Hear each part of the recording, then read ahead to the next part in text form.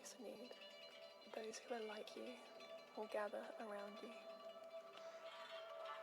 You are your tribe. They're just like you. And just as you are longing and searching for them, they are longing and searching for you too.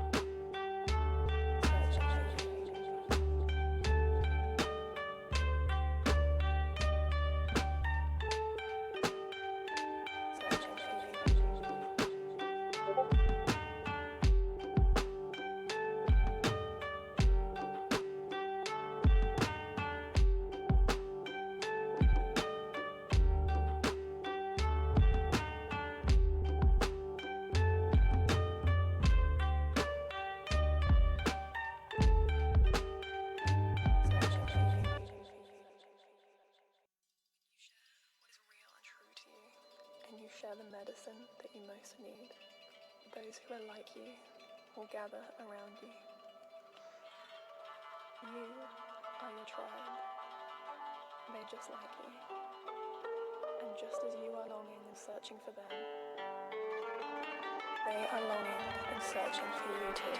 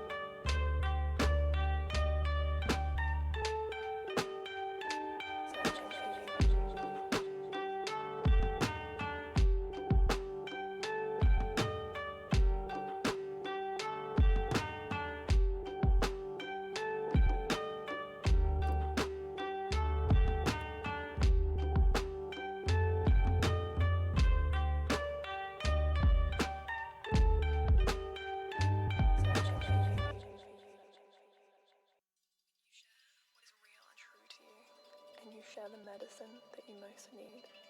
Those who are like you will gather around you. You are your tribe. They're just like you. And just as you are longing and searching for them, they are longing and searching for you too.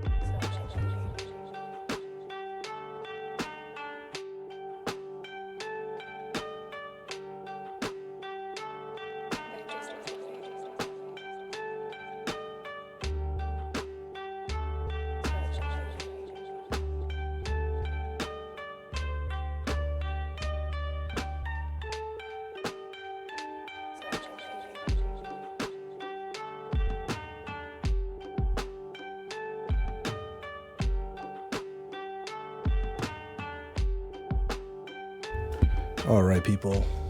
Hold on. I'm trying to deal with some semantics here. Fuck. Midnight Society. Fuck. That for now. Midnight Society. What the fuck does it say to Midnight Society LA? Okay.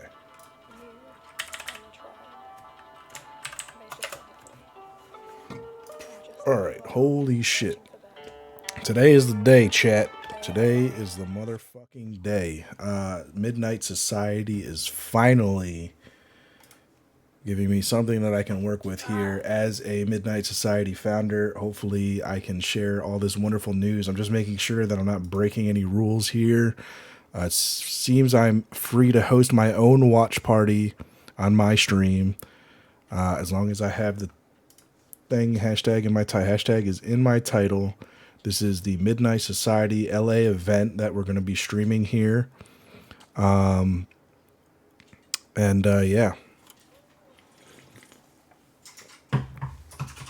so please do not only restream the original stream without watch partying. Without watch partying. Interactive community engagement. These may be taken out. Not sure what that means on that part. Not sure what that means. It says, please do not only restream the original stream without watch partying.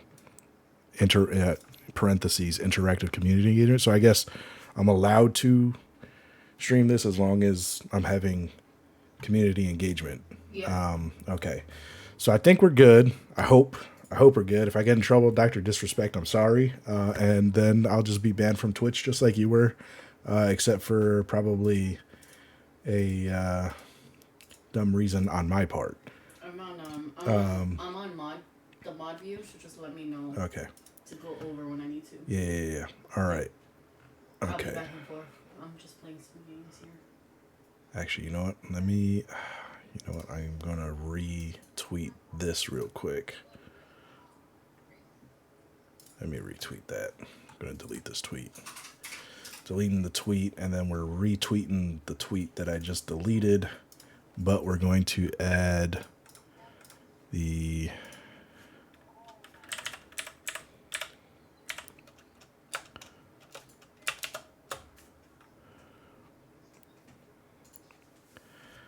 hashtag Midnight Society LA.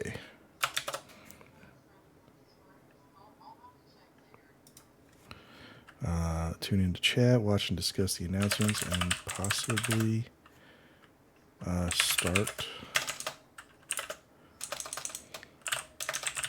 show some Snapshot gameplay. I guess that just means that you are interacting, you're streaming, you actually have your camera on. Yes. And talking with people. Yes, I think so. I think they don't want me to just stream it. Yeah. And no interaction. Yeah, so just making sure, chat, that I'm not breaking rules here. So forgive me if I'm talking absolute nonsense over here. Hell yeah. All right, so I'm getting things ready. Getting things ready here. Retweeting some stuff. Oh, excuse me. Retweeting some stuff for the Small Streamer Society. If you don't know what that is, check it out down in the panels below. It's something that I helped co-found. Something that I created to help streamers just starting out, just getting into the hobby, or those trying to segue into a career. Although I myself have not made it into a career just yet, it is a goal of mine, certainly. And I've got I've got a nice group of people in there of all sorts of caliber, that can give solid advice and whatnot. So, all right, let's go. All right, where are we? All right, so I've got this up, and what I want to do is I want to set up. So let me go to studio mode here, and we want to go to clean stream, and what I want to do is Chrome capture properties. New World Google Chrome. Okay, that's not what we want. We want this. Okay, beautiful. All right, cool. All right, so that's set up. How can I make this larger? Or how can I live stream offline? Okay, it's not online yet. All right, not online yet. All right, actually, you know what? Yeah, this is going to come down here. This is going to go up here. And then I'm going to have me over there. Looking at myself 3 times here. I really need to get, like, something done about this fucking thing. Oh, this stupid ass fucking headset. I need to get a Bluetooth.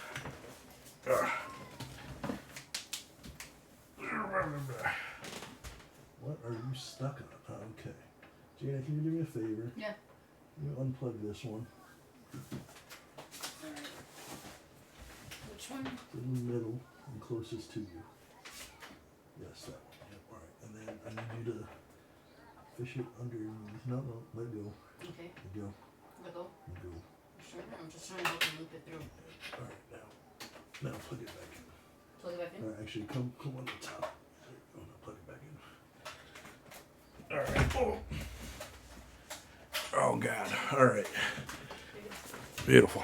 Hopefully it still works. Oh, that's much better. I got a little more range now. Alright. Let's see. Alright. My voice coming in good. Let me just double check. Good. Yep. Alright, good. That's good. Things are good. We are waiting. LA Founder event starting at 5 p.m. Pacific time. I thought they said 4:30, but looks like things are going to be starting up soon. And I am super excited. By whatever stroke of luck or chance, am one of 10,000 people that were picked to be a Midnight Society founder, meaning that I get access to these live stream events as well as invitations to physically go there, which obviously I couldn't. It's out in California this year, which I would have loved to go, but things required me to stay home, unfortunately, for this time. But hopefully more events will be like this in the future, and hopefully I'll be able to actually physically go to some of these events and live stream while there, which would be freaking awesome. So I'm pretty sure I've got everything set up properly. The hashtag is in the title. Hashtag is in the tweet. So everything should be Gucci. Beautiful. Watching a 12 a.m. Founders event on my stream. Tune in chat. Oh, we got a little countdown going. All right, let's all right, let me get off the studio mode. Let's switch scenes here. All right, beautiful. So here we go. Let's try to get this to be as HD as possible. All right, look at that. 28 minutes we got to go on this. This is the Los Angeles Founders event for Midnight Society to showcase Project Moon, which I am a founder of, which is fucking awesome. So this game is defined or described as a vertical extraction shooter. Not entirely sure what that means, honestly, but I like the word vertical because that sounds like it's going to be pretty awesome. So I assume there's going to be a lot of up and down movement, which is pretty dope. I like it when maps are big and allow for vertical movement and not just, you know, taking, you know, spots horizontally for, you know, to gain an advantage over another team. You know, get the high ground, Anakin. It's always a solid move. That is something I always do in most shooters, is get the high ground as much as possible. Doesn't always work out in my favor, of course, and, you know, my FPS skills are certainly diminished over time here. All right, we got an ad starting up soon.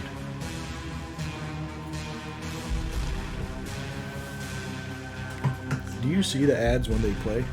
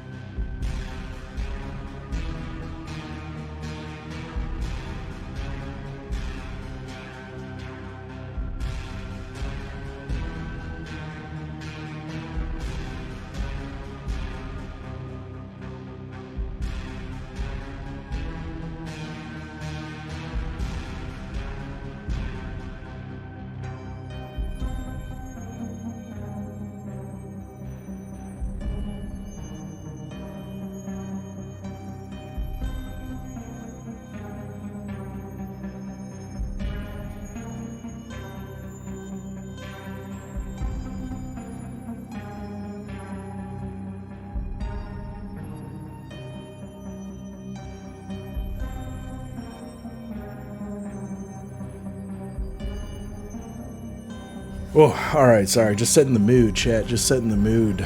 This is going to be freaking awesome. I absolutely cannot freaking wait here. This is going to be wonderful. So this is my variant. I'm going to try to hide things as much as possible. Autumn Ronin. Got a nice little katana in there, which is pretty dope. So yeah, I mean, this is basically, you know, I should be getting a key hopefully to play soon, but you know, there's a lot of cool things here. So, you know, all of these visors and stuff are things that people get. The cool thing about this game, I think personally, a lot of people have a really negative stigma about NFTs, and honestly, rightfully so in some cases. I personally think that NFTs in the sense of how the developers for this game are approaching it, it makes sense to me. You know, how many games do we play in which we buy special skins or we unlock special things, or pay for things, you know, out of pocket with our own money, and what happens to it? It's in the game, you know, once that game is deleted or once that game isn't updated anymore, or, you know, whatever, that skin is gone. You know, it's a dead thing. So cool thing about this is now skins are actually personal property. You actually own your skin as an NFT, to which you can either trade it, sell it, or, you know, just hold on to it. And, you know, who knows if the value will go up at all. But I mean, I personally, I'm one to hold on to things that I get. But I mean, I think it's a pretty nifty idea. I mean, you know, this game is being developed by gamers, and I think personally that, you know, they have the right ideas that they're going in with this, and I think we need to be a little more open to what they're trying to do, and the ceilings that they're trying to break here, so to speak. So I am super excited.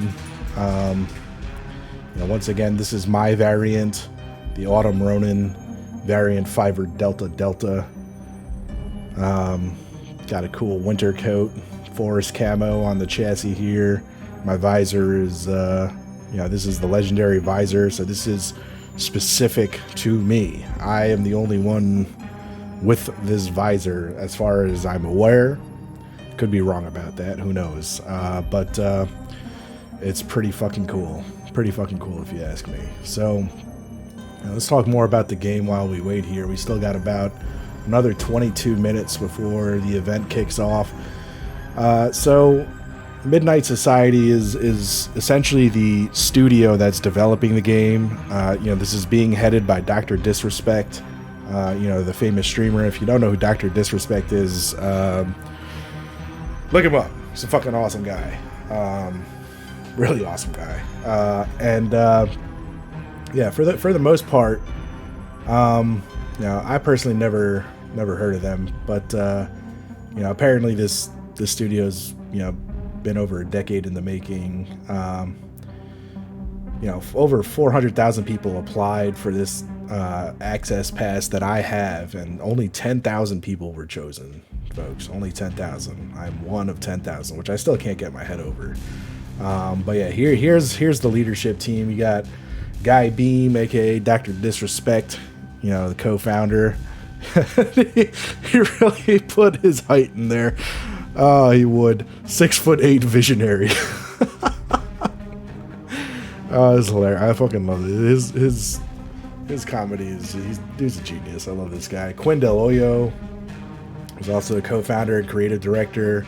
CEO Sumit Gupta and Robert Bowling, who's the studio head. I guess he worked on Call of Duty. Sumit Gupta worked on things like Boom TV, as well as some.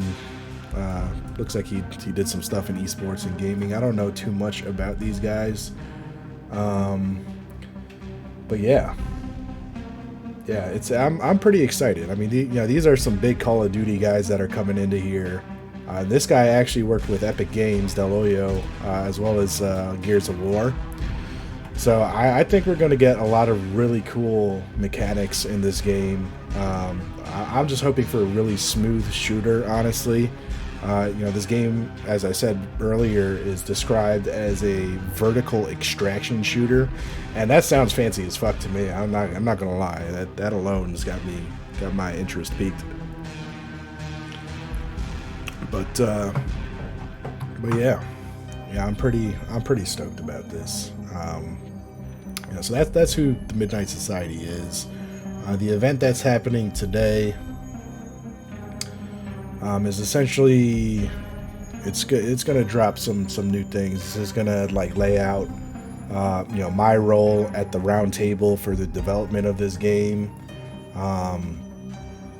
and hopefully more information as to what the game is going to be like. I hope. This was the first event in New York City that I missed, sadly. I should have just gone. Honestly, I didn't even think I was going to be picked as a founder, but I was, so that was kind of cool. And what else we got? What do we got? Do they have anything more about the game? Oh, excuse me, moi. But yeah, so we got the LA Founders event happening. I thought they had something about the game. That's careers. We don't want that. All right, we'll keep this up for now. And let me just keep up with the Discord channel here. Make sure if there's any announcements. I can't believe this is actually happening. I'm so stoked for this. This is fucking awesome.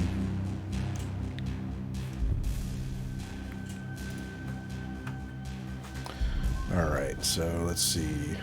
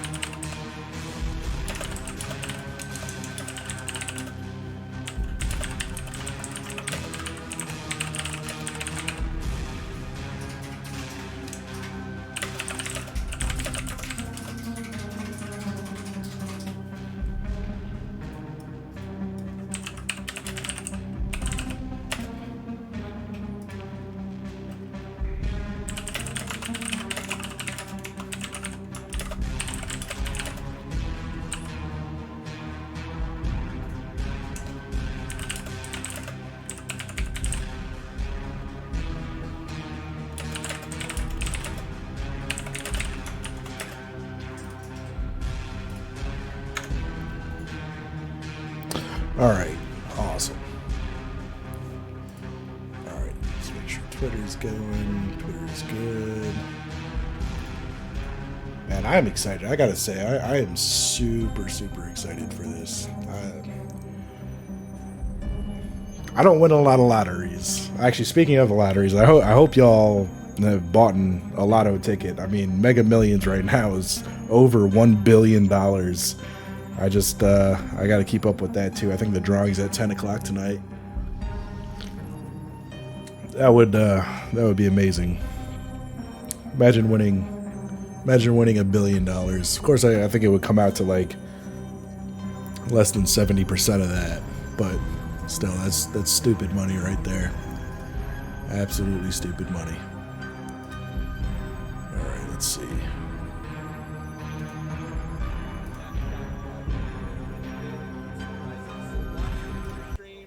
The YouTube, the Discords, everything, because our community of variants is going to be creating content from that first build starting tonight. Oh, fuck yeah. Tonight's the night. All right. Surprises. So watch the Twitter streams, the YouTube, the Discords, everything, because our community of variants is going to be creating content from that. Fuck yeah. I'm so ready. I am so fucking ready for this. Now I really got to start being on top of my content game now, chat. That's for damn sure. I got no excuses now. I gotta go balls to the walls on this. For sure. Oh, 15 minutes, chat. 15 minutes, and we're gonna see what the hell is going on here. Let me see. What I need to do is go to my profile. All right, this is what we're waiting on, is for the snapshots to release, get my PC key to be able to participate in this stuff. And what we're going to get today is this variant guide, like I mentioned earlier, which is going to detail our role, the founders, access pass holders, our role in the development of this game. So I am super excited. I'm digging this music too. This music is fucking great. Hopefully I don't get hit with any DMCA stuff for this music. This is great. All right.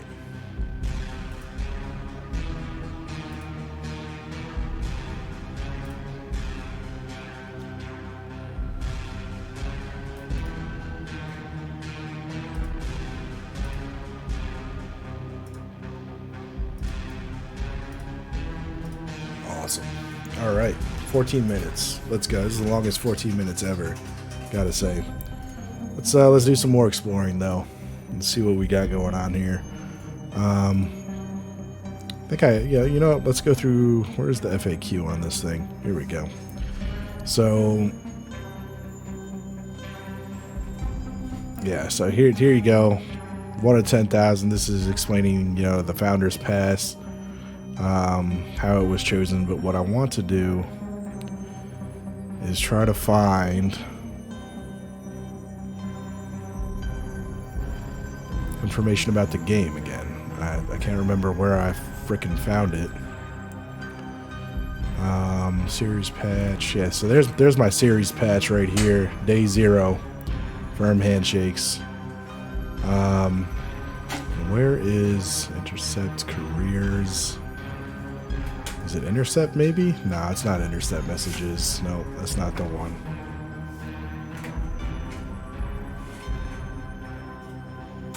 Like your potential. No. I could have sworn there was like something more on the about section. Yeah. So I mean, essentially what they're claiming is this is going to be a very community focused game development cycle. So we're going to find out, I guess, a little more on how community focused it's going to be with this event. And essentially we're going to get that little guidebook, variant guide as to what we got to do, how we got to do things, And that is the wrong fucking thing that I just clicked. Which, access pass right down here.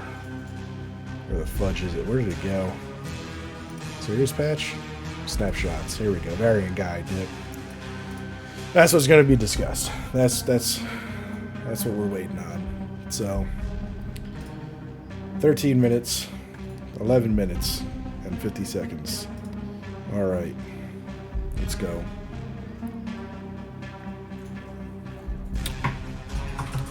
This is going to be great. All right.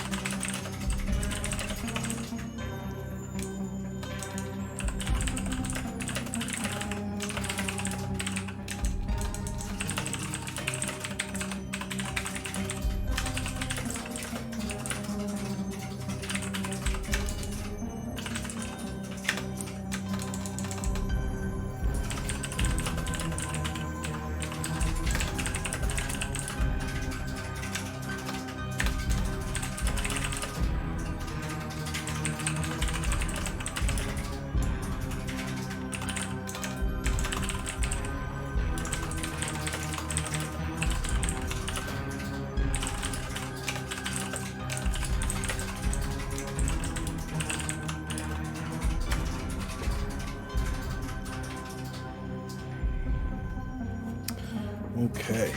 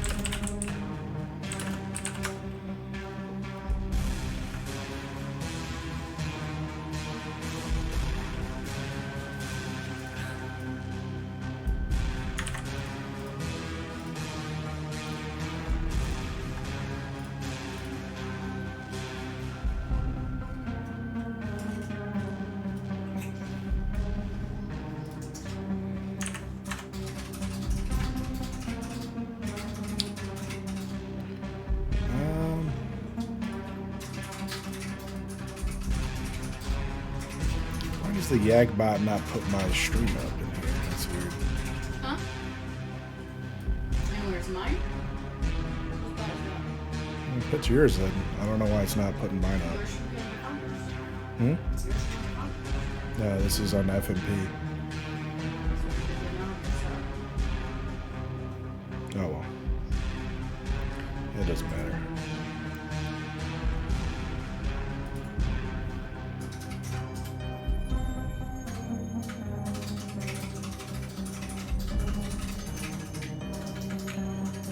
Oh boy. 8 more minutes.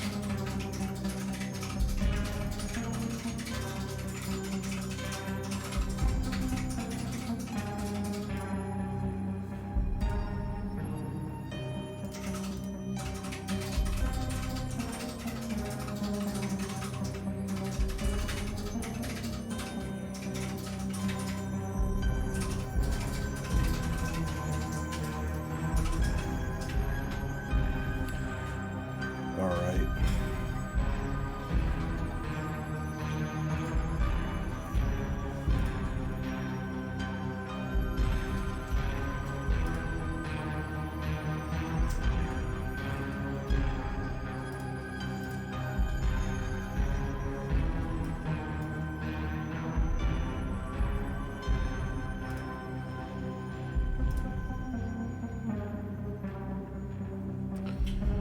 Oh boy, only 7 more minutes, chat. 7 more minutes, and we're gonna find out what the fuck I'm supposed to do as a founder. How the development cycle is gonna work, the variant guide, whole 9 yards. This is gonna be wonderful.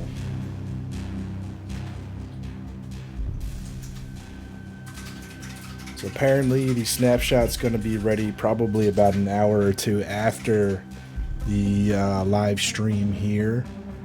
So I'll actually be able to play and show you guys some awesome things. I hope. Hopefully awesome. Super excited though. Super excited. Any moment now. 6 minutes. Let's go. Maybe I should get some alcohol for the event. I don't know. Matter of fact, you know what? I'm going to get fancy. Give me a little glass.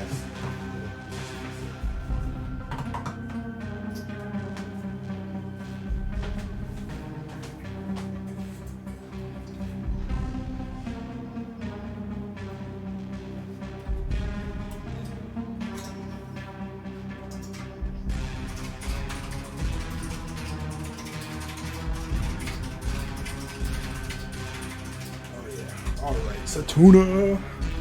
This is a cause for celebration. We got me some Woodinville bourbon whiskey. Woodinville, if you're listening. You know, sponsorship. You know, great. All right, let's go. We're gonna 5 minutes. We're gonna get a little fancy. Okay, let's go.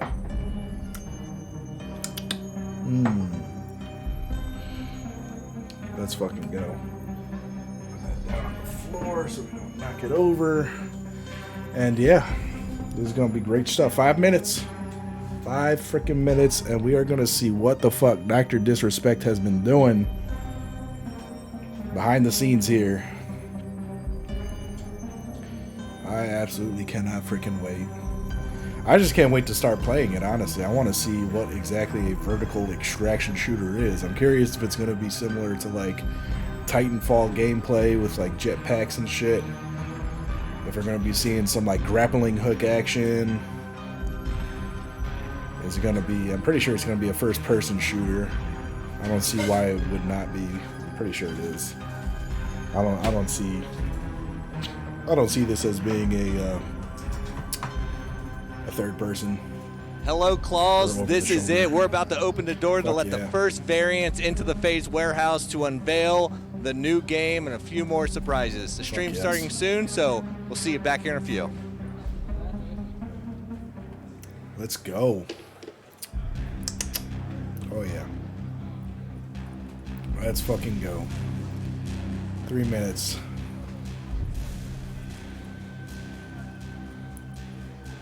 I wonder if I can get their chat. I'm not even going to bother with their chat. Okay.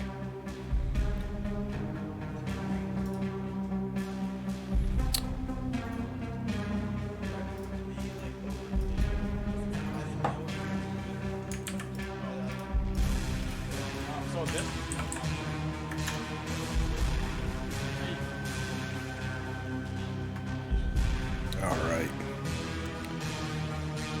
Ooh.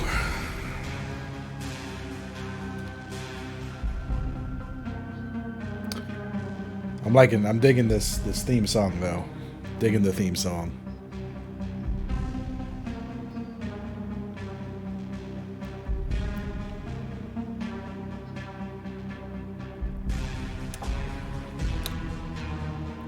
I'm sweating. Man, their Discord is just going off. It's crazy.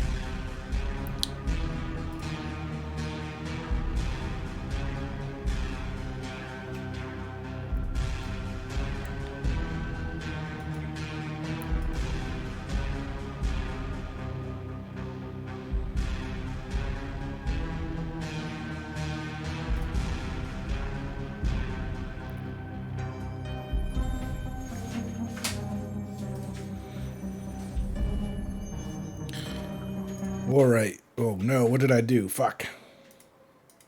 Fuck.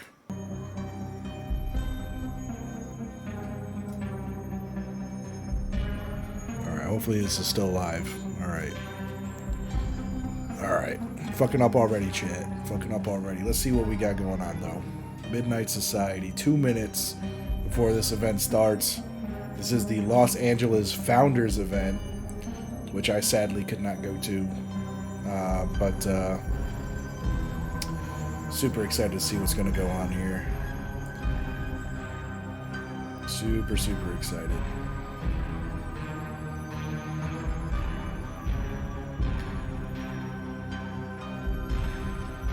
Kind of surprised, like, the quality of the video isn't really all that great.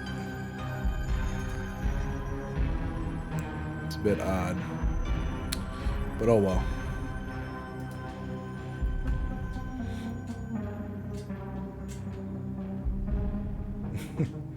Man, 32 gigabits of RAM minimum is what people are saying. That's pretty ridiculous.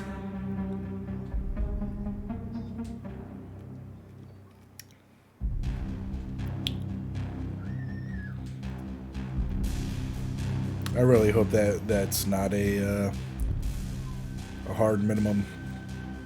I've only got 16 gigabytes. Oof. All right. All right. We're getting ready, though. We're getting ready. 45 seconds. Let's see what we got going on. Show me the money. We're gonna get a countdown too. Oh, I want a nice little countdown from 10.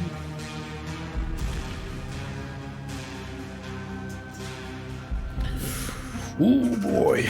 All right, and here we go. 10, 9, 8, 7, 6, 5, 4, 3, 2, 1.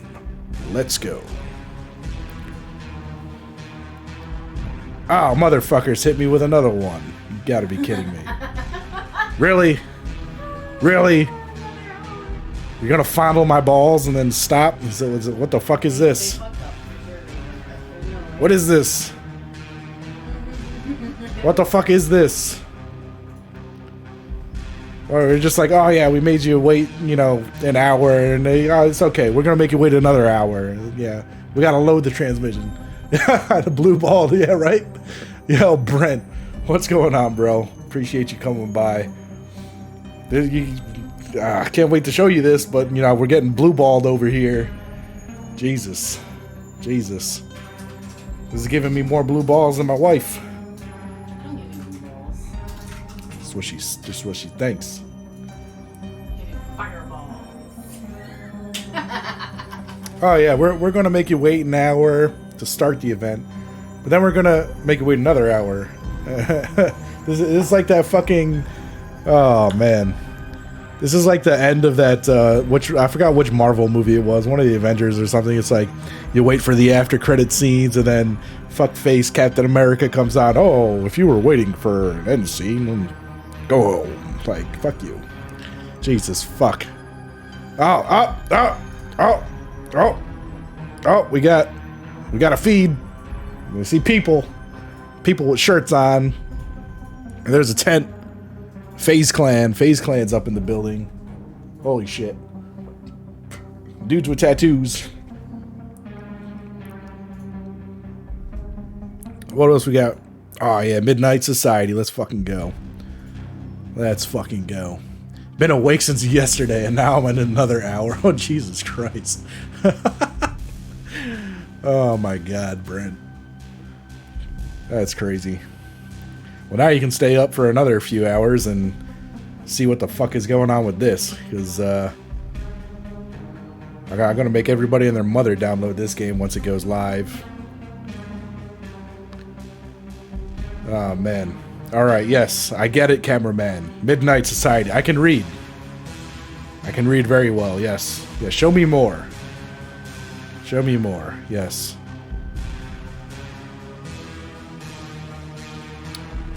Welcome to LA. Yep. Been there many times. It's kind of gone downhill, honestly, but I still love LA, honestly. Still love it. even with all the crackheads and the poop. It's some fucking amazing Japanese food up in that place.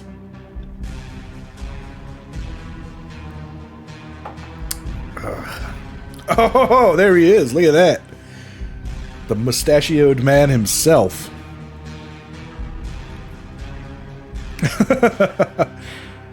Oh, man. They're just blue balling us at this point. They're just blue balling us. There we go. Let's go. Let's fucking go. Well, it's like, you know, when you create a character in a video game and you like show up in the cutscenes and you don't match the rest of the like right now, right? Yeah, I fucking love it. Tall. Oh yeah, dude's 6'8", and he put that in his profile on the about page. He's tall. You know, he reminds me of my uncle. I mean, I don't know if he's actually 6'8". I know he's like 6 foot something. He's a tall dude. My uncle in Puerto Rico has that same like jawline. Big ass tees is all they are. I know, right? They're just tickling our balls here. Yo, FaZe Clan is all up and in that shit. Look at that. It's crazy. Maybe one day I'll get into a clan as big as FaZe. That would be nice. One can only hope. Mermaid Clan. Let's go.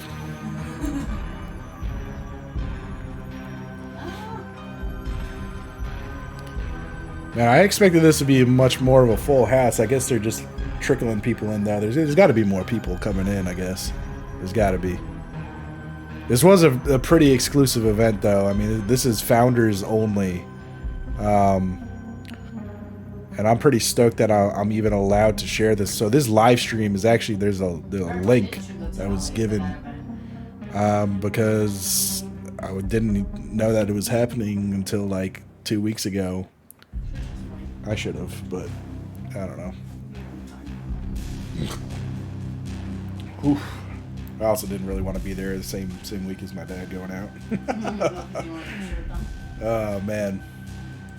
Big ass tease. I know, Satuna. I know. But then again, so am I. No, just definitely not. Alright. Yes, Midnight Society everywhere. All the Midnight Society. This movie, this theme song is fucking great though. I'm definitely going to be singing this in my sleep now.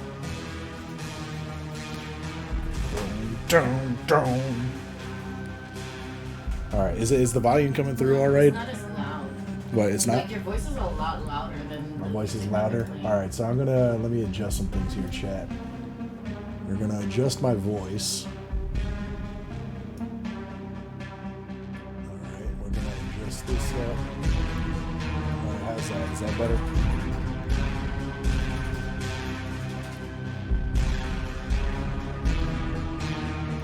Better? Testing. 1, 2, 3.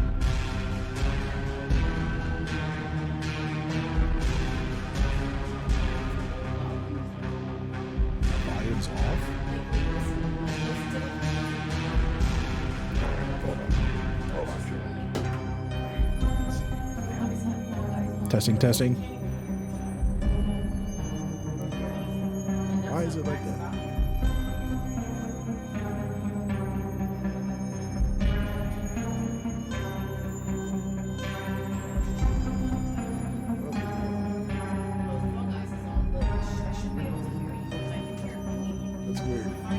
Sounds like I'm talking through drywall. Yeah, I don't know what's going on here. Hold on, Chad. What the fuck? This is very weird.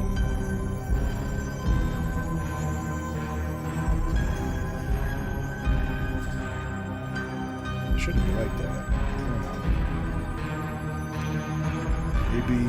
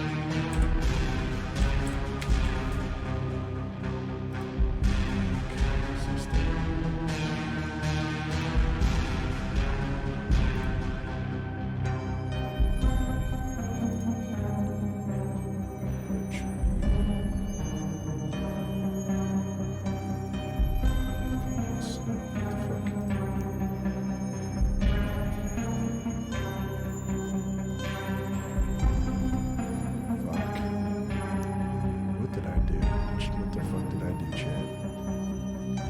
I don't know what I fucking did. Shit.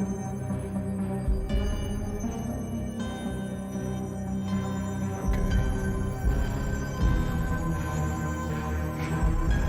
Well, this is great. I can't hear it. But, okay. That's good.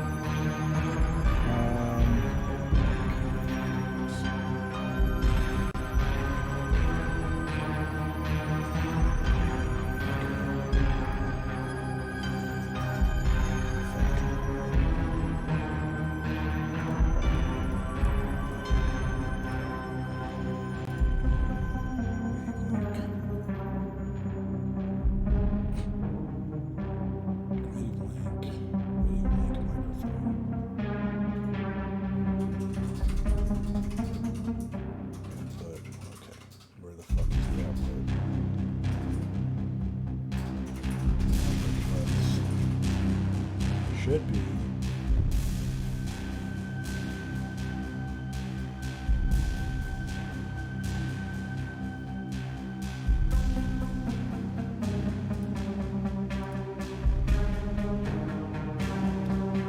Okay.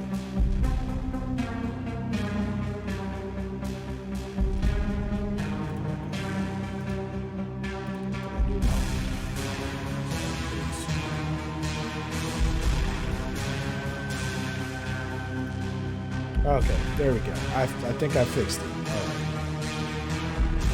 Yeah, it's great to fix audio. Good thing nothing started yet. Good fucking thing nothing started. All right, let me know how is it sounding better or no? Testing. See, I sound good on my end. I don't know why. It's a lot better now. It's a lot better. A lot better. All right. I don't know what the fuck I did.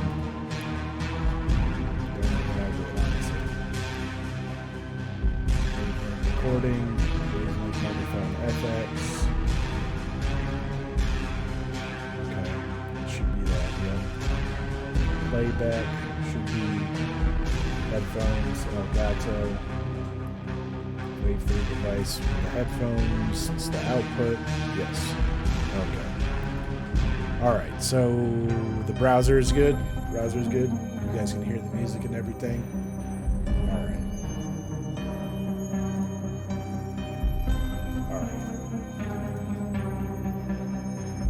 That's fucking dope.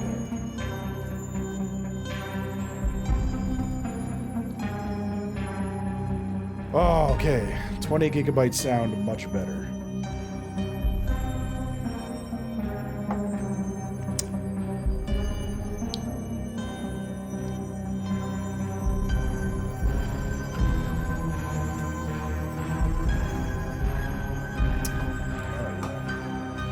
Bourbon and Dr. Pepper are a great mix, by the way. It's a great chaser.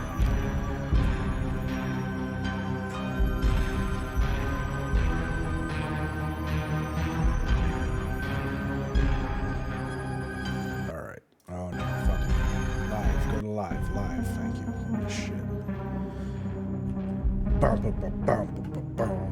All right, yeah. So basically, what's going to happen is this song, I'm going to be like hearing it in my dreams and my nightmares now, and all I'm going to see is a giant fucking counter, counting down from 1 hour, and then it's just going to repeat every time it hits that, and the song's going to come back. Yeah, because that's how I feel. We're getting blue-balled here, chat. We're getting blue-balled. We are getting blue-balled to shit.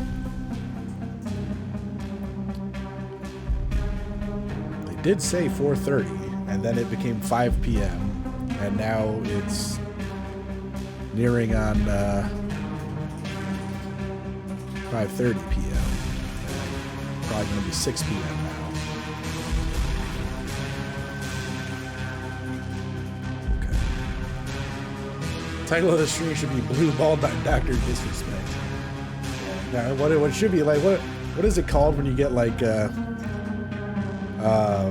It's like that, you know, that form of torture where it's like music torture, you know. That's what this is. We're being psychologically tortured here.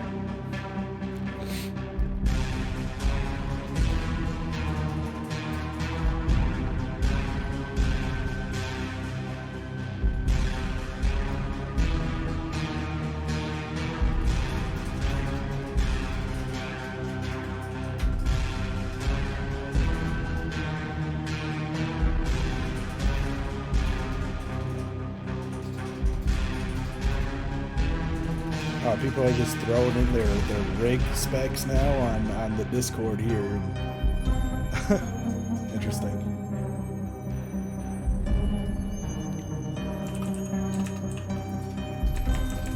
Just gonna copy what everybody's doing here.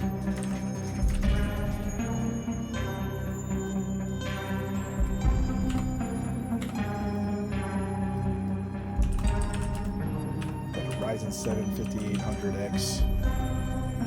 Got an RTX 3080. Got 16 gigabytes.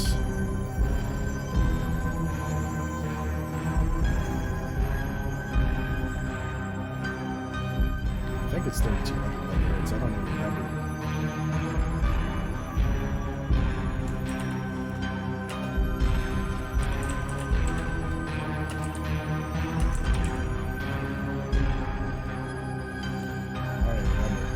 You know what? You know who does remember? Pepperidge Farm remembers. Pepperidge Farm remembers. Always remember that. And House Mormont too. House Mormont always remembers, Chad. Don't forget that, okay? Alright, you know what? I gotta do this. PC specs. Really?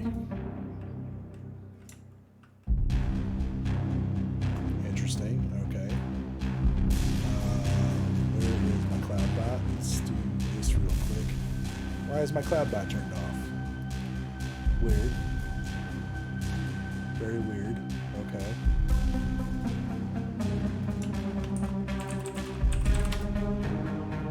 That could have been real bad. Could have been real bad.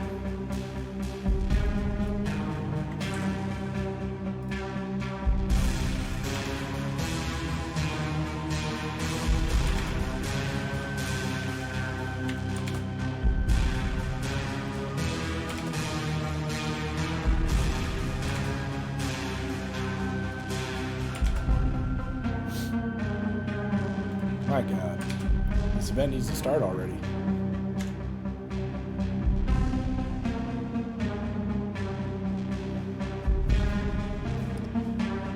It's killing me. The suspense is just killing me now. It's just like my balls have imploded with how blue they became.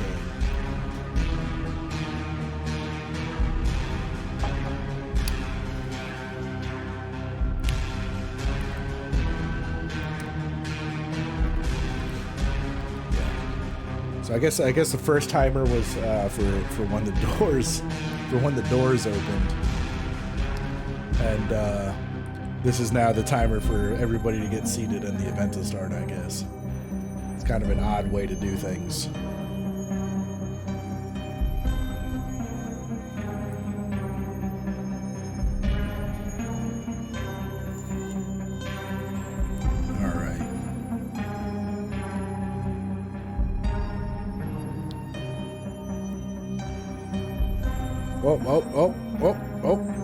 Oh. We got activity. We got activity here. All right, here we go. Look at that.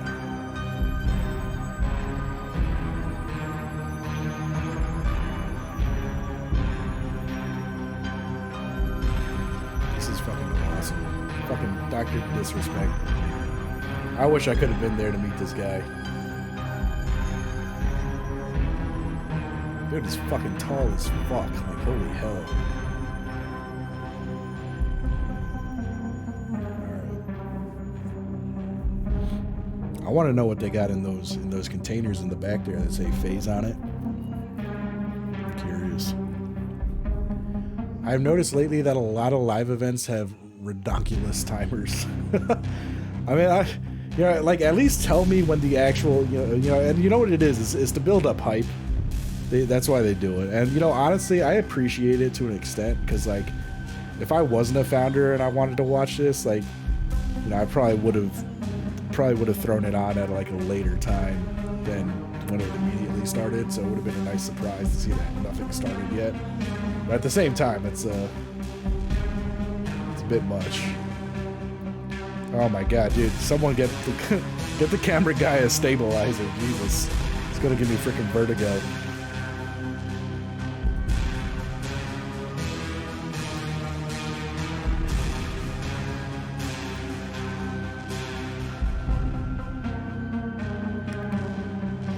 Oh man, oh man.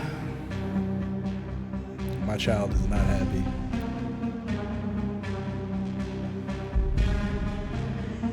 $20 to $30. Yeah, I agree.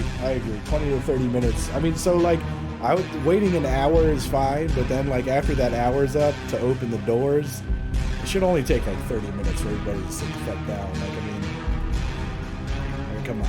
Like, you had them waiting online for probably like 2 hours. Like, yeah, I don't know.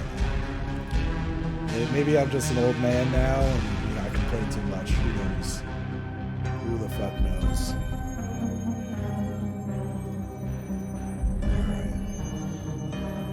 Are people really trying to say that Cortana was over-sexualized in Halo 4? Are you fucking kidding me?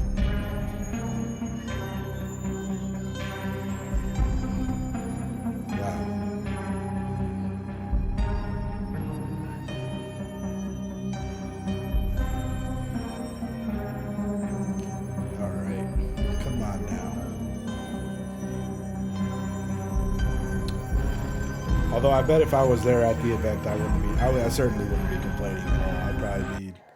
I'd probably be waiting online to get a picture with the doc.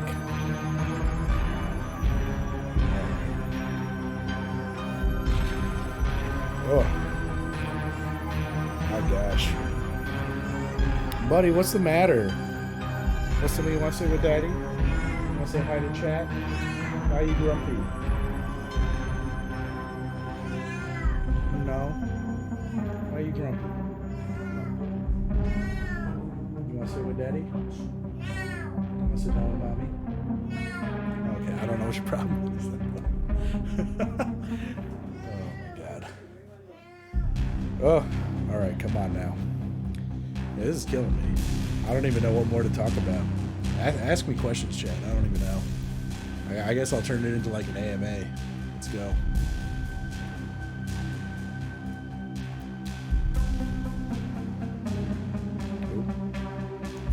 Happened.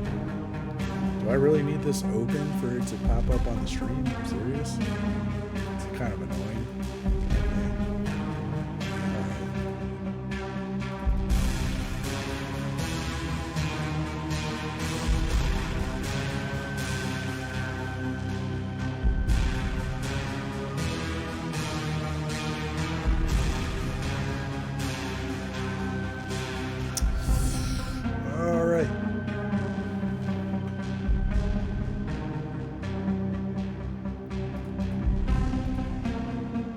Anybody been keeping up with Shark Week? I'm probably like a whole week behind. Gonna have to like catch up and watch all the episodes. Been so bad about it these last couple of years, honestly. Ugh. Alright, yeah. I don't even know. Maybe I should be using my headset for that.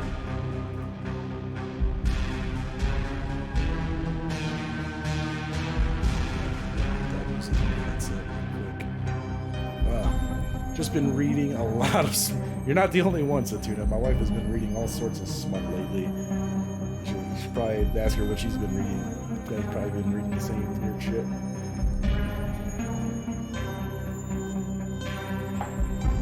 Ugh. All started with that D&D game she played with. What's her name? Philosopher Queen. All of a sudden, started reading all the smut books. All from that one encounter with the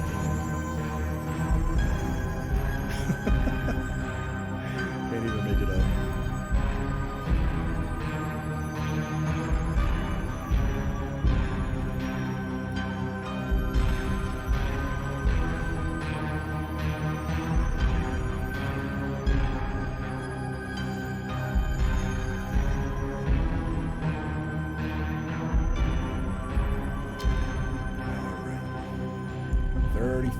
Minutes. I gotta figure out what to talk about here, Chad. Hope everybody's week has been going well. It's Friday. Next week I get to go to Miami for how many hours am I going to be in Miami?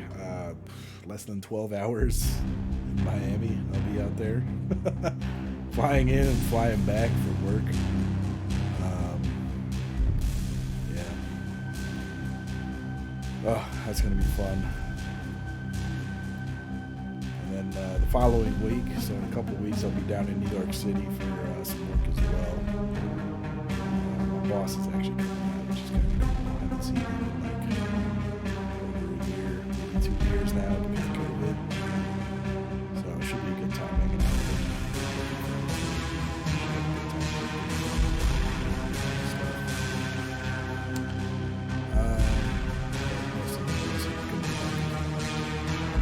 Go from endless winter to 100-degree weather is way too hot. I agree, Satuna, but you know what? I will take this 100-degree weather over stupid cold winter anytime. Any fucking time I'll take this. I would rather have to strip clothes off than put more clothes on. Honestly, I'm not gonna lie. Oh. We got activity. Oh, God, I keep pressing the stupid screen. Alright. Dude is just insanely tall. It's crazy. And I have all my friends are probably, he's actually probably taller than most of my friends, honestly. Most of my friends are like 6'2", 6'3".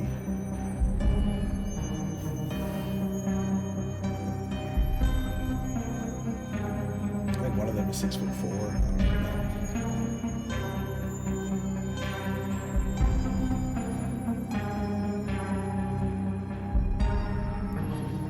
Yeah. Ooh, you know what else is coming up? We got Game of Thrones. Game of Thrones is coming out with some good shit. Targaryen bullshit. It's coming soon. I watched when we finished Resident Evil, Satuna. I give it a 5 out of 10. It wasn't crazy about it. Didn't hate it. It really just wasn't crazy about it. I think we already talked about this probably. What else? What else is coming? Daredevil has been announced and confirmed to maintain the same actor, which is fucking awesome. Can't wait for that. Punisher is supposedly going to be announced soon, and supposedly they're bringing back Bernthal, which is going to be fucking great. Yeah, it was kind of meh, honestly, Satuna. I agree. I mean, it was just, you know, it's like, it just, you know, I don't know. Like, it's just missing a lot of grit, you know? It's like, because I'm really tired of, like, Resident Evil movies and this show. I mean, the first 3 movies in this show, where it's like, you know, it's like a super powered human with a T-virus. Like, we've already done that. Like, the first 3 movies did that. We don't need another superhero with, you know, with a T-virus. I want to see fear, like actual fear of these fucking zombies. And it's just like, oh yeah, it's just a sea of zombies. Let me just run and jump off of a 20 fucking foot like wall and jump into them like it ain't shit. Yeah, it was very drawn out. I agree. It was very drawn out for no reason. All right, I will be right back, Chad. I gotta do some damage control. BRB.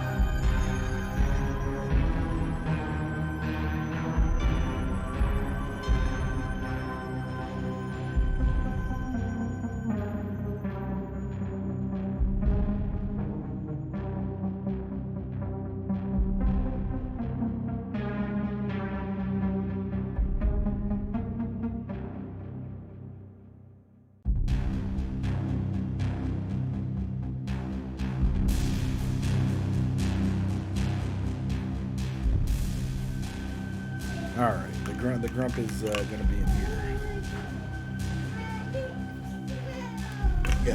Yeah, no, absolutely. The giant mutant worm. Buddy, what is the matter? You want to come to Daddy? But what's the problem? What is the problem? Daddy can't have you crying the whole stream.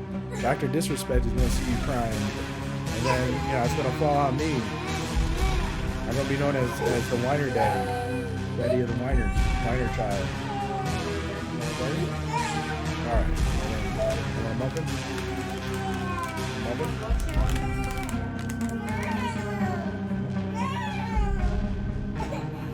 All right.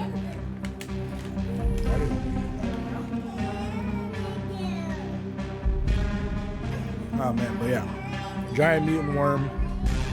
That thing was awesome. Giant mutant crocodile. That was cool to see. But then it's like, I feel like they just kind of threw in the giant mutant crocodile and had nothing to do with anything. It's like, didn't that show up in like Resident Evil 2, the giant crocodile, or was that also Resident Evil 1? I can't remember. I'm pretty sure it was 2. I don't even know. But yeah, I don't know. I wasn't invested in the story at all. I just feel like,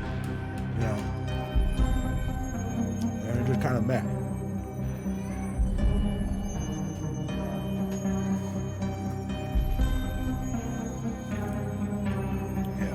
Yeah. Like, I don't know.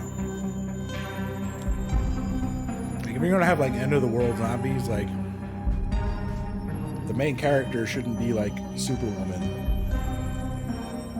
There's nothing wrong with Superwoman characters, but in a zombie movie or any kind of horror movie, I want to know that the main character can actually fucking die, like that they're actually in danger.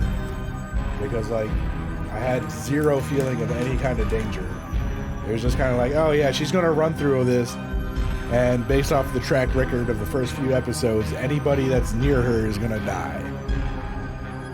And lo and behold, literally all that happens. Everybody else around everybody dies, and it's like, all right, I mean, at least in like the first movie, her hubby got bit, like, and that was cool. But like this was just like a whole lot of nothing going on.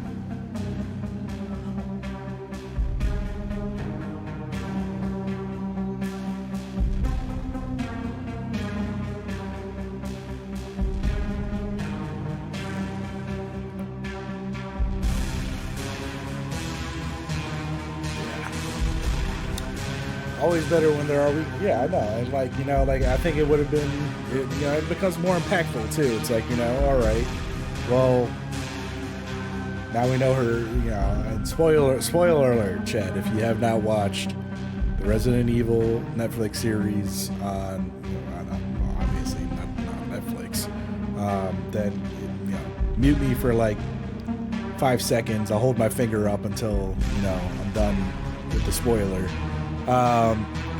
Yeah, basically, like, because it's just, superhero main character. All right, so we know she's not gonna die. We know her daughter's not gonna die because she's also superhuman. And so it's like, all right, now we've got her husband, who's not even the daughter's real biological father. So it's like, all right, why doesn't he die and give me something? Like, and then like her sister can't die obviously because she got bit already. And it's like, yeah, I hate invincibility like that in shows and stuff. Spoiler over. All right. But, yeah, I don't know. Yeah, it was the one thing, like Game of Thrones, like, you had a feeling that, like, certain people were gonna live, but, like, there was always a chance that they were not, That's what made Game of Thrones amazing, because it's like, okay, yeah, this is real life. The people you like aren't always gonna live, you know. And they started out with that like first fucking thing. I mean, you know, kudos to Sean Bean. But you know, like, and you know, that's kind of like what more like I want to see. Like, you know, like there should be a little more like martyrdom, like to like, you know, have a lovable character and then have them die, and then have like, you know, their spawn or their lover like kind of take over, you know, their mission or, you know, their goal, and go from there, you know. Like, what made I Am Legend so great was how that movie ended, and not the alternate ending, not the alternate ending. But yeah, I don't know.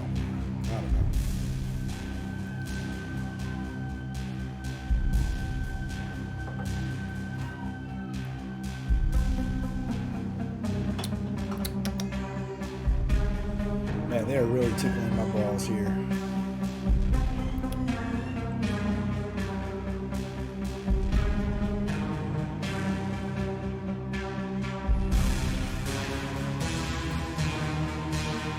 Oh my god. And so the Discord for Midnight Society is now just going on. They're like, dude, please God, change the music. Oh man. I have a feeling I'm gonna be listening to this music a lot. Huh. Rumor is that the Snapshot does not have controller support.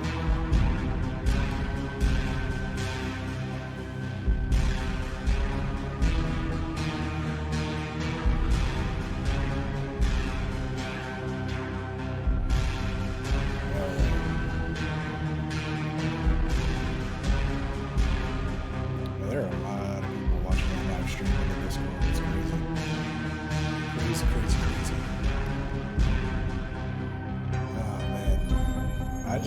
I'm excited. You know, my excitement levels are slowly declining here with the amount of time that I had to wait.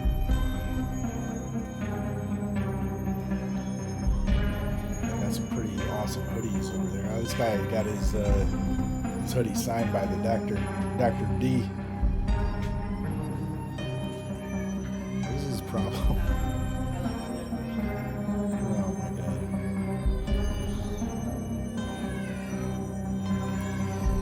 Oh, come on now.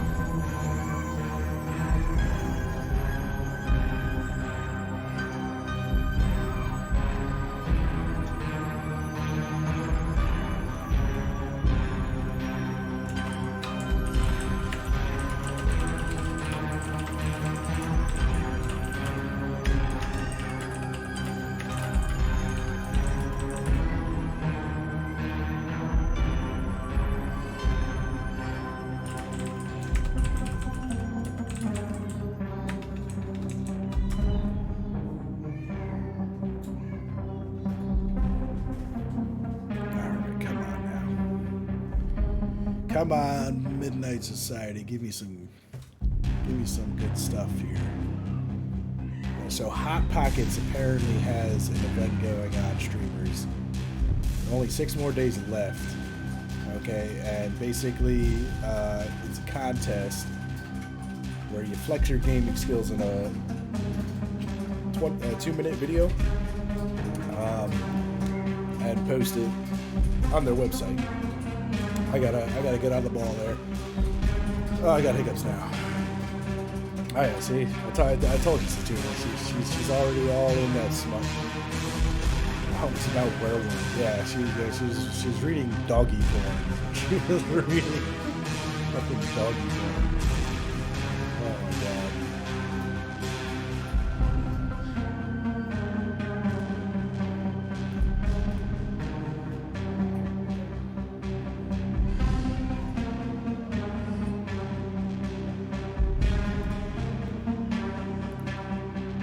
Dragon shifters. Oh boy. Dragon porn. Ever see them dragon dildos and things are fucking crazy. Carter game coming in hot. Holy shit, boy.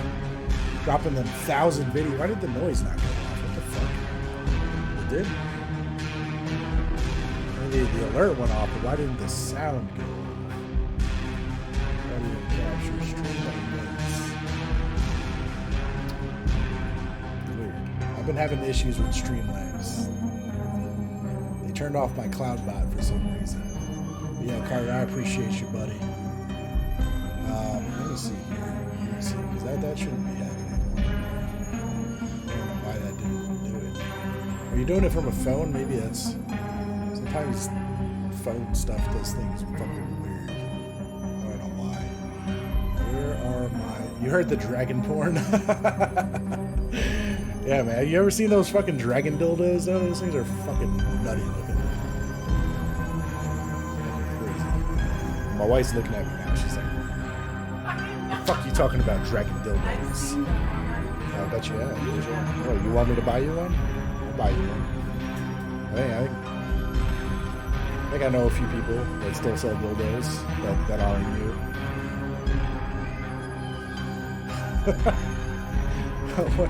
Hold on, where the fuck are my alert bot? There we go. Holy shit. Alright, hold on. Donations. Yeah, what the fuck? Spirit alert donation. I don't understand. Test. Is it test bits? Bits. Okay, here we go. Bits. Hold on. Let's test bits. Why do I hear nothing? What the fudge is going on here? Did y'all hear a noise when that went off or no? Did you hear a noise? That's so fucking weird.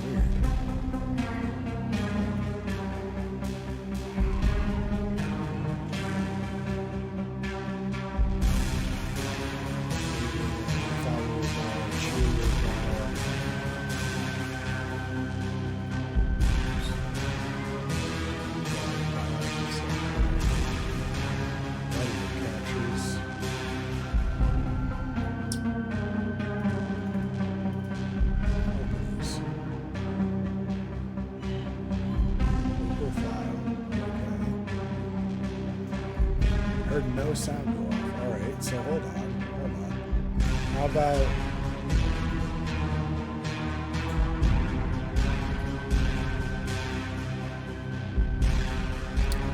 What the fuck is going on here, Chad? Why is there no sound?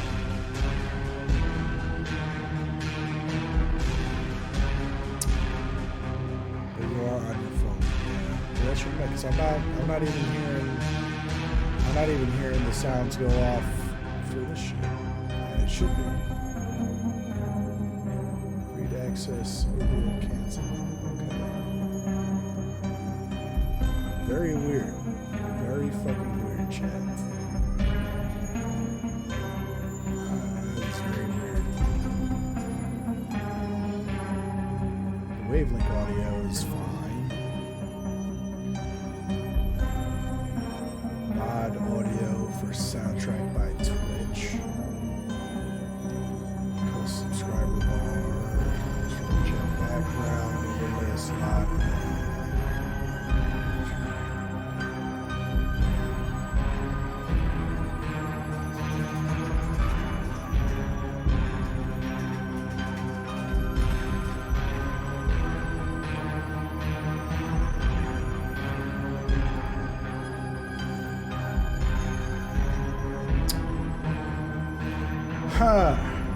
That is very weird. That is very weird. I don't know what's going on with Streamlabs. Really don't.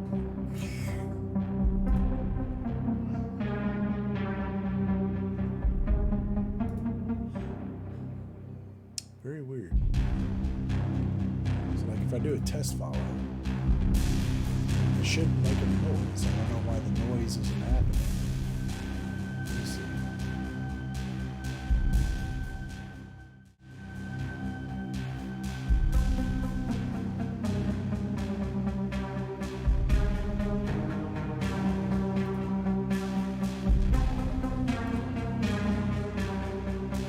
Very weird, Sean. Very weird.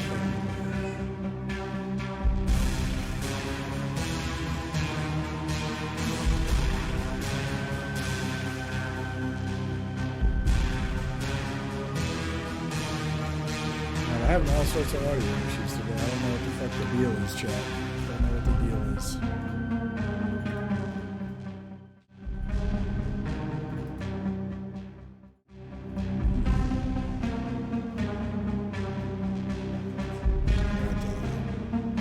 I'm trying to fresh with professional dynamics. Non-smut books I've read, I look at my Tony recorded. I'd say I've read anything from the Tony recorded. Sounds are all here. I don't know what the fuck.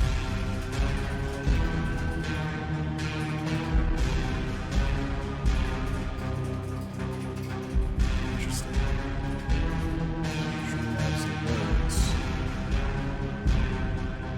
So much excite, Captain Sarge. We've been waiting for 2 fucking hours for this stupid event to fucking start. But yeah, I'm super excited to see what the hell's going on and what my role is going to be in the development of this game. Because as a founder's access pass holder, I'm going to be able to show you guys a snapshot later tonight, which is an actual playable portion of the game. So should be pretty sweet. There's always interesting discussions here when Satina's involved. Always. Now what I can't figure out is why my sound alerts are not fucking working.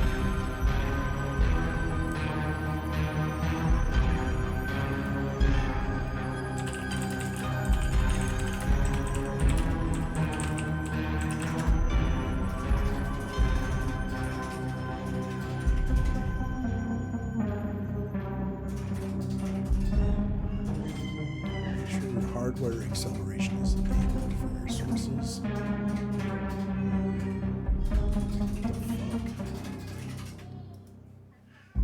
Streamlabs alerts.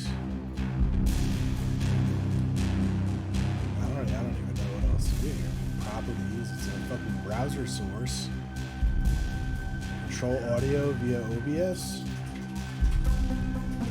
Maybe that's what it is.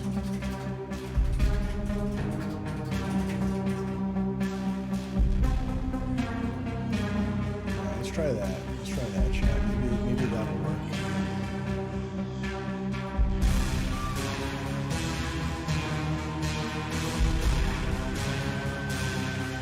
Maybe that'll work. Let's see. Let's try that.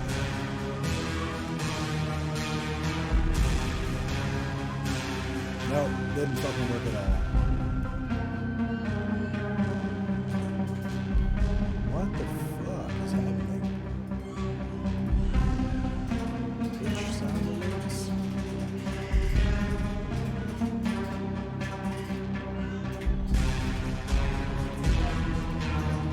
What the fuck is my Twitch sound alerts?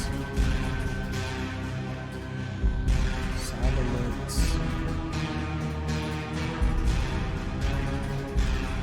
I'm so confused now. Source soundalerts.app/alert. What the fuck? Now, Streamlabs alerts, I got Twitch sound alerts. Sound alerts app. What is that for? Oh, I know what that's for. The Streamlabs alerts. What the fuck? My son is screaming in the background. I do apologize. You're dragging in Wolf Shifter and Bad Dragon Builder. Oh my god. Now we just need smut where, a dragon's fucking a werewolf. And then, I've seen it all. That's pretty much what it comes down to.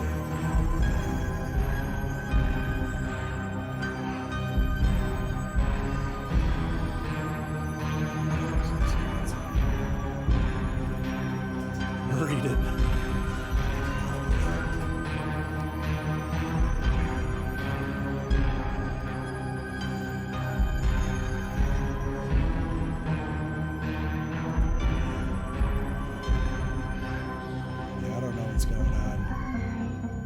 Something must be wrong with Streamlabs. Something must be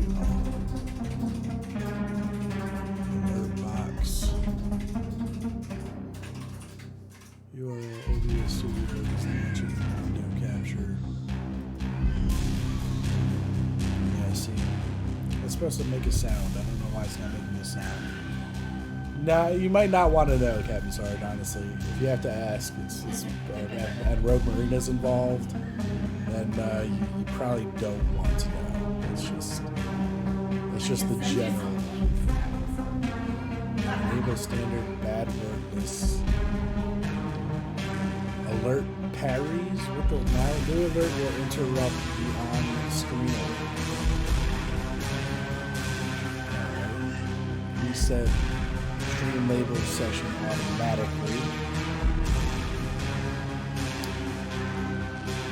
So it could be delayed due to API restrictions. We didn't even update. This is gonna bother me, chat. This is gonna bother me a lot. What the fuck? It didn't even update. Alright, you know what it might be then? Hold on.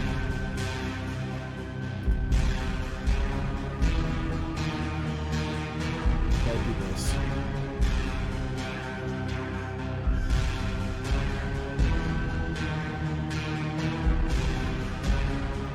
Alright, that updated that. Okay. But the question is that gonna help fix the alerts here? No, it's not. Very, very weird indeed.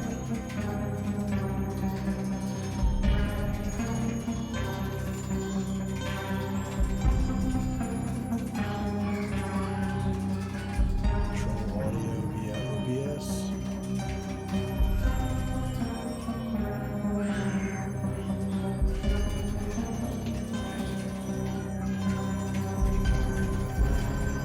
That's really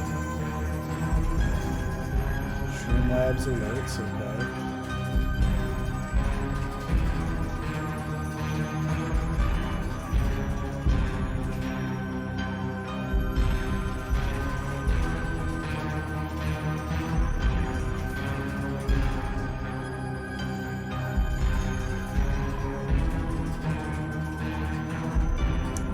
I don't know what the problem is. I'm right here, baby. I'm right here. Very weird. Streamlabs alerts is active. Okay. Monitor only, mute output, so I should be able to hear it. I don't know what the fuck is going on here.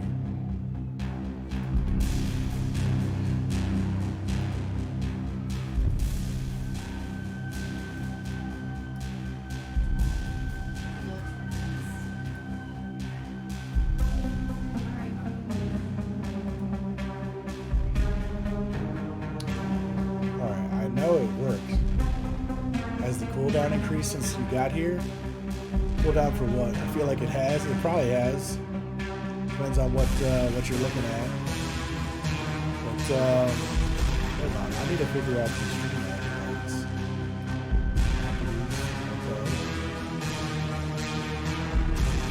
Okay. My mic is too far away. Yeah, no, I've been having all sorts of fucking audio issues today. I don't know what the deal is. Really don't know what the deal is.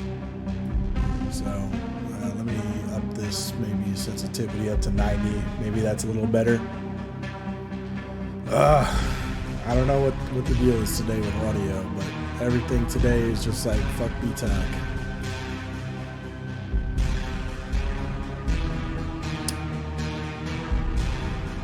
Okay.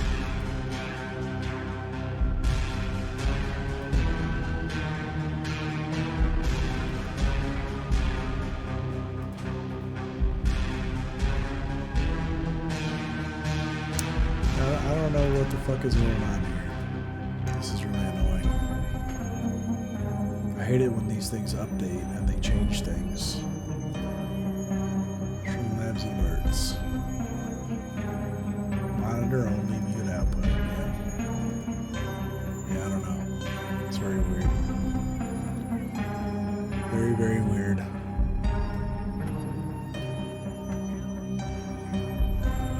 Testing. Yeah, see, I mean, that's working. Really not sure what the deal is. Let me try this again. Test follow.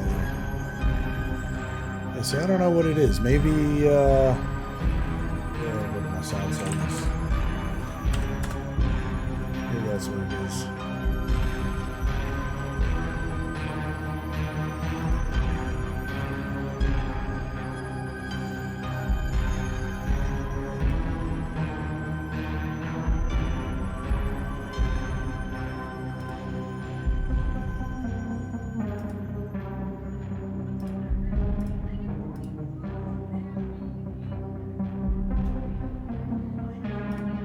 Default should just be system, I think. So why is it not going to system?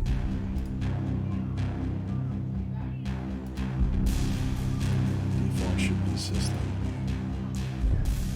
So let's see, sound, property sounds.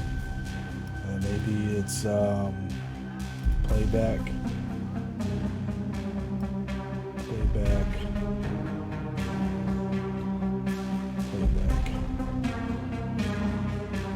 Wavelength, browser, shit, wavelength, voice chat,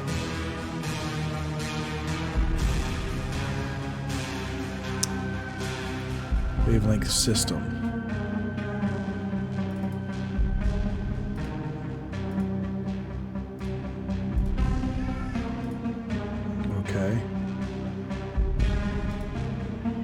See what that might change. All right, hold on, maybe. Fuck. Wavelength.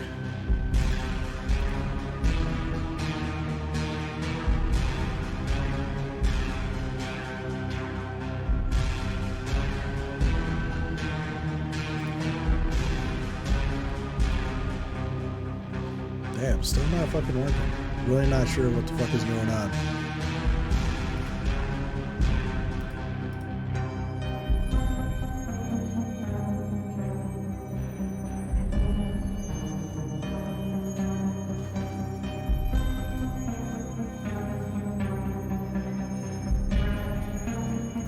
I'm gonna have to play around with the chat. I'm not really sure what's going on. Things are just not doing good here. I'm gonna put this up to 95. That should hopefully fix it. Yeah, Kindle's great. We haven't done the unlimited because we honestly don't read all that much. We really don't. I can't believe I'm having this many problems with my stream today. Of course, today of all days, it's like, gotta love it. I see it going off. I just don't understand why it's not.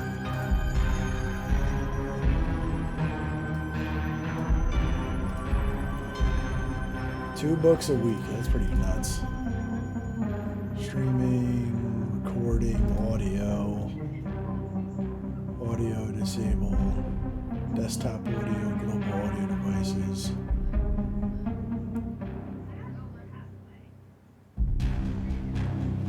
Auxiliary audio.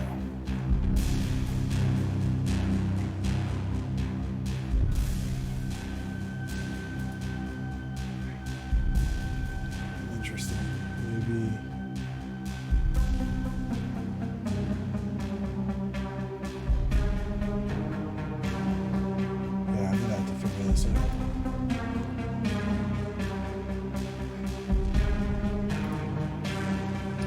Alright, can y'all still hear me? It's still going through.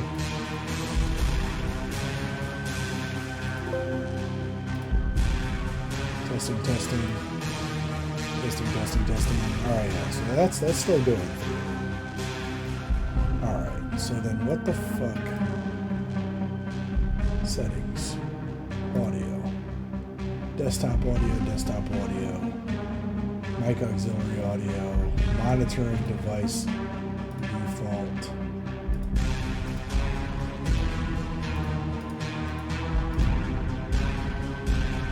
Okay.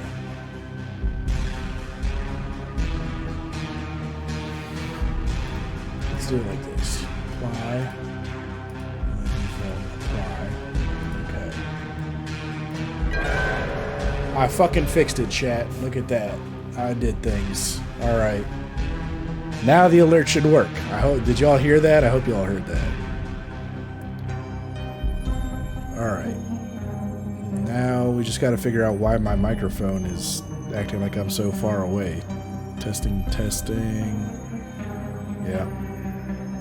No, it sounds good at my end. I don't know. Alright. Holy shit. Beautiful. Beautiful, beautiful, beautiful. Alright. 12 more fucking minutes we gotta wait here, chat. 12 minutes.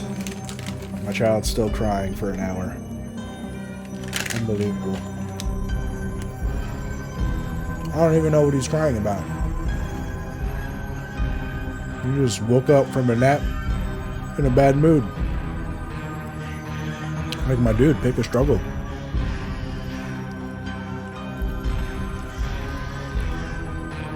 Alright.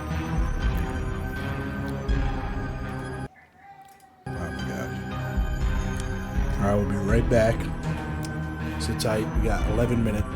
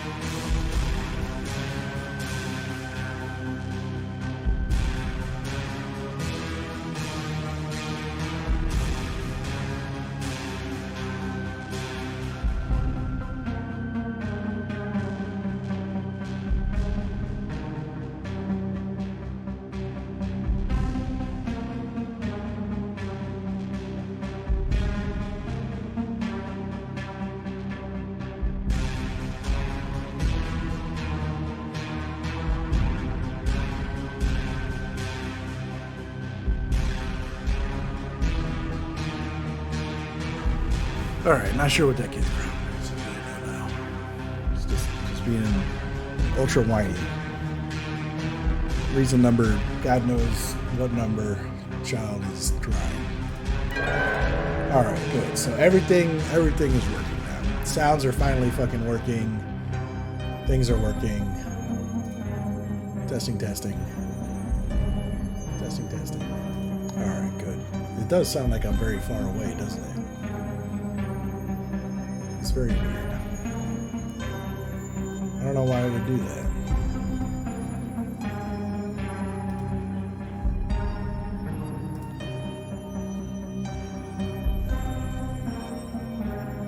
Why does it sound like I'm so far away?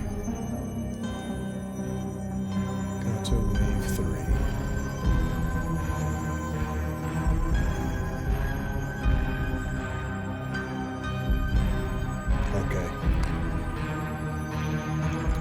I don't know. It's very odd.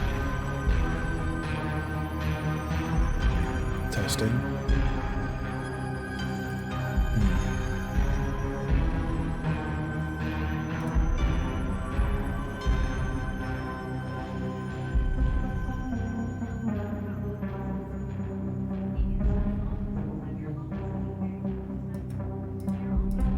Yeah, I'm gonna have to look into it. Gotta love it. Life of a streamer. Audio issues, literally the worst. The fucking worst. Maybe sounds, recording mic in. I did not change a goddamn thing. Sounds. Sounds. Recording. Set as default communication device.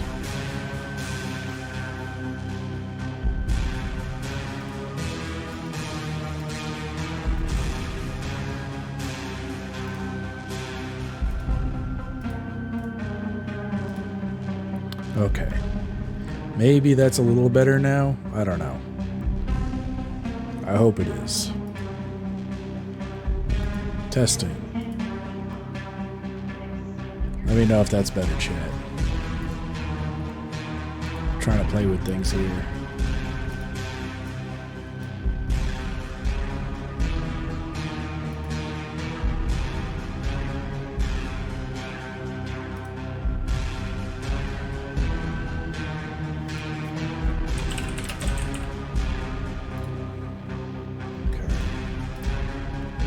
System.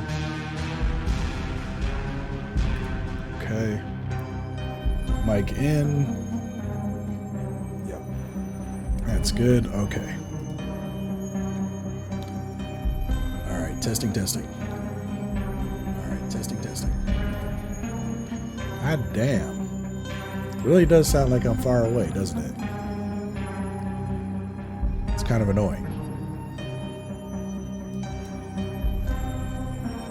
Testing. All right. I don't know. We're gonna have to deal with it, chat. I don't know. I'm gonna probably like tear my freaking brain apart fixing it later. That's what's gonna happen. Oh boy, oh boy.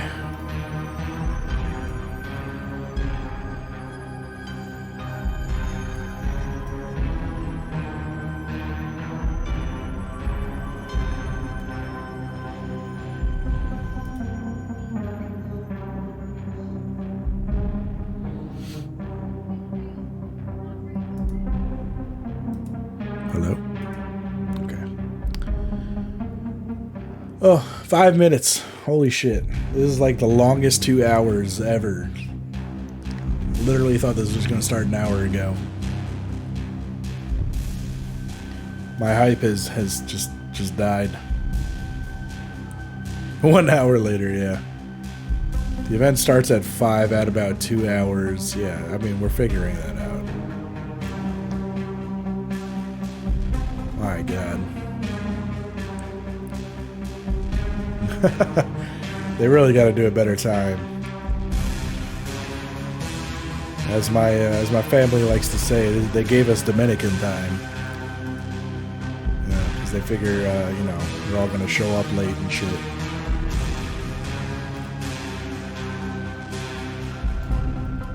All right. Okie dokie, come on now.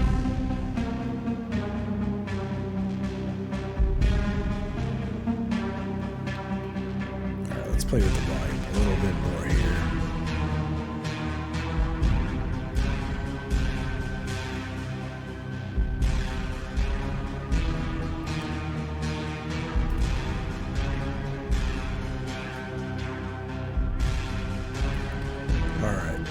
All right. This should be a little better, I think.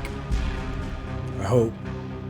I'm trying not to redline basically. I don't know how good it's working. Left to right default. LED direction. Oh yeah, that's better. Okay. Inverted mounting, yes. Okay. Maybe if I lower the input gain, it's a possibility that might do a little better. Testing. How about now? All right, that's somewhat better. Okay. Shouldn't be doing this, but here we are.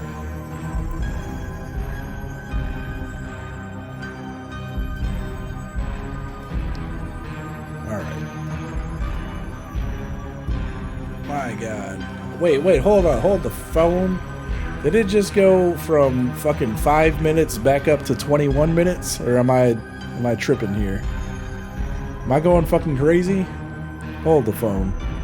Hold the fucking phone. What the fuck happened here? We went all the way down to fucking 5 minutes, and now all of a sudden we're back up to fucking...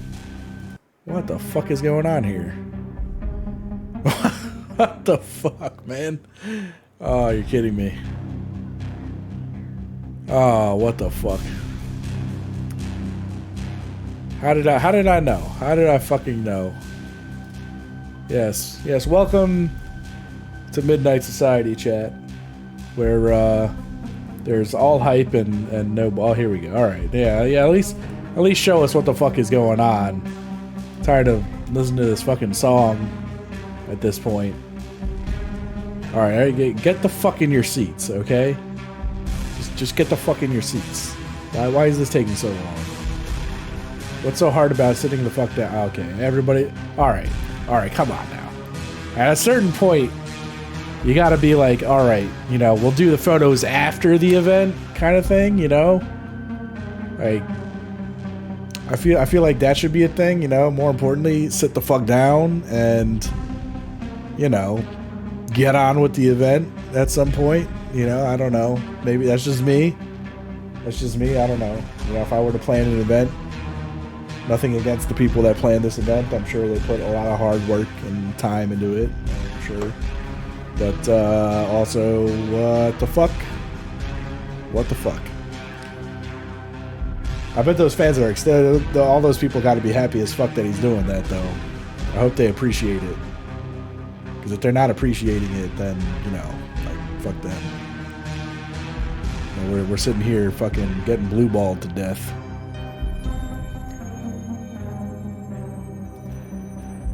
Alright. I don't know. This is fucking weird.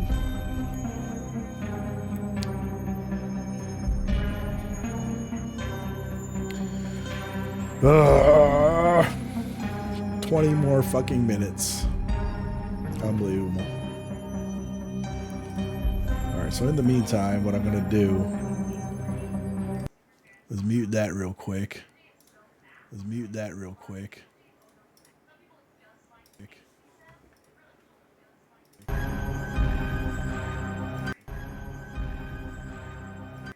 Okay. Sorry, chat. I'm just trying to listen to what you're listening to. I think I got it in a good spot now. All right. Good God. It's a good thing I'm not like a heavy drinker, because, like, you know, I mean, I've been like cradling this cup of the bourbon here and, you know, saving some of it, but at this point, you know, I might as well just fucking kick it back.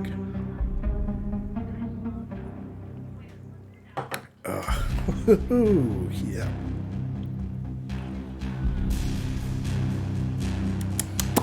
Oh yeah.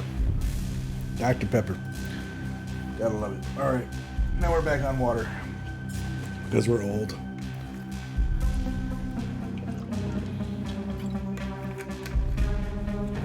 Alright. At the very least, we're getting shown what the fuck is going on here. Oh, they got QR code and stuff. I wonder what's going on upstairs.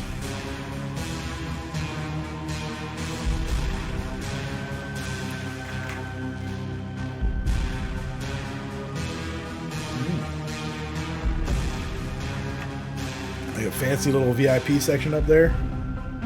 Interesting. That's kind of cool.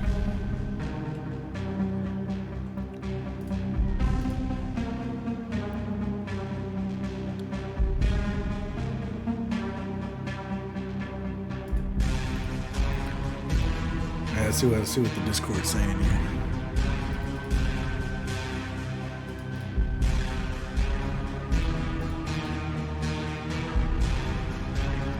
I'm actually curious what Twitter's saying.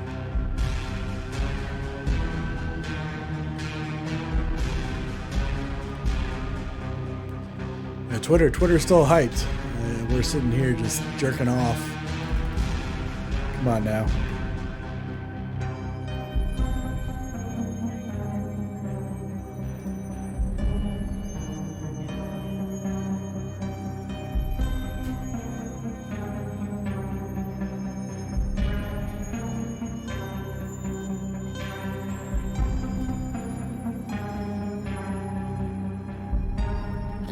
The reveal is in half an hour after the countdown is done. The countdown's never done! What the fuck? They keep adding time to the goddamn countdown.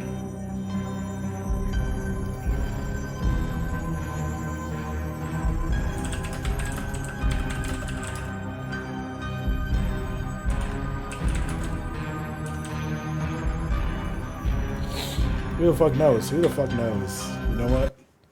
Oh, fuck. I didn't mean to do that. Alright, hold on. Here's what I want to know. I want to know when these keys go live, Chad. That's what I want to know. When these keys... Where the fuck are they? Nope. Series patch, snapshots. This is what I want to know, is when these keys go live. That's what I need. That's what we need, Chad. That's what we're trying to figure out. So when that goes live so I can play. The music. The music repeats again. Ideally, with you. Oh, there we go. Oh, come on. Give us some commentary. Oh, are you fucking kidding me?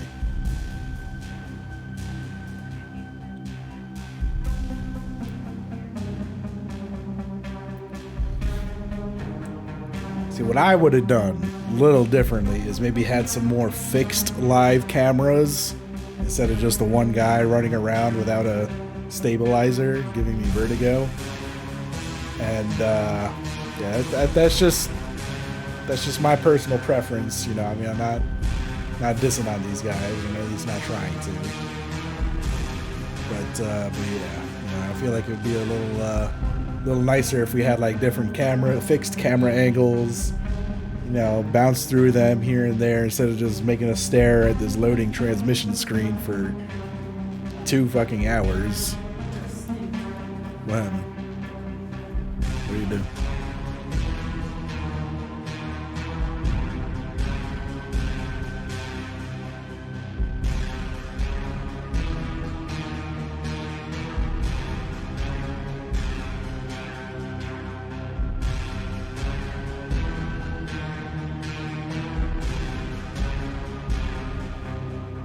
Oh my god. Alright. Yeah. Yeah, they added they fucking added like 15 minutes to the countdown. 20 yeah, like 15-20 minutes they added.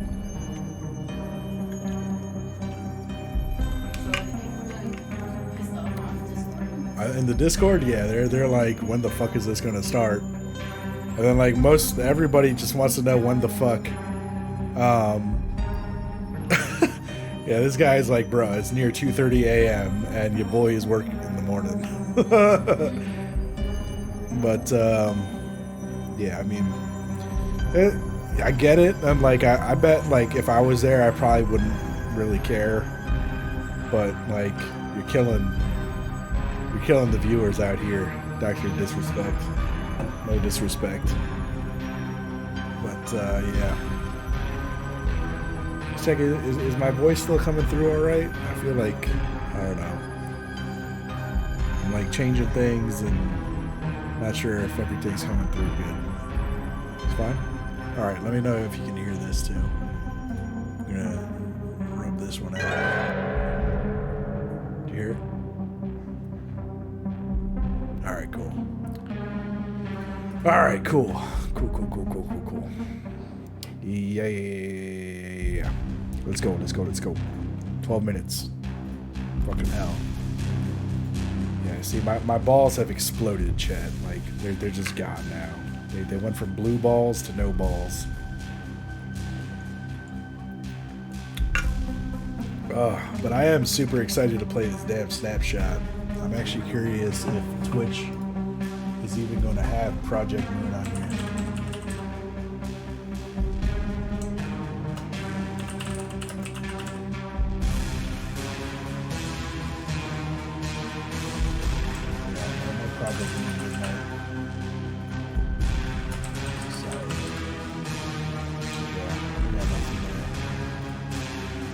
It's all good now.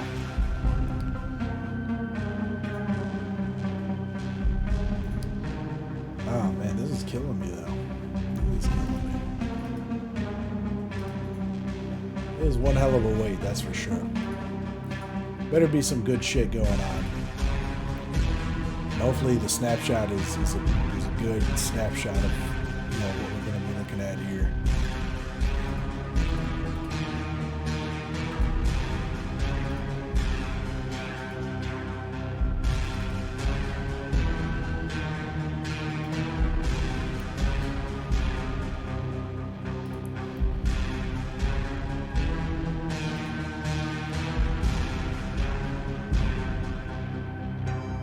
Oh my god.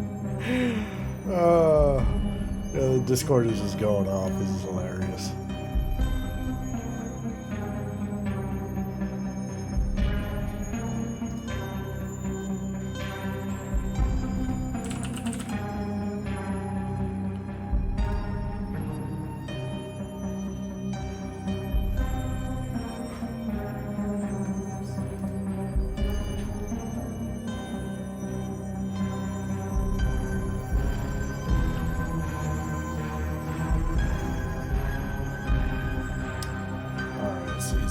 Snapshot.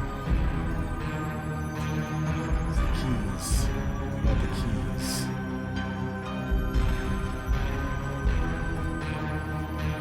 No key yet. Alright.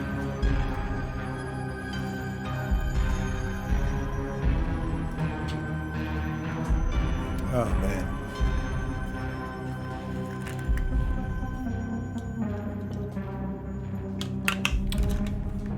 14 more minutes plus whatever the fuck they decide to tack on there, chat.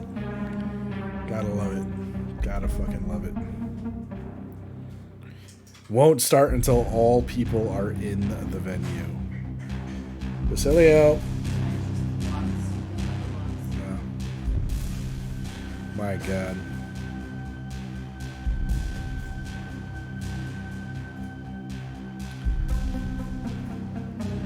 Oh, it's actually it's in the actual phase warehouse. Oh shit. Where everybody apparently got COVID. Interesting. Huh? But,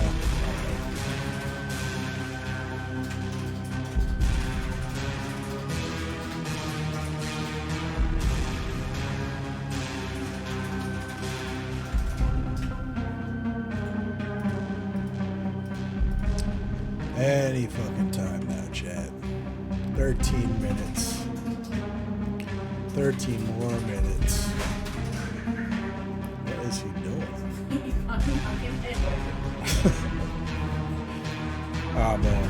But on the other hand, chat, something really cool that I kind of want to do. So check this out, chat. Hot Pockets is doing a fucking thing here, a contest, and the winners can win. I really want to win this Wave 3 mic because it's fucking awesome with a Stream Deck. But I need to make you need to make it just a 2-minute video of your streaming, basically saying who you are, show the kind of games you play, and you could win some of this shit, I guess. And it's fucking awesome. So, something to look into for all my fellow streamer friends. If you like Hot Pockets, then this is the thing for you. 'Cause I sure as fuck love Hot Pockets. Can't wait. I should have bought me some Hot Pockets. I know. I might as well just go to Dollar General. Oh. We're at the live at the Phase Warehouse right now. The variants are getting in the door. Jesus. You can hear the crowd. They're ready. It took you fucking 3 hours. We are going to start the live stream in 15 minutes. 15 so get minutes? your drinks, get ready, start finding your spot, and we're going to kick this off for everybody here, all the variants here, and all the variants at home. We'll see you in 15. You son of a bitch. All right, chat. So we're going to jerk off for another 15 minutes here. I don't know if my balls can take any more of this. I'm probably going to be sterile after tonight. God fucking damn it. Another 15 fucking minutes. All those fucks better get their goddamn drinks.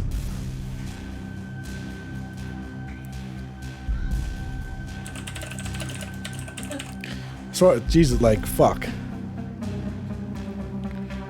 Jesus fucking Christ. 15 real minutes this time is what. God fucking damn it. Can we watch the jerk off session? Yes. You can follow my OnlyFans at OnlyFans / I don't even know. Angry Asian Man. Oh man, Jesus fucking Christ. This is a joke.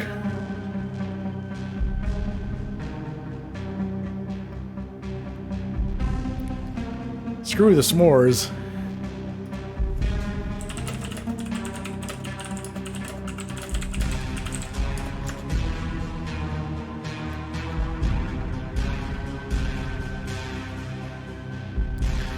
Yeah, so after the event, we can download the first snapshot. Oh, that's all I want to do, chat. That's all I want to fucking do.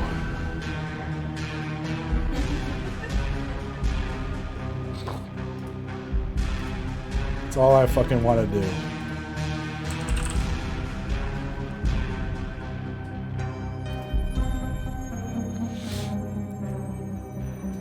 Oh my god. Yeah, the Discord is just going crazy. Oh my god. This is hilarious.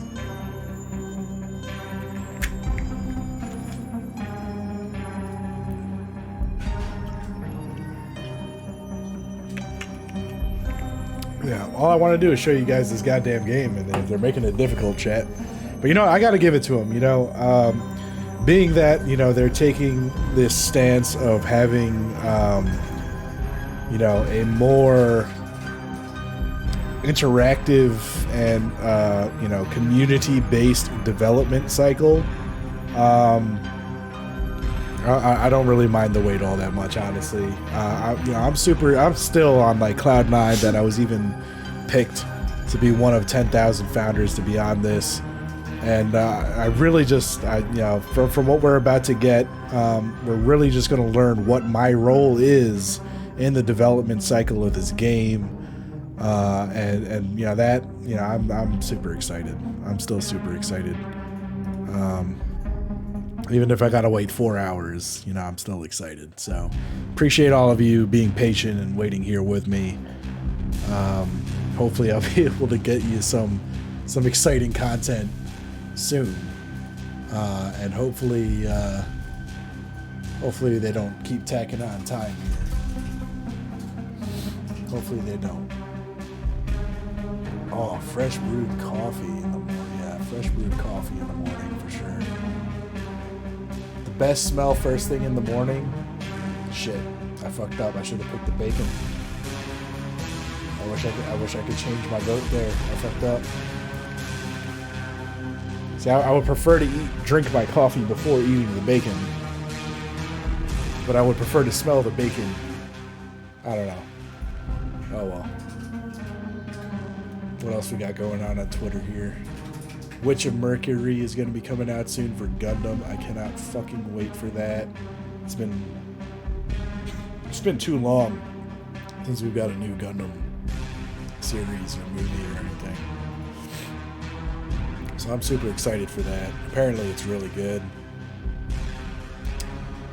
Oh man. This wait is a killer wait, Chad. Killer wait. Yo, new Mecha, what's going on, buddy? We have just been waiting for officially 2 hours and 15 minutes for this fucking event to start. Yeah, as I'm sure you're aware, I'm one of 10,000 people that were picked to be a Founders Access Pass holder for Dr. Disrespect's new game, Project Moon, being developed by the Midnight Society, which is the studio that he's a part of. Fallout 4 mods, nice. I haven't played Fallout 4 in a long while. It's been a long time. But I feel like I'm redlining here. Redlining a bit, so let me lower that a little bit. Yeah, we've just been waiting for this damn event to start so that we can finally learn what it truly means to be a founder for this game and my role that I'll have to take, you know, going forward through the development of this game. So, pretty excited. Was not even paying attention to this game at all. I got invited to a beta game a while ago. That's probably why. Nice.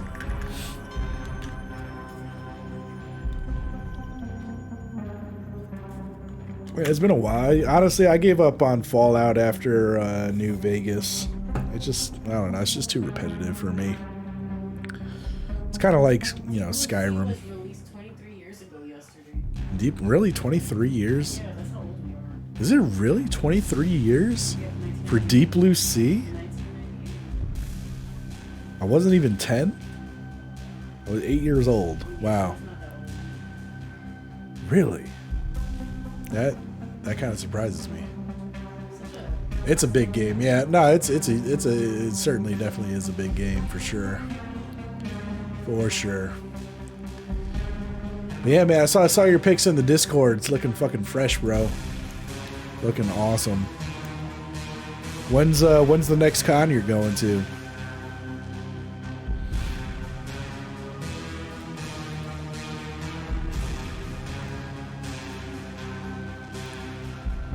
Man, see, now I want another drink here.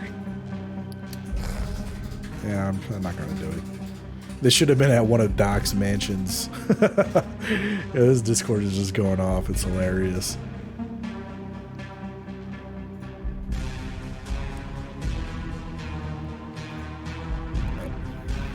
Snapshot's releasing alongside the event? I doubt that. It's got to be after the event. There's no way.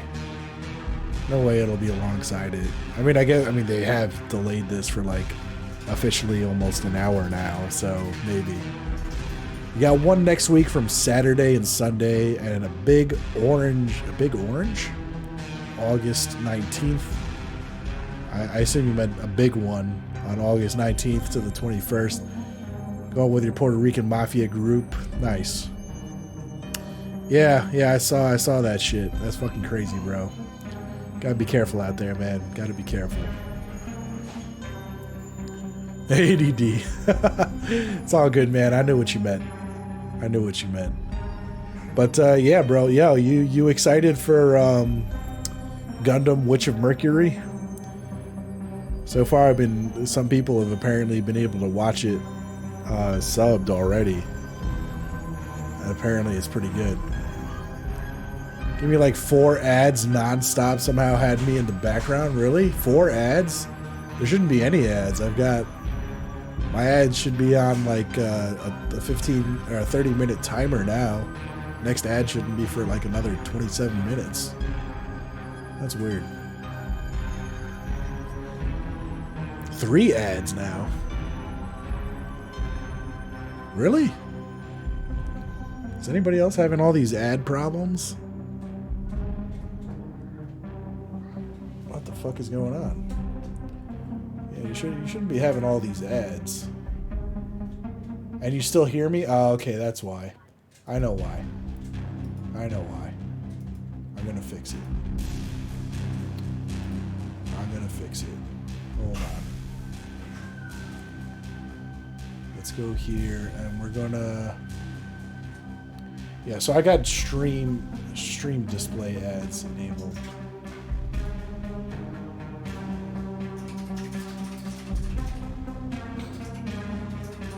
Yeah, that's probably what it is. It's a stream display ad. What am I getting a fucking ad for? Yeah, I don't know, man. I might have to fix it up. I gotta fuck with the settings again, I guess. It's weird. It normally tells me if an ad is going, but I guess it's those stream overlay ads.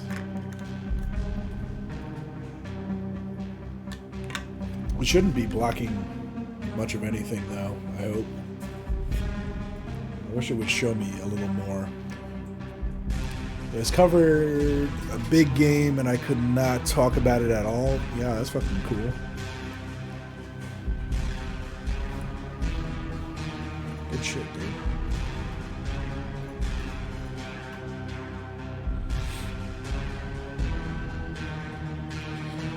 Alright, we got 4 minutes, maybe for the Final Fantasy VII remake. Word. For the next chapter coming out? Is that what it was for?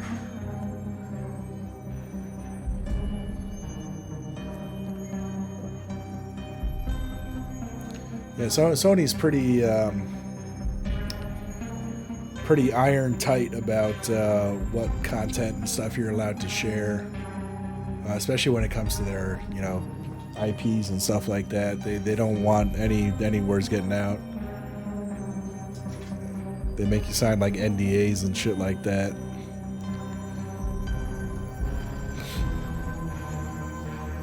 The first part of it, I was invited to the second one. Hopefully next one. Yeah, that's fucking awesome, dude.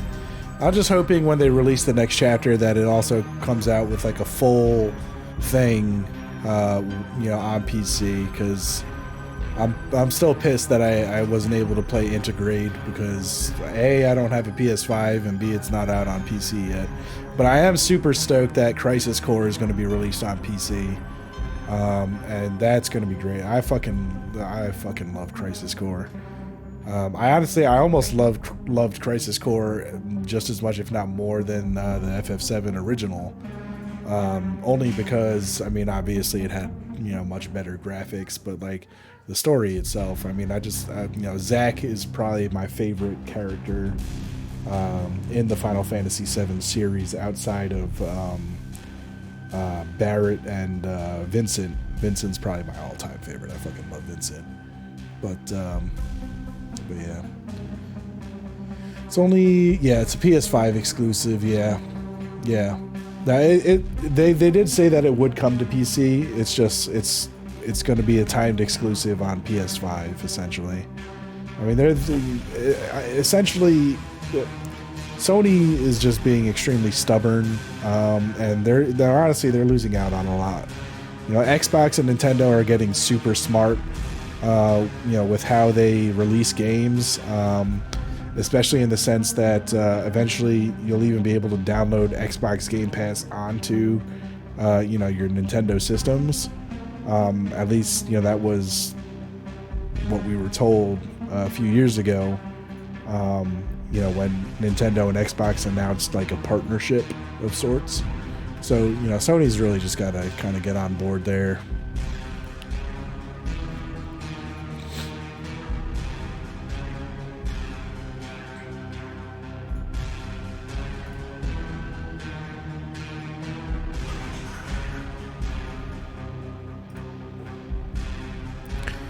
All right, let's see. Where are we at? One more fucking minute, chat. One more minute. Maybe one more minute. Let's fucking go. But yeah, I'm super excited. The Final Fantasy VII is my favorite Final Fantasy of all time, hands down. I really kind of wish that, you know, with Final Fantasy VII, I kind of hope that Sony kind of goes back to Final Fantasy 1 through 6 and, you know, remakes those games, because the stories in like 1 through 3, I really loved, you know, those games. Like, the story, you know, is super solid, and, you know, it set a lot of the, I mean, obviously it set the tone for a lot of the themes that, you know, carried over in all the rest of the Final Fantasies, and I kind of just wish they would give them some love there. All right.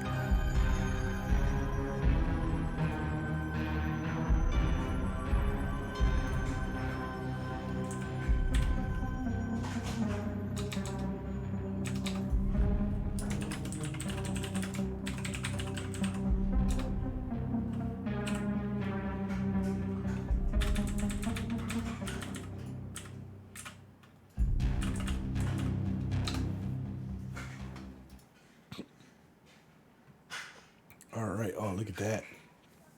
Look at that, chat. I think it's going.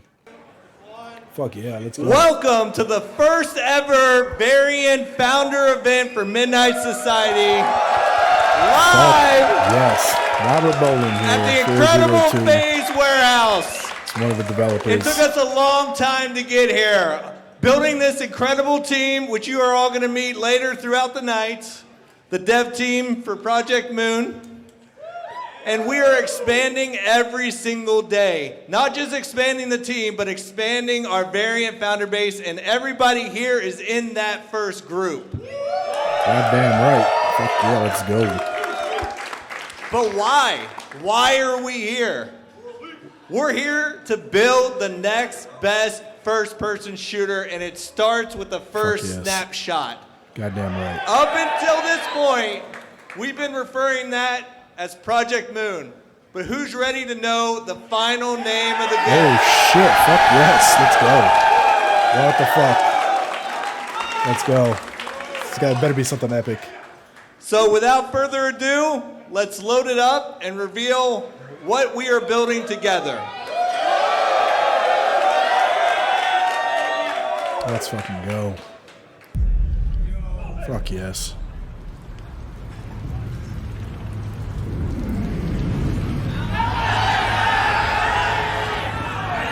Why is it so blurry? Yo, what is going on? Why is it so fucking blurry? I got this shit on HD.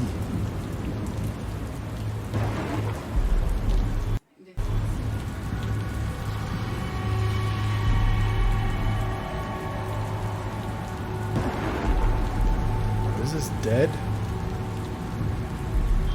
Okay. Oh, dead drop. Oh, fuck. Fuck yeah. Let's fucking go.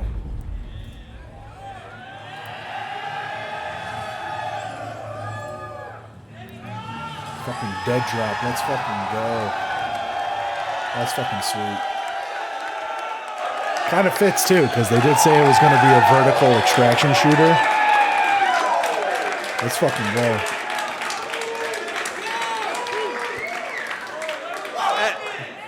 Yeah, we're dropping right after this. We have PlayStations set up over there. Fuck yeah. PC PlayStations, not actual PlayStations. To test the build, what's going to happen next is after this, we want everybody to cycle through, play, watch each other play, talk about it, grab drinks. We're going to leave this stage, mingle with you guys, talk about it. As you get off the build, come find us. Let's chat about it. Let's start this process. Then we're... Let's go. One last surprise. The build is just one aspect of this. Every 6 weeks, we are updating these snapshots, not just with the playable builds, but also with the variant guide. Now, we printed a special edition of issue 1 I missed out. for everybody here to go through. And the signed motherfucker. So now that the logo's revealed, we're going to have gift bags that at the entrance. I think you all got tickets. Should've Go fucking there, gone. get your hoodie, get your variant guide. Go through it. It breaks down every feature of the build. And just like the build's going to expand every 6 weeks, so is this variant guide, chronicling, detailing, visualizing. Everything that this group adds to the game is going to be in that, so that when we get to the end of this road, we have a beautiful, fat book that just shows it all. Without any more to say on that, introduce Katie, who's going to take it away, and then let's get down to business. Rob, thank you so much. It is not every day that you get to spend a Friday in beautiful LA getting to see a reveal from a AAA studio. I fucked up, man. I should've Midnight just Society has done so much. Doc has done so much. Let me hear what you think about DEADROP. Let's get loud, please. Fuck yeah. Fuck yes. Let's go. I like it. All right, we heard it from Rob. You have PlayStations. You're going to get to see some of these founders, the people who believe so much in Midnight Society, trying out the first snapshot of many for this game and for this roadmap. We're also going to be going throughout the crowd, getting interviews, seeing how people feel about DEADROP, their first impressions. Make sure you look out for it, for Doc, for Midnight Society, and for all the action. Don't go anywhere.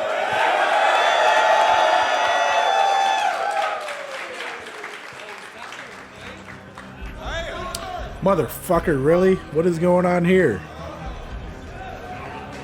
Oh, really? All right, hold on, chat. Hold on. Hold the phone. What the fuck are we getting another timer for? What the fuck is happening right now? All right, let me see if I they. could have used the stairs. All right, let me see if they've upped the snapshot, uploaded the snapshot. Maybe we can start, downloading it. Nope, key is not available yet. Motherfucker, really? Wow. What is the point of fucking live streaming this shit? Alright, the snapshot did not fucking drop. No dead drop snapshot. What is going on? Like, what the fuck? This is, okay, yeah. Now everybody and their mother is on the Midnight Society website. Alright. Yeah, no key available yet. Nothing. Oh, this has got to be a fucking joke. This has got to be a fucking joke. I don't know. I do not know, chat. I do not know. Like, am I literally gonna be are they literally doing this and not? What was the whole point about it? What about questions, Q&A? Who the fuck designed this event? The snapshot is now available for access pass holders, but I don't have fucking access right now. All right, hold on, chat.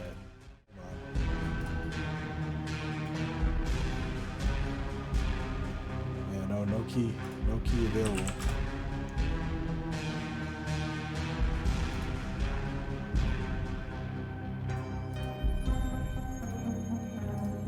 Check my email here. Nothing in the email.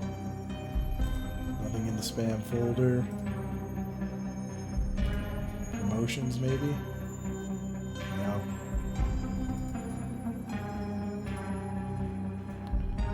I'm already tuned in to the live stream.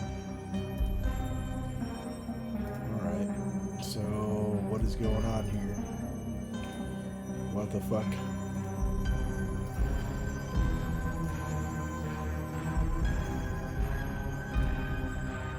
Unavailable.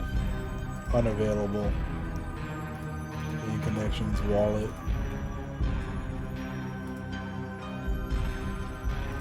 Social connections. All my social connections are there. All my game connections are there. My wallet's there, but that's not important.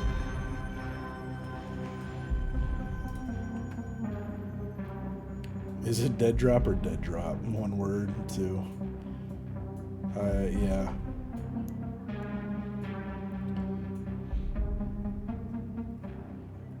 Yeah, this is interesting.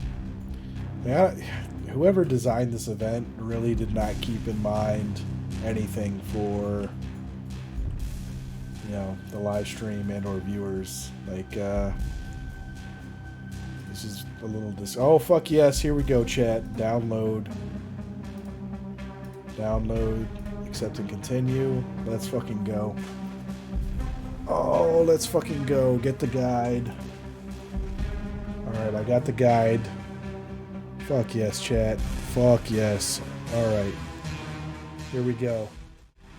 Look at this. This is the variant guide. Alright, I can probably mute this now. We are gonna go into the snapshot gameplay.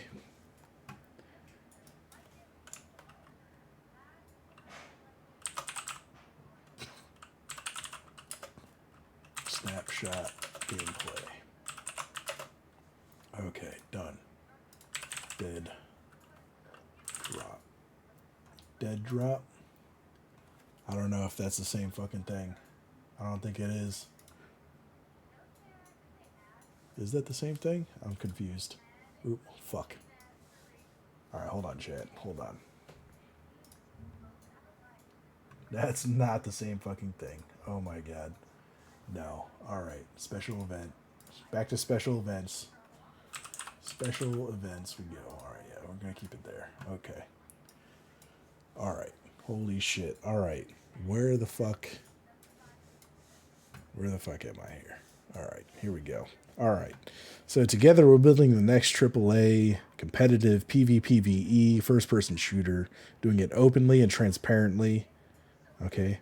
Downloading it right now as we speak. Biggest priority is building the game. To do this, we're releasing snapshots, which are playable experiences focused around specific milestones every 6 weeks. Every milestone has feedback parameters. Oh yeah, you got people playing it right now. Yeah, it looks like people are playing it now. Look at that. That's fucking awesome. Yeah, I'm in the middle of downloading it.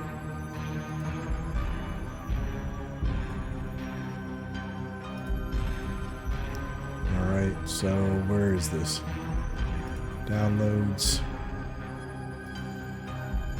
Alright, so what I want to do is move this to Documents, New Folder, DEADROP Snapshots.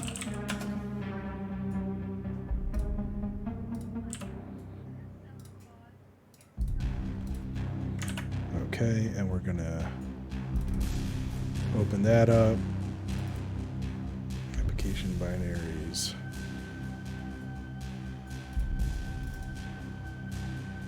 Extract all. Alright, we're extracting the folder. Oh yeah, this is gonna be fucking sweet. Look at this, chat. Holy shit.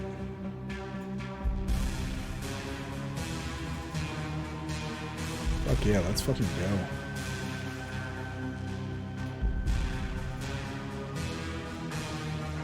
Let's fucking go. Alright, we'll read more of this now. This is the whole team that's working on it so far. Identifying variants. So that's pretty much where we're at right now. Alright, let's go. Unreal Engine. Alright. Now what I'm going to have to do here is we're going to pause the live stream event. Alright, we're going to put that off to the side somewhere. Let me see here. We're going to... Where is it? Chrome Capture. Okay, yeah, Chrome Capture. We're going to put that to sleep. Alright, and what we got to do... on the page and head back to the game. Okay. And what we got to do is we've got to add the capture here. Game capture, game capture, game capture. New capture. Game capture. Game capture for dead. Drop. Game capture dead drop. Okay. And what we're going to do is we're going to look for capture a specific window.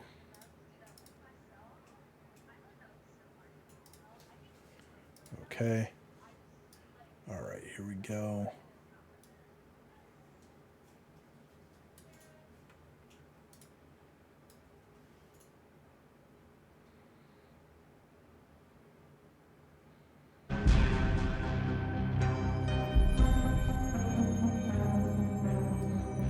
Okay, there we go. Holy shit, chat. All right, we're about to fucking do it. Enter. Let's fucking go. Let's see what we fucking got here. This is all on Unreal Engine, it seems. Hopefully it doesn't break my fucking game. Oh. Fuck.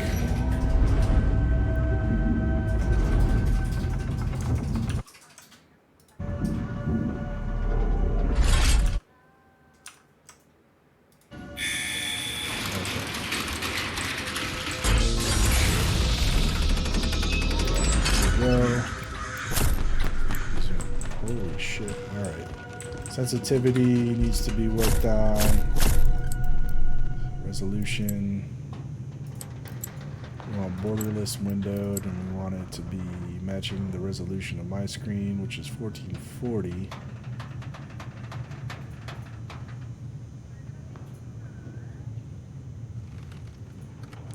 Okay. You have to resize it, right? Have to resize what? Go on to your OBS and resize it. Yep, hold on. Yep, hold on, chat. I'm just trying to fix this. Livia says congrats for beta testing. Okay. Alright, hold on here, chat. Hold the phone. Hold the phone. Okay.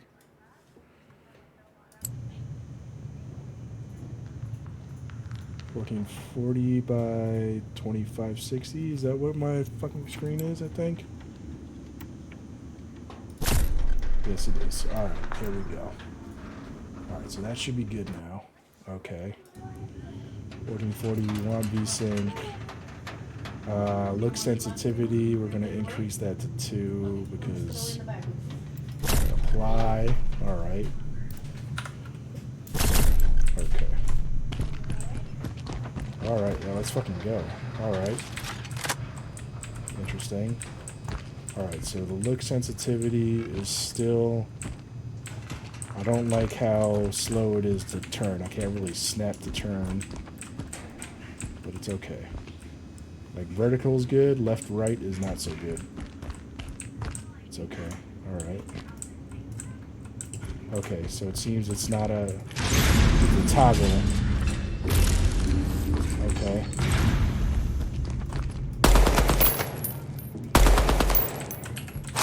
I like the sound of that. Alright, hold on. Let's play with settings a bit. Show FPS, look sensitivity. Let's put it up to 5. Let's see what that does. Apply. Resume. Oh yeah, that's better. Okay, and then settings. Alright, I don't like that I can't change the toggle, but that's okay. It's okay. Let's see what we got interacting. Oh shit, I suck.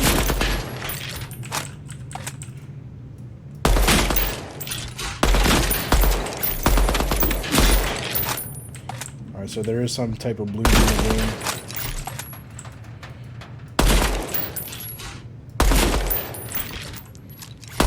Fuck. That sucks. Alright, so we're terrible at this game apparently. 16% accuracy? Let's try it again. Okay. Alright, here we go. Let's go.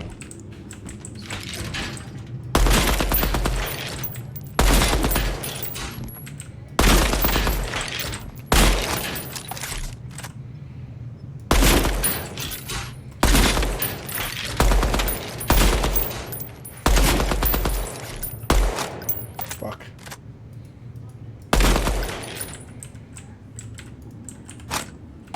Alright, 6200 with a 17% accuracy. Alright. Oof. Alright, so, I mean, so far, it seems pretty cool. Alright, let's see what else we can do here. Alright, hold on. Hold on. I'm a stickler for going backwards. I want to see what the fuck we got going on. Alright, so jumping is pretty... What do we got here? Access denied. Alright, well, fuck you. Alright, nothing there. Can we go back up the elevator? No. Alright, nothing there. Alright, let me just do something real quick. I just want to keep an eye on the live screen event just in case anything more happens over there. Okay, let's see here. Nothing in here.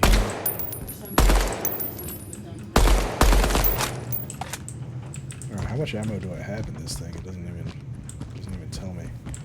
Alright, so here we go. So it looks like this is green. We can touch this. Let's see what we got. Alright. Doesn't seem to be any form of sliding in the game. I don't like that I can't change button mapping.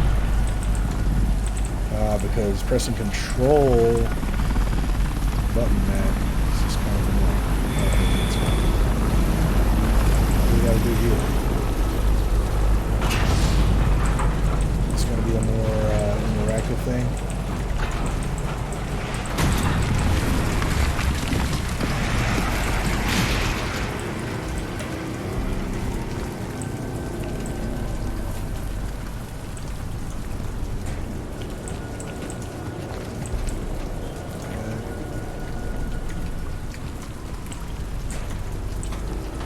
Curious how health in the game is gonna work.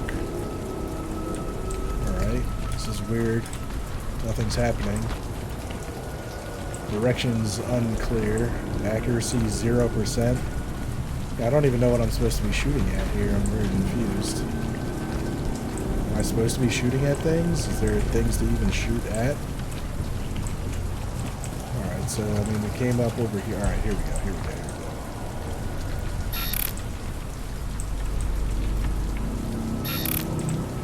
Active target.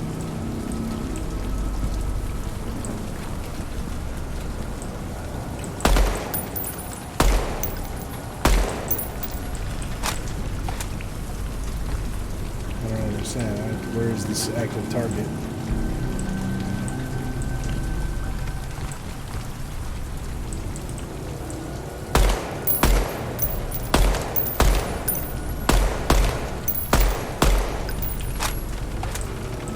I'm shooting at fucking cans and bottles here.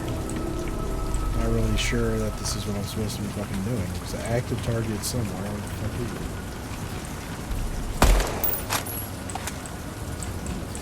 Am I supposed to find it? Yeah, this seems really cool. I like the vibe that this is giving, and you really get the sense of the verticality that's going on here. But all right, so there's no ledge grabbing, it seems. No sliding that I can surmise. Jumping is very, very limited. There does seem to be stamina of some sort.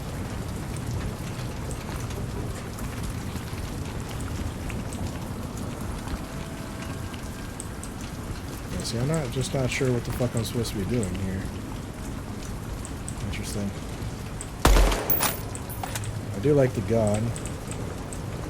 Alright, there's no switching between anything. Oh, hold on. Nope, can't switch between anything here. There's no indication of your stamina bar either. Not a huge fan of not knowing. Alright, let's see here. Interacting. Don't understand what the fuck is going on.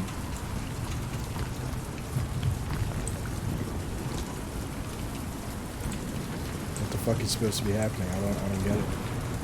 Am I supposed to be shooting at somebody or something? Oh, fuck. Really? They put that motherfucker way up there.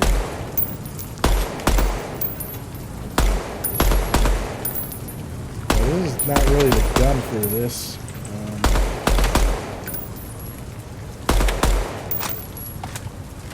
Alright, we're just shooting at fucking targets here. Alright, doesn't really seem like aiming down scopes gives you any benefit.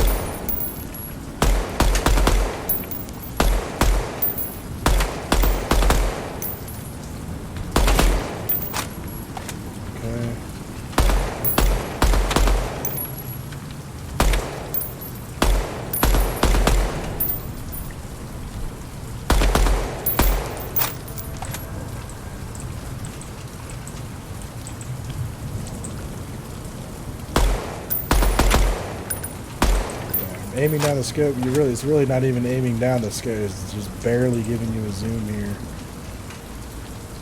Alright. 2 active targets, where the fuck are they? No kind of...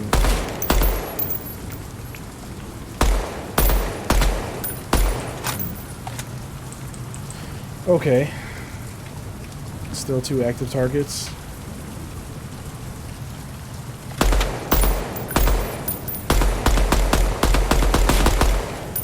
Bloom in the game. I fucking hate Bloom. Alright. Let's lower this shit down a bit. Let's try 3.5.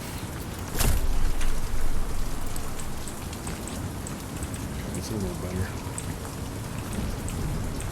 I'm surprised we didn't get any other kind of weapon for this. Aiming down the sight, really, you're hardly aiming down the damn sight. It's just like a different view. Alright, so that's that. Let's see if there's fall damage. No fall damage. Okay. Oh, fuck. What the fuck was that? Oh.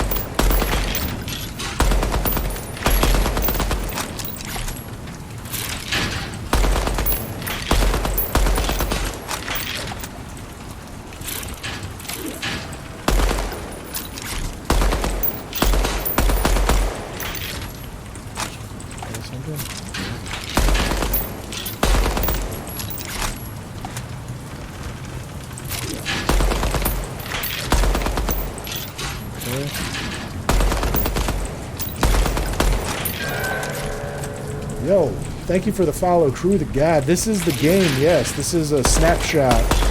So it's basically like kind of like a little beta, but it's only like a very small portion of the game, basically, is what they're giving us. So this is DEADROP, aka Project Moon, made by the Midnight Society with Dr. Disrespect and all them beautiful people over there. So far, my only criticisms of the game, lack of waypoint, so no idea what the fuck I'm supposed to really be doing all that much. Let's see, what else we got here? Alright, so that's that. That's locked. Seems that there's all these locked doors and stuff. It is definitely Dr. Disrespect's game, that is for sure. So it is, they came out with the name. Originally it was called Project Moon. That was just like a temporary name given to it. It is now called DEADROP. As they've mentioned, it's a vertical extraction shooter. You can kind of get a sense of the verticality that they're probably going to be going for, just kind of by the way they've designed this tutorial area. I'm really just trying to figure out what I'm supposed to be doing here. Maybe we go back up. Maybe I'm supposed to run that back and do better. Get a certain score in order to open up some of the other stuff. So, so far, the lack of a,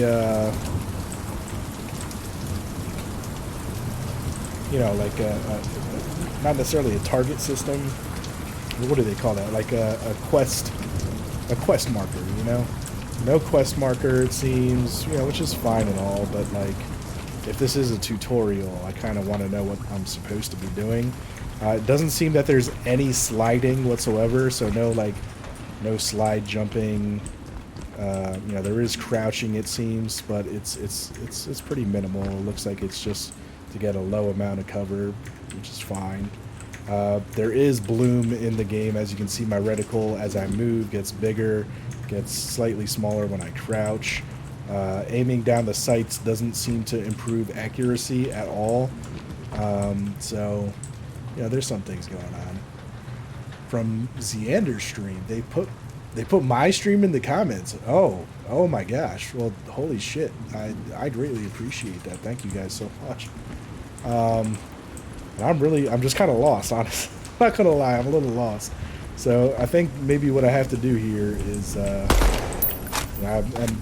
maybe try to get good at this last part here. I don't think maybe I didn't do it in a good enough time. So let's try this one again.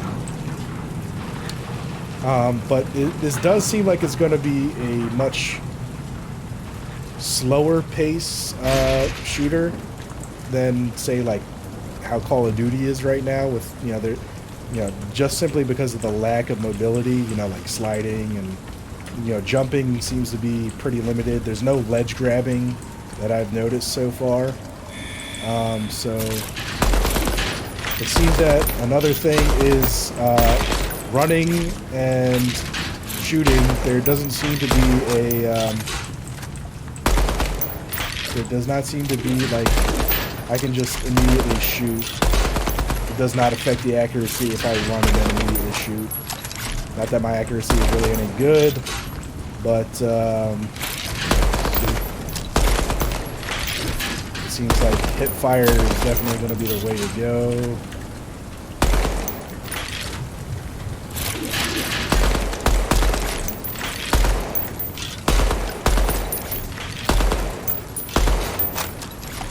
Alright, that was a much better score this time. Much better score. There's a 26% accuracy on that. That door is still locked red. Oh yeah. Oh yeah. Oh, he's doing his live stream of the 20 minutes. Oh shit. Alright. Alright, sweet.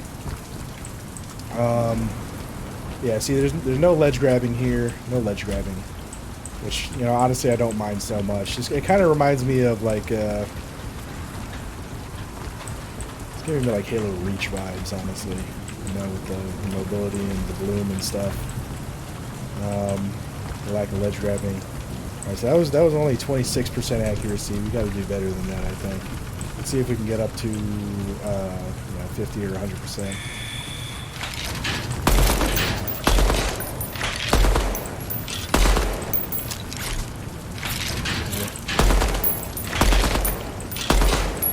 I gotta work on my snapping.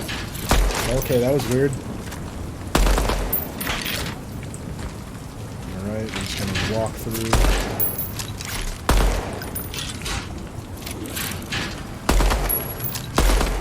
The audio though seems to be pretty on point.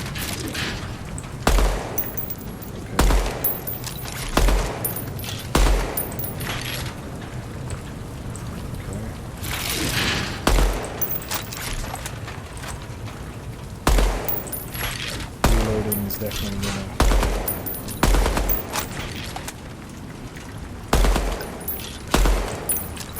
gonna. I gotta adjust the. Alright, so that's a 40% accuracy. So let's adjust the settings here. So, yeah. So the beta is essentially it's a closed beta. So you know only 10,000 people were chosen essentially to get the Founders Access Pass. I am luckily one of those 10,000 people who applied and got it. So there was a whole process. You had to apply for it, and you were then selected. And even after selecting or being selected, there was also a paywall, so to speak. So you had to pay $50 to gain it, even after you've been selected. So I was luckily selected.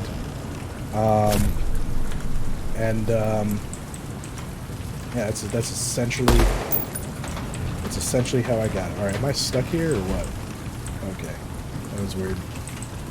Yeah, curious how much more of this we get to see.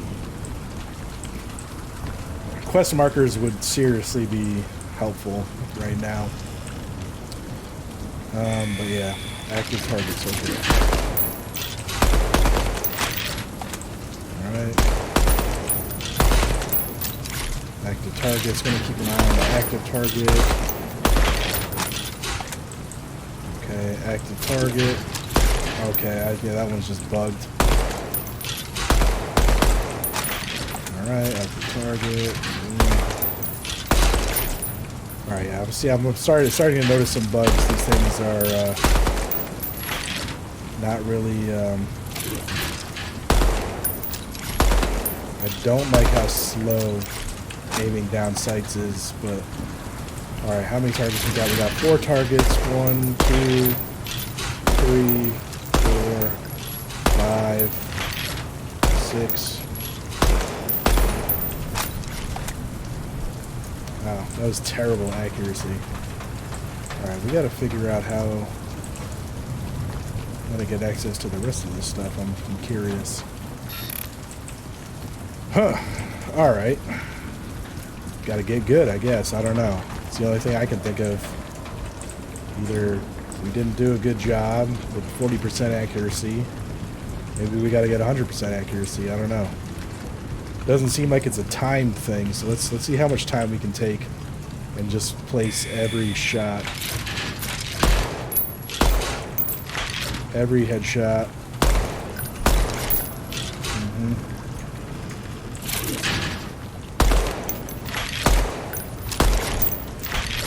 Okay, 88% accuracy. Let's go. 100% accuracy. Let's go. 2 active targets. Oh, okay. Weird. Okay. 108% accuracy. Okay. Okay. Yeah, that's cool. Yeah, we got some bugs going on. Okay. Boom. Boom. Bingo. Bango. Boingo. Fuck. You. God damn it. Okay. 92%. Yeah, let's go. Alright. It only took a stupid amount of time to get that. Okay. Man. Alright, so this is gonna play hard to get here, so I'm not really sure. Alright, so there was another door over here that's red. So this one's still red. That one's still red down there. Is there another door maybe that we're not seeing?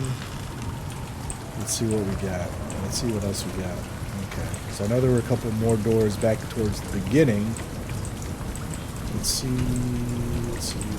Anything over this way? Any hidden stuff here? Nothing hidden.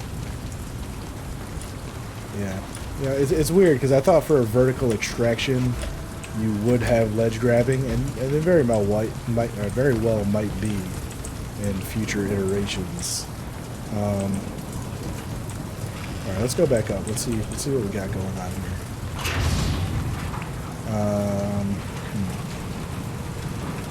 All right, so we've completed that one. Maybe we got to do a better job on the accuracy of this one, because we did pretty dismal on this one. All right, we got one. Oh no. Oh god, we're bad. We're bad, chat. We are fucking bad. Okay.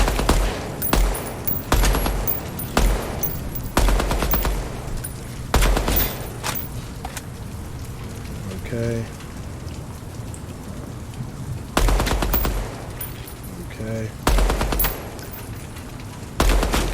See, I would not be choosing a gun like this for this. Oh, come on, really out of bullets? You see, so I don't know why the bullet counter would be on the side of the gun. It's kind of odd to me that they would have it off on the side of the gun when you don't even look at that.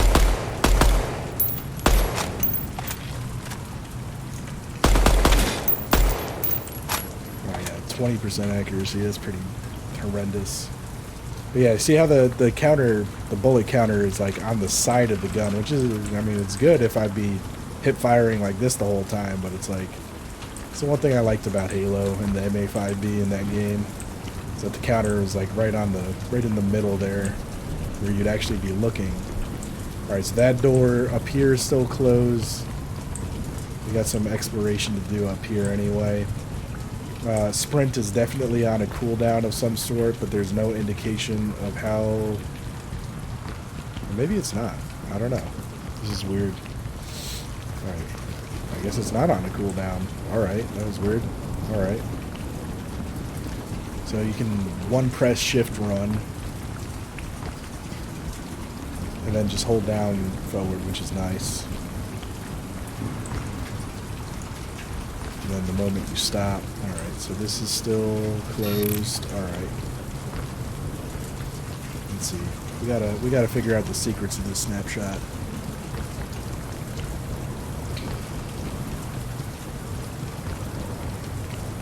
This is pretty crazy though. It looks like they got another event happening on the live stream, which I'll be pushing out back onto the screen, and it looks like another 10 minutes or so. So hopefully I don't get too enamored by what I'm doing here. So far it seems like there's 3 target shooting activities. This one that we just did up here, the one that we did down there with the mannequin-looking robots, and then there was a basic target shooting thing down this way. That door is still locked there. And I think the door way at the beginning is still locked too. Okay, so that one's still locked. The elevator doesn't go back up either. So this is essentially where you start out. We picked up a gun. There's no other gun to choose from. So it seems like we're just limited to this gun here. It does shoot really nicely, I gotta say. I do like it. It sounds great. Feels great. Alright, let's see here. Alright, let's get our accuracy up. We gotta get our accuracy up.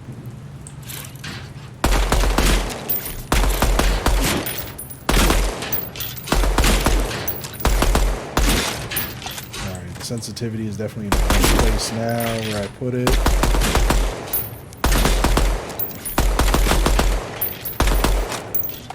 Alright, definitely better to tap. Alright, so 22% accuracy, okay. Let's see if we can get it up to 30. Oh, did I fuck up? Okay, let's go.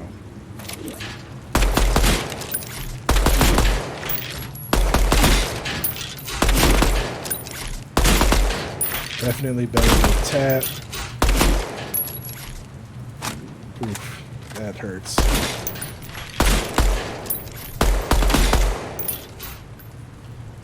Okay. 18 seconds, 33% accuracy. I'll take that. Maybe we got to do more. All right, let's see. Let's try it. There's got to be a secret here.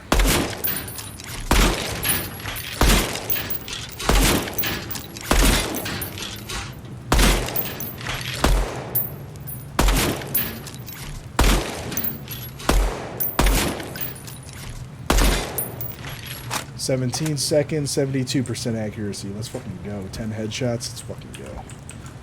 Could probably do it better on time, though. Could probably do a lot better on time. Maybe that's what it's about. So I'm curious. I wonder if this game is going to be not shield focused or body armor focused, like, you know, Call of Duty is. All right, let's try this one again. This is one we had the hardest fucking time with.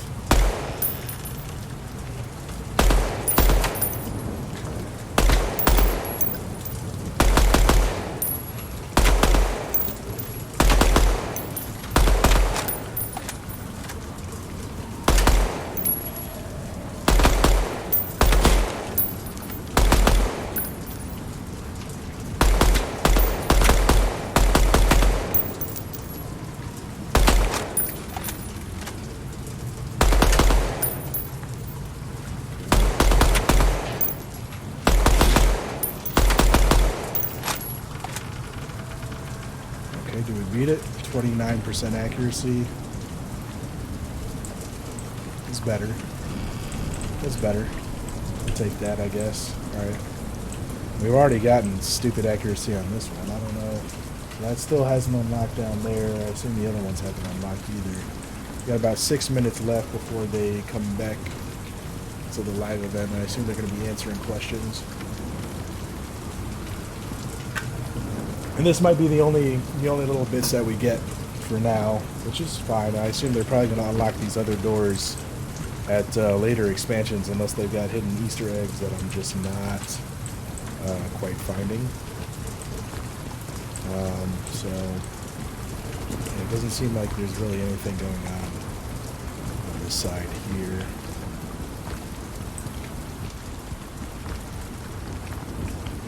Finish that event. There's nothing over here. There's no fall damage in the game so far. So I can actually, let's see how much we can explore. There's a red thing there.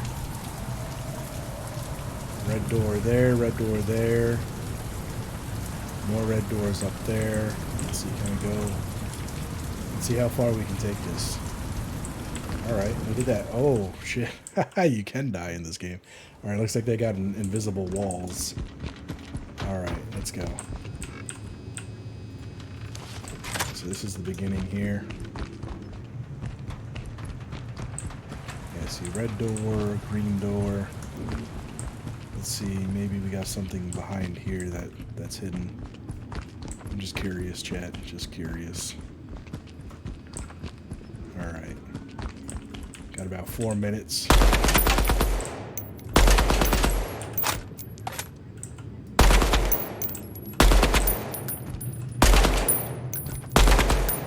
Let's see if we can shoot this. Happens if we shoot all the targets before we press the button. Yeah.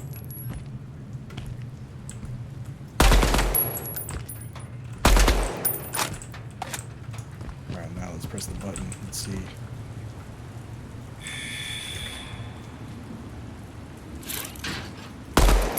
Oh.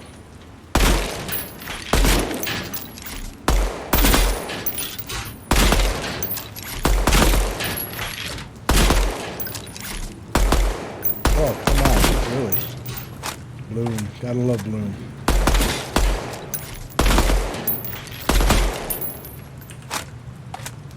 Still 30% accuracy? Alright, where's the last one? Did I fuck up? Hello? Alright, 30% accuracy. Alright, maybe it's the amount of time it takes. We probably gotta get a certain amount of time.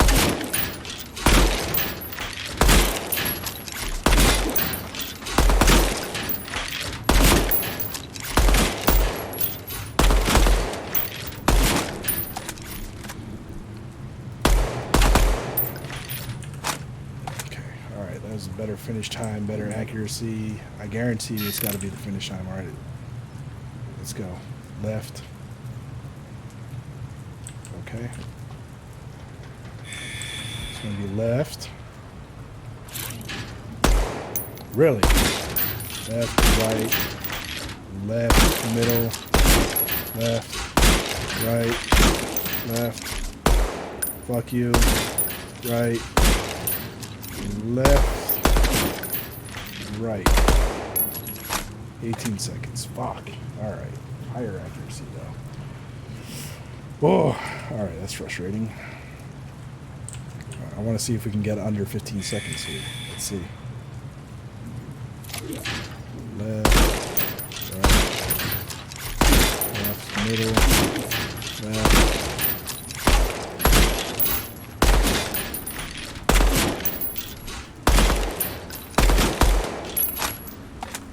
14 seconds, okay. That's pretty fucking good, honestly. 56% accuracy, 14 seconds. Didn't unlock shit, though. Alright. Did not unlock shit. Okay, looks like they added another 6 minutes to the clock. They keep just adding time to it, like we won't notice.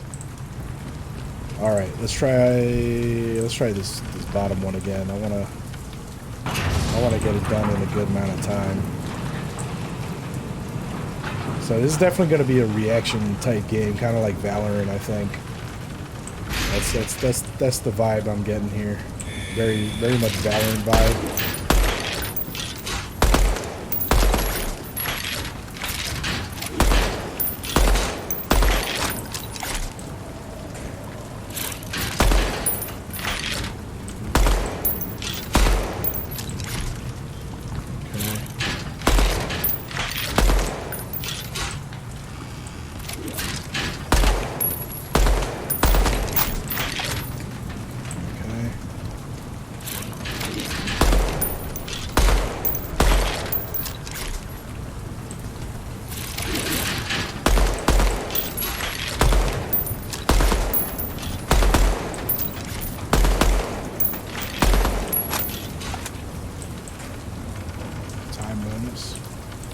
Didn't give me my time there. 49% accuracy though. Alright. Interesting. Oof. I want more. Give me more. Alright. Let's run around. Let's see if any of the other doors unlocked. Nope, nothing there. Alright, so it doesn't... I don't want to say that my shitty shooting is preventing me from accessing all the other stuff, but maybe it is. Maybe I'm missing something. Maybe I'm missing something. Maybe there's another event I gotta do here before doing that one, and or after doing this one. Kind of curious. So let's walk up here and see what we got going on. Access denied. Fuck you. Alright. This one's also probably red. Access denied. Access denied. Yep. Okay. I gotta say though, this game is looking gorgeous, and don't believe everybody that's sitting there saying that you need 32 gigabytes of RAM to run this. I am running this with 16. But you know what? Actually, something's bothering me here. Let me precision X1. Yes. All right. Let me run this real quick, because I feel like my GPU is running super hot.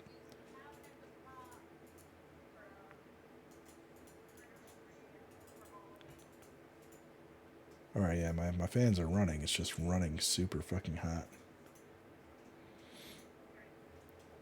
Why is it running so hot?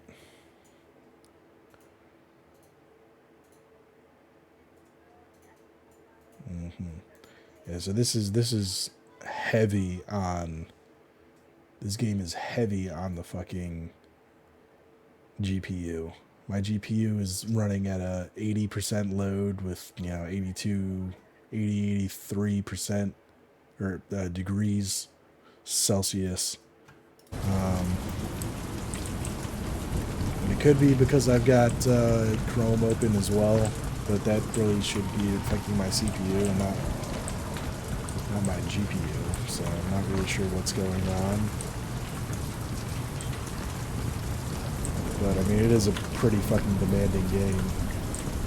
Alright, so now that we've learned that none of that matters, and I'm pretty happy with my time that I got on the other part. I'm just really curious as to how we can get past. Alright, so can we drive it? No, we can.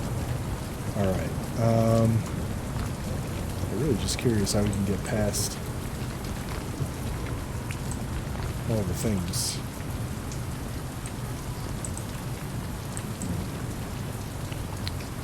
Curious. Very curious. I'll figure it out, I guess. Oh, yeah. Wow, they reset the timer again. Alright, so it looks like we got some more time to kill here. Playing this snapshot. I'd say it looks really nice. I do wish I could remap my buttons. There is no button remap here, but that's fine, I guess. I mean, my assumption is they're trying to... they're probably trying to... Yeah, so I'm running at about fucking hodgepodge of frames per second here. Okay. Alright, let's try this again. Got left, right, left, middle, left, right. I fucking hate Bloom. I hate Bloom. I hate Bloom. 17 seconds. Fuck. Alright, 59% accuracy. Yeah, I do. I like the feel a lot, for sure. It's definitely got... I like the gloomy vibes, for sure. Really? Fucking me right now?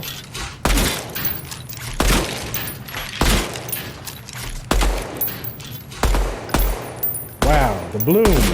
Really?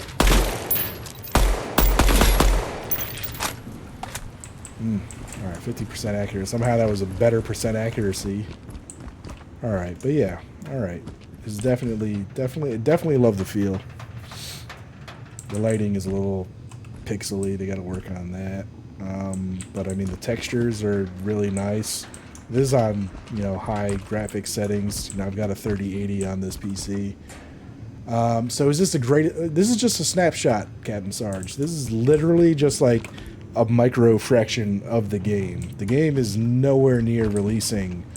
And it's really up to founders to give input and feedback to the development team to see. But I mean, so far, honestly, it plays like a pretty typical shooter. It's definitely not going to be a high mobility game. It seems to be like it's geared to be more tactical than anything, just based off of the lack of movement, like like sliding or the sprinting isn't all that great either. There's no ledge grabbing, so I can't jump on top of boxes and shit. So just based off of this initial, and this all might change. This all very well might change as the game goes further into development. But I mean, so far, graphics-wise, this is pretty acceptable. I love that as I look up, the raindrops are falling on my visor, and if I look down, they're not falling down on my visor as much. I look up, there it goes. You can see it real good. So I mean, there's aspects to this that I really, I look down and there's no raindrops on my visor at all. So there's, or maybe there is. Yeah, there is a bit. Let's see. But it stops. Yeah, it stops. So I mean, my visor is still wet, but you don't see any new raindrops coming onto it. So there's a lot of really small, finite details that seem to be going into this. Doesn't seem like there's any fire physics, and the fire is pretty 2D looking. Look at that. Look how 2D that is. Just kind of moves as I move. But I mean, other details, are pretty nice. I'm not gonna lie. So, I'm pretty excited, honestly. I'm not gonna lie. I'm pretty excited to see. No fall damage yet. None. See, no fall damage whatsoever. Let's run this one last time.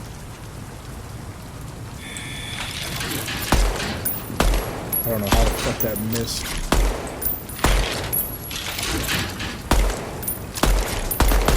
I'm bad. Fucking terrible. Okay, terrible.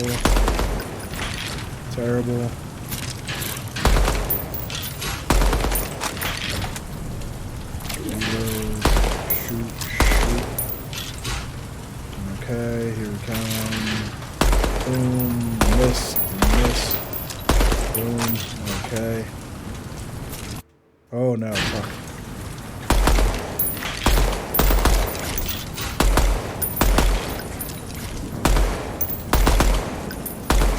How the fuck did any of those miss? That was terrible. Yeah, I mean, this is pretty much, I think, all we're going to get today. So what I'm going to do is actually home screen. Kind of curious how the home screen looks, so yeah. Online's coming soon. Yeah, it seems like the tutorial might bleed into the actual game or something. I don't know. We'll see. So I'm going to quit that real quick, let my computer kind of cool off a little bit because it's getting a little hot. Yo, Double Mint, appreciate you coming through with the follow. Thank you so much for swinging by. Just letting my PC cool down a little bit. It seems there's only really like 3 events in the snapshot to do. It's just 3 target practice events. Just got done playing them quite a few times. So waiting on the live stream to kind of kick back. I want to see if they're going to do like a Q&A. But in the meantime, what I want to do is actually go through the variant guide feedback and kind of show you guys what exactly is expected of me being one of 10,000 people in the first round of Founders Access Pass holders, and it should detail what I'm supposed to be doing or what I'm going to be doing for the development of this game. So allow me a hot minute here to put this Chrome capture up there for starters. Okay. All right. So this is the guide. How do I? There we go. All right. So this is the variant guide. This is essentially, I guess, my Bible of things that I'm going to have to do to help develop the game. So the setting for this game, which is called DEADROP, 40 years into the climate wars. Nice. Population and pollution levels skyrocket. Cities erect massive refiner states, megastructures built to extract toxins from the stratosphere. These towers are self-governed city-states with only one export: space dust. The spice melange.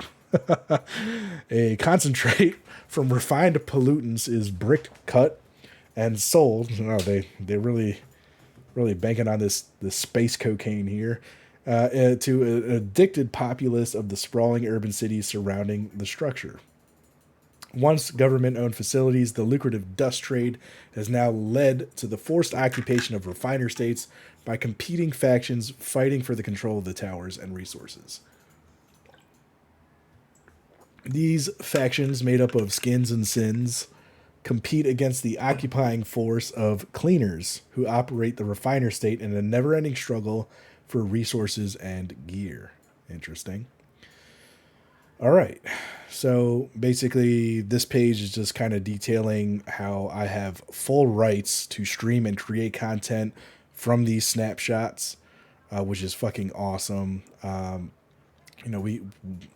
Being a founder pass holder, these are essentially exclusive. This is exclusive access that I have to these, which is really awesome. As well as, they've got dev roundtables that I'll be able to do.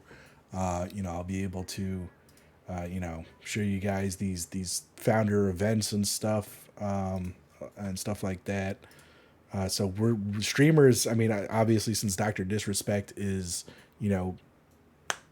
part of this development team, like, one of the head honchos here, the freedom he's giving to content creators is, it's pretty astounding, honestly. I think it's pretty awesome. So having full rights to do content with this stuff is pretty fucking great. As you can see, this is the development team. A lot of them are former COD. Obviously, Dr. Disrespect, had developed and level design on Call of Duty, as well as Robert Bowling. Quinn Del Hoyo was, part of the development for Gears of War. Sumit Gupta seems he's pretty much got his hands in esports. It looks like in bit rhymes. Not really. I've heard of bit rhymes. I'm not entirely sure. So he seems to be more of the investor type. It is an interesting story for sure. So it does seem like there is going to be a campaign to go with it. Multiplayer is cool. Yeah, no, absolutely. I totally agree. I love shooters with good stories, and I think that we're going to get that. We got to. Just from the development team head here, we've got two Call of Duty developers and a developer from fucking Epic Games, who worked on Gears of War. So I think we're gonna get some pretty interesting and solid story out of this game. I'm pretty excited for it, to see more of what the story is actually going to be. So it seems to be super tactical. Even looking at this this page right here, like you got this 1, 2, 3, 4, 5. So it seems like this is going to be a very tactical type multiplayer, and especially campaign wise. I wonder if it's going to be something similar or akin to like Splinter Cell. Definitely going to be similar to Valorant, I think, as far as the multiplayer goes. Bloom is definitely a thing. Snapshot, scoping is probably going to be a fucking thing too. But so far I'm liking this. So breakdown of a variant. A variant is essentially your character, your player. It doesn't just mean me as a founder. So, during the climate wars, urban areas were uninhabitable without the assistance of helmets fitted with advanced filtration systems. As refiner states cleansed the air but soiled the cities, these discarded helmets were retrofitted and fully kitted with unique displays known as Visor Cortex, to which my Visor Cortex is this right here, the Visor Cortex 47530G18. You know, this number 4 here. So this visor, I think, is unique. I think all visors, if I'm not mistaken, are going to be, for the most part, unique for founders. Which, you know, I mean, this is a legendary, I guess. The color indicates it's a legendary. So it's a pretty cool thing. So the subculture of combatants became known as variants, each identified with their one-of-a-kind design and anonymous call sign. My call sign is Fiverr Delta Delta, I assume. I assume that's what that is. So this is pretty awesome. And before, let's just double check on here. We've got about a minute. The existence. The existence is the expanse of Midnight Society. The totality of every claw, variant, ember, eyes, and their individual contributions to the universe that encompasses DEADROP. With every new member, the existence expands, and only together will it survive. All right. Very cool. I really like the artwork. I really like this gloomy, rainy feel. It looks like this might be like a whole map of the city here, is what this might be. Yeah, look at that. I really love the design. Is definitely going to be much more tactical. So you can see, I mean, you can just tell, I mean, they're wearing pretty basic body armor. So it's probably going to be like headshot kills for the most part. You know, just the simple fact that they've got a pretty ridiculous amount of bloom in the game as far as, you know, shooting from the hip.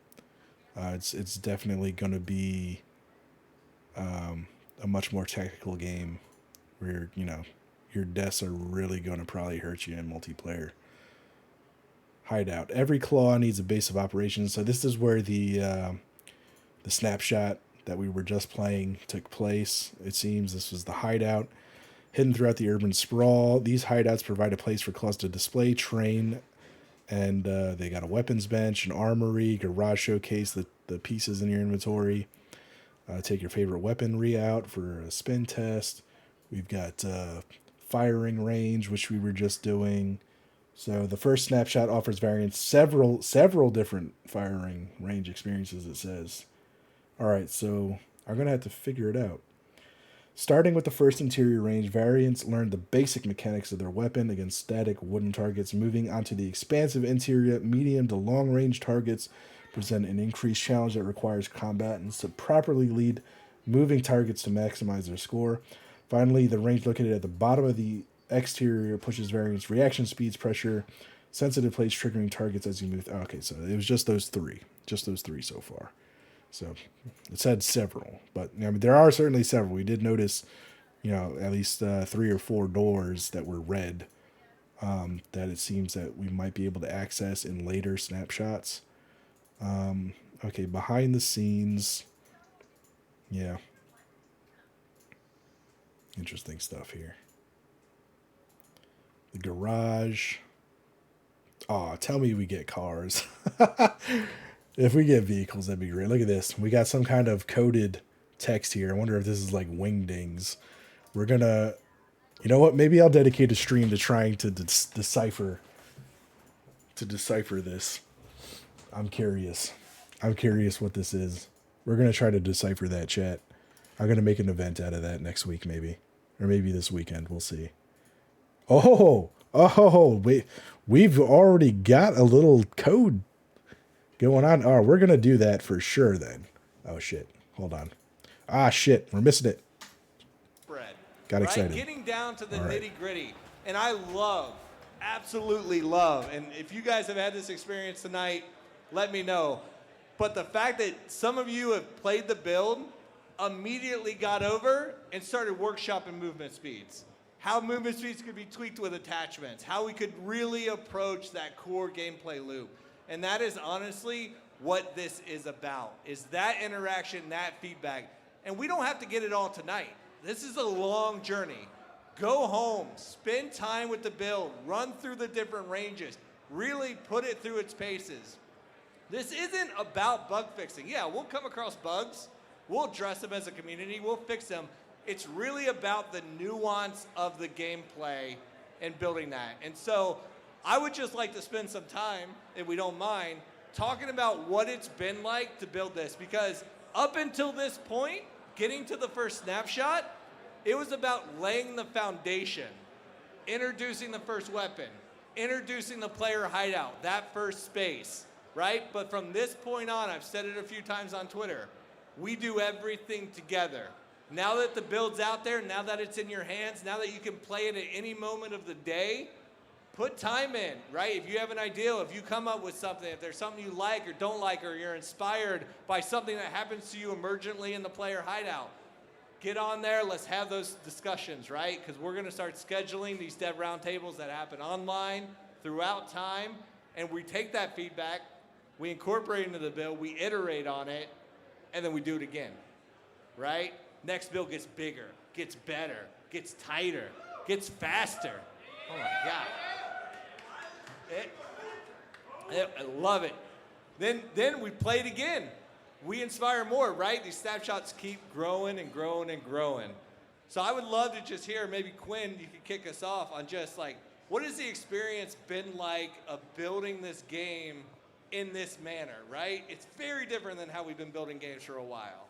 It's like, how do you feel knowing that instead of 2 years, in 6 weeks, people get to see what we've been working on behind the scenes each time?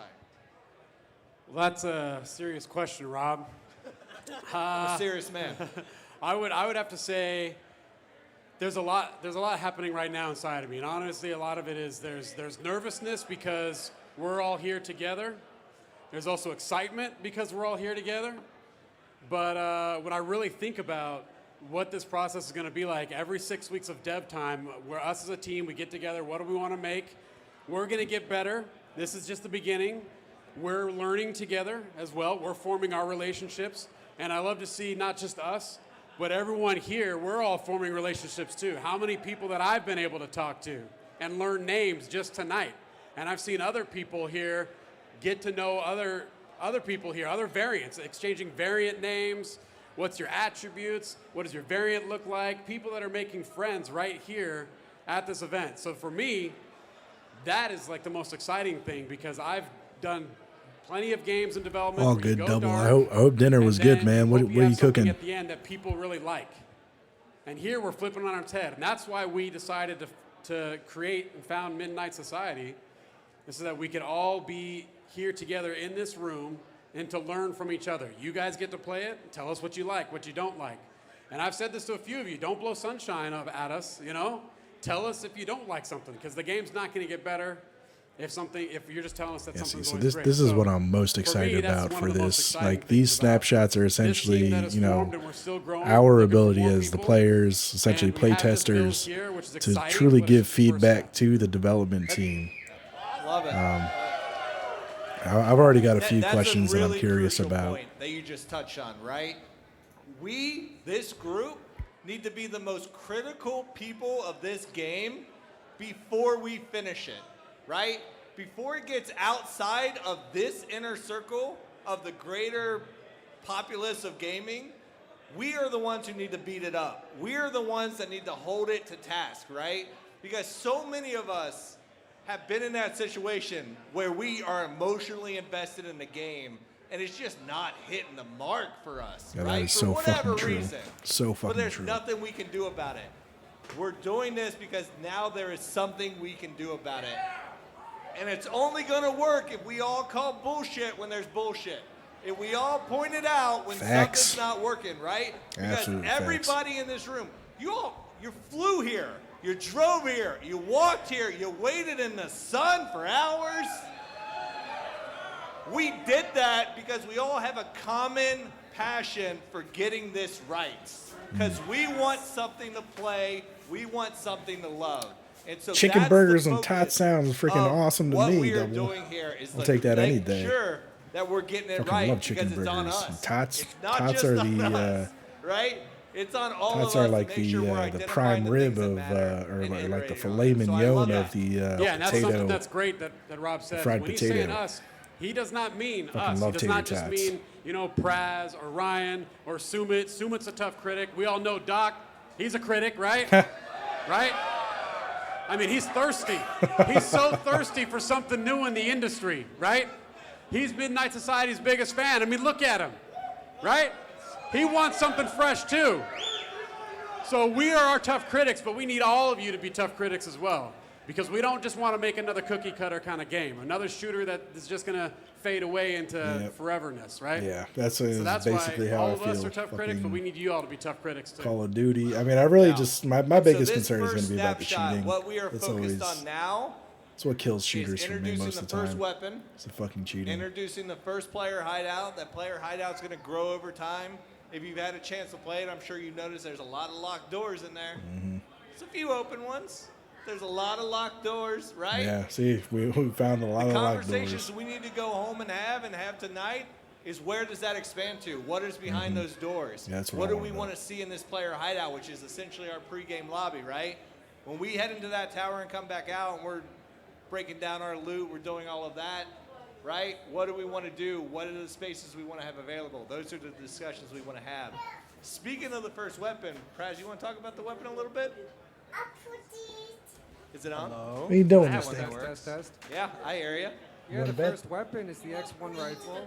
It's the first of many to come. And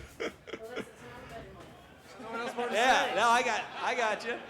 So, That's it. That's all Praz got to say about that. Hey, Praz made it, so give him a break. yeah. Let's talk about what did we want, what was important for us to capture in this first snapshot that relates to the feedback that we want to get. I think I could talk about the gun a little bit. I would love it. Okay. So I think typically, this is kind of an interesting thought I had about studios in general. Typically, there's this relationship.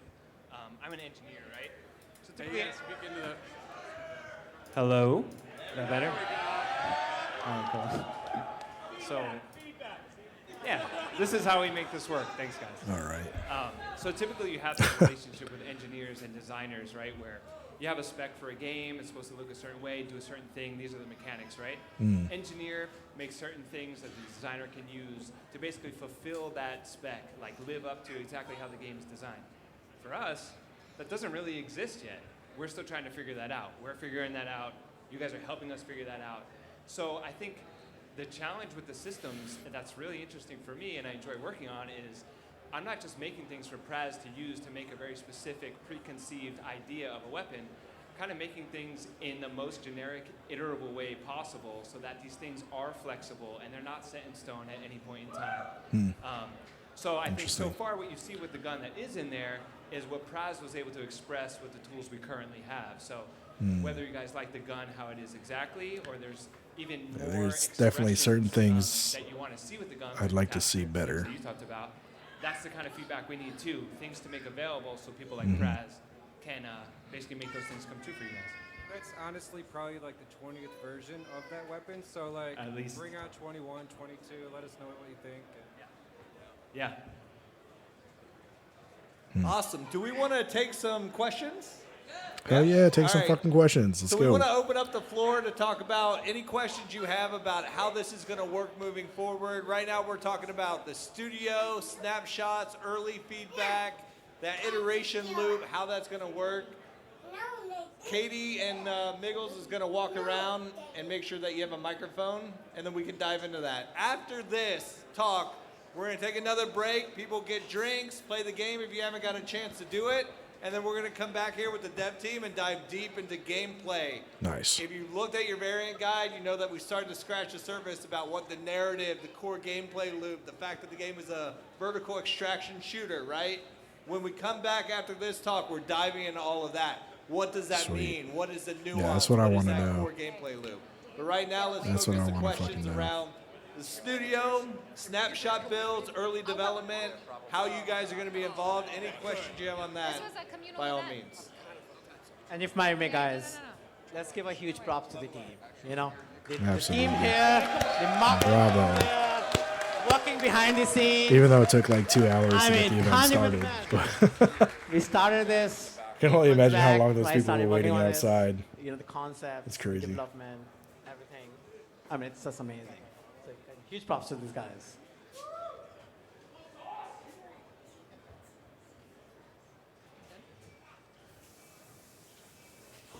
All right, gentlemen, anyone who may not know you, and shame on you if you don't, please introduce yourselves.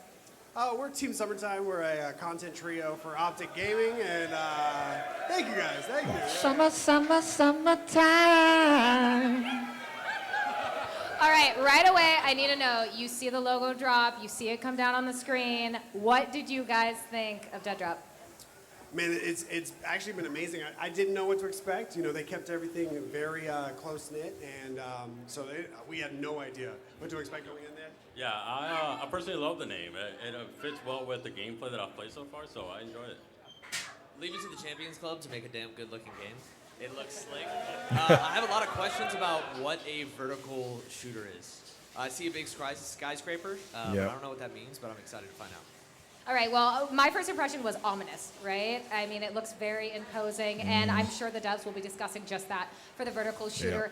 But when they're sitting here, they're talking about this AAA game and how involved all the founders are going to be in it. Have you seen anything like that before? What does it mean to you guys when you see the players, the fans getting engaged in this way? I mean, look at all the people here. I don't think people have ever seen a game this early before. Look at you guys, man. Insane. I mean, we pulled up, we flew in today, you know, wanted to show some support to the Champions Club, and of course to 12 a.m. and Doc, of course. And you know, it's been an awesome time. We've been camping out for the last hour and a half playing, just shooting bots and having a really good time. All right, well, shooting bots, what do you think so far? I think it's amazing. I think it's fluid. I like the movement so far. I'm a bit of a controller player myself, so I'm a bit new to keyboard mouse, but it feels good. I like trying to break the game as quick as possible. We were 360 off a building, shooting the last bot, having a good time. But the movement feels fluid. I like how the gunplay feels. It sounds good, which is a big part of it. The gun definitely sounds great. I agree. I'm excited to get back out there. Ooh, PvP. Well, we might have a little bit of at least a 1v1 showdown later. Ooh. But, sir, you might want to get some water before that.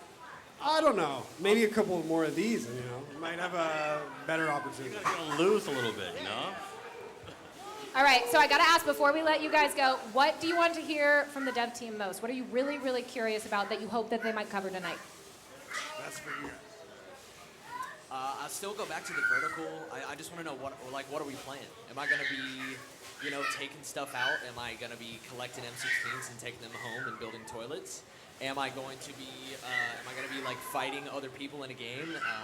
I want to know what it is. I know it looks good though. It does look good. Does it look good?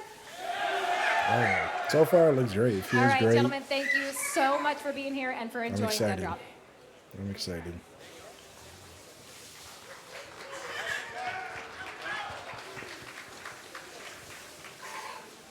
Okay, so there was a lot in there. I think one of the questions they really was, needed to hey, get more camera crew. What is a vertical shooter? What does that mean? And am I going to be, you know, are we going to be taking stuff home and building toilets? I don't know. That's pretty interesting. It's up to you guys to help influence that. How much do you want to take materials back and build toilets, right?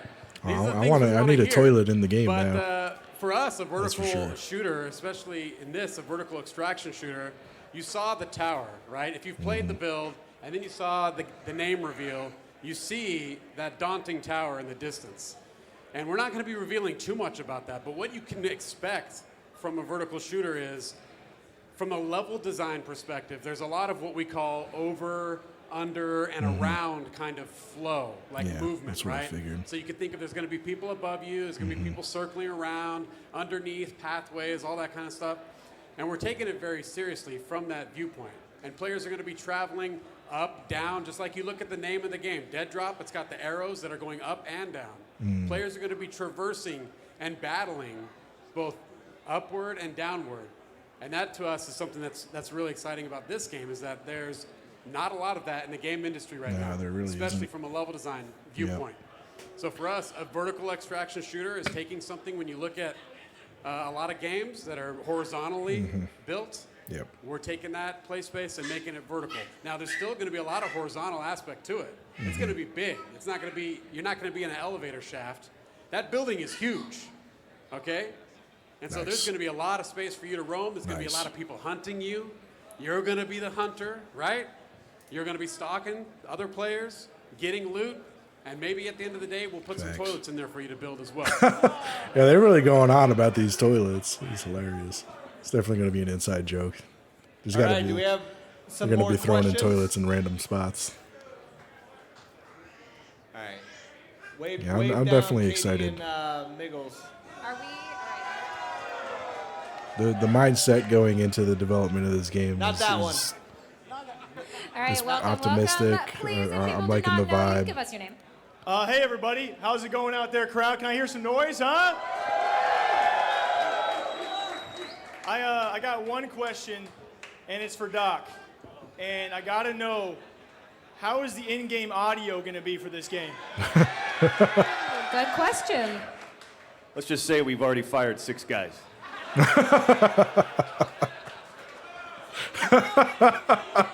How did the audio sound? It sounded great, honestly. Good. It wasn't too loud. It wasn't too. Deep answer. I like wasn't it. too Anything soft, else? honestly. Yeah, you It's know, working. Yeah, it's been definitely. great to see a crowd out here. Great to see everyone showing support. You know, people looking a lot like Doc out there, but not quite like him. There's also been, to be fair, there's also been quite a bit of flack and heat out there. I am curious how the team up here on stage. Obviously, a lot of expectations have been set for you guys for good reason. You know, it's a good group of guys, a good team out there as well. So, how are you guys responding to those expectations that have been set before you? Yeah. Our approach is straight simple, right? Mm-hmm. We don't give a shit what anybody says. We don't give a shit what anybody thinks. We are going to answer every critique with builds. Playable builds every 6 weeks. Somebody has something to say, we're listening, right? And we're building. We're answering through action. We're not answering through talking or responding or trying to appease everybody. The only people we're trying to appease, this group right here. Yeah. This is it. Sweet. The people in this room, the people in the Discord, the Baron only Discord at home, those are the opinions that matter because we know collectively we're going to answer the need, right? It's not about us. We're here to execute on this. And that's what we're going to do based on everything anybody says. Anybody can have an opinion, right? But until you play it, that's when it matters. Word. Thank you, thank you. We do certainly know that Twitter has a whole lot of opinions, and hopefully tonight most of them positive. Anything else? One last one for you guys. You know, it seems that competition is primed and ready. It seems like a lot of people in the gaming space want to make their own games too. You got OTK, you got 100 Thieves, and you got Doc and his team too. So how do you guys compare yourselves to all the competition ongoing right now? I haven't heard of any of those, have you? Look, I mean, I would say one thing is, you know, honestly, we are not trying to compare ourselves to anyone, right? We are who we are, and I look at this group, and this is just a subgroup of the developers of Midnight Society, and this is a damn good group, all right? And we're not thinking about anyone else in the gaming industry. We're thinking about us and you guys, right? That's what we're thinking about. We compare ourselves to what you think about what is on the screen. Because us, we have a saying, on screen is king, right? Like, you could do paper designs, you could do all sorts of stuff, but until it's on screen and playable, which is what we have here right now, it doesn't matter. Facts. Okay? So for us, we're not comparing ourselves to anyone else. Nice. Yeah. I just want to say one thing real quick, right? We got in this to change the industry. We expected it to take a while. The fact that people are already starting to do what we started 6 months ago, I love to see it. Yeah. I want more people to copy us. I want more people to open up their games early. I want more people to include their community. We're not trying to corner the market on that. We're trying to change the industry so everybody does it. So I love that those other people are following in our footsteps. Let them do it. They're going to make a different game than us, and that game's going to be better because they did what we're doing now and opening it up. That's smart mindset. All right, I Smart think we got mindset another for sure. question for the incredible dev team. All right, guys, we've heard a lot of people, there's comparisons everywhere. The amount of people drinking Claws is pretty funny. Hear, oh, this is kind of like Tarkov. This is kind of like Not shitting on CS:GO, Claws. it's I kinda love like Call of Claws. Duty. But what is making this game Yeah. the next level? What is making this, like you said, that no one can compare, that people are going to try to copy you? Okay, well, for us, again, the proof is in the pudding and what we're going to be putting on screen, but the way we're looking at this is camera we're trying guy's take got to the switch best of switch all screens of our here, buddy. knowledge. This team is made up of a lot of veterans from You're, all sorts of games and big-time games. You're failing at your job, cameraman. There's things that we like about those games. Switch to and the there's things person that we love talking. about those games. There you go. So we're taking Oh no. what we feel Okay. is the best of those, and how God. do we make something new? This camera and that's guy. tough to do in the industry, right? There's so many things that have been retread before, and for us, it's also not just about the idea; it's about the execution of those ideas. And some other studios, they could do something, but if the execution isn't there, then it's not going to have people playing it. Yeah. And so for us, the big game changer is the execution. We need to execute on these ideas, even if those similar ideas in the industry. It's the execution, and then again, the other big game changer, we keep coming back to it. We sound like a broken record, but seriously, the other game changer is everyone in this room, right? If everyone does their job and speaks up and lets us know when something is lame or when something is genuinely good, that to us is how we're gonna get something that everyone else doesn't have, and maybe they'll wanna copy us and be like us too. Thank you for that. We have one more set of questions from a different angle, perhaps. This is Goj, my co-caster, and someone from a talent perspective who looks at a game like this and says, there's some very interesting prospects here. So, Goj, when you look at the dev team, what do you have? What's on your mind? Yeah, no, it's a incredible product already, and we're really excited about the roadmap forward. My question comes from the competitive standpoint, right? There's a lot that can be said about public lobbies and how a game can execute for the casual player base, but we all know the competitive player base, specifically esports level player base, can really change the way a game is looked at. So give us a little bit of insight, if you can, about the competitive level that Doc, of course, is going to be playing at. Yeah, I would love to, right? So, and I've talked about this with a few of you guys out there already, right? How we look at it, and we've said time and time again, that you don't build an esports game. Esports chooses you. Facts. Right? Oh my God! So Thank we God. are focused right Finally, now on that core gunplay. a development team with a making it fucking feel brain. good, and if we do that correctly, if we make that feel smooth and tight and feel competitive, like you feel like you could compete at it, the teams are going to respond. And this is a great question because it speaks to how we built this group right here. Everybody in this room filled out that ridiculous application process, right? It wasn't for nothing. The reason we asked those questions, asked for that data, was so that we understood who was casual, who was hardcore, who was an esports athlete, who's a developer, who's a content creator.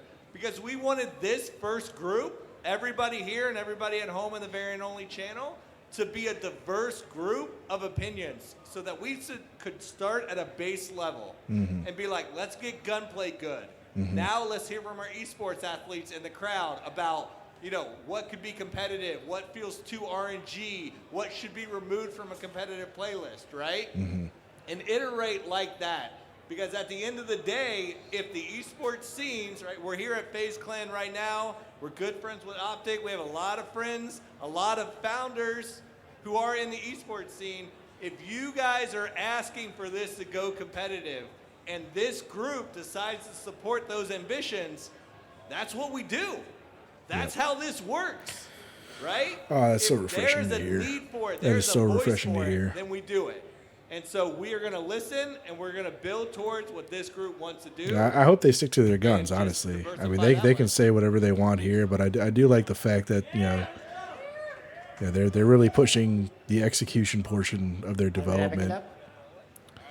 So that leaves it for this portion of it where we're talking about the studio and the setup. Please, if you haven't already, get some time in. If you've already got some time in, grab a drink, relax, pick up your swag, we talk to drinking the here, dev chat. We team. drinking here. After we got want me as some many people bourbon. to have time with the actual build as possible. Actually, I need to Because pour when me we another get back, glass. we're going to dive into the actual deep dive of the gameplay questions. Talk about gunplay, talk about features, talk about where we're going, what our thinking was in those. So spend some time on it. Talk to us if you see us, and then Beautiful. we'll be right back here. And I love this.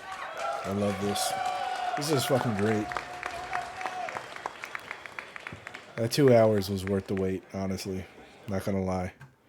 All right, so now they're gonna probably throw it back to skill-based matchmaking. Yes, please, for the love of God. This guy is one knee away from having a ball out. What the fuck? All right. All right. So that's that. All right. So my thoughts so far, I'm extremely excited. I'm super excited. Everything they mentioned so far has been what I have been more or less hoping to hear. I really like the fact that they're going to be, a more active and proactive development team as far as taking feedback and putting it into the game versus, being the kind of developer that, goes back and forth with people on forums and it takes, forever to get things into a game. So we'll see how, exactly how the feedback system is going to work over, the next few snapshots. So every 6 weeks, they're going to be adding more and more to this, which is great. So yeah, I am super excited. You know what I need to do is I don't seem to have. I didn't put a. Where the hell did it go? Dead drop. Okay, dead drop snapshots. Alright. What I need to do is pin this to desktop. Desktop. Send to. Create shortcut.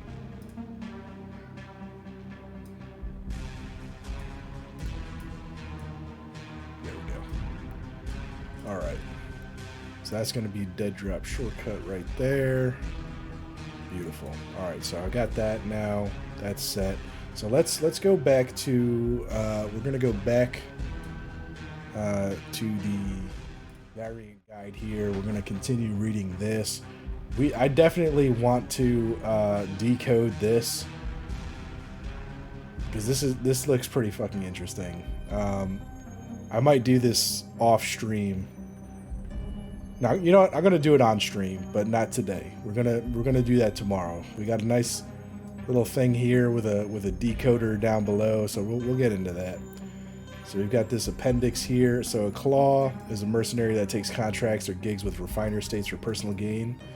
Cleaners, operators of refiner states, climate wars, and environmental global crisis that led to the creation of refiner states, which we went into earlier.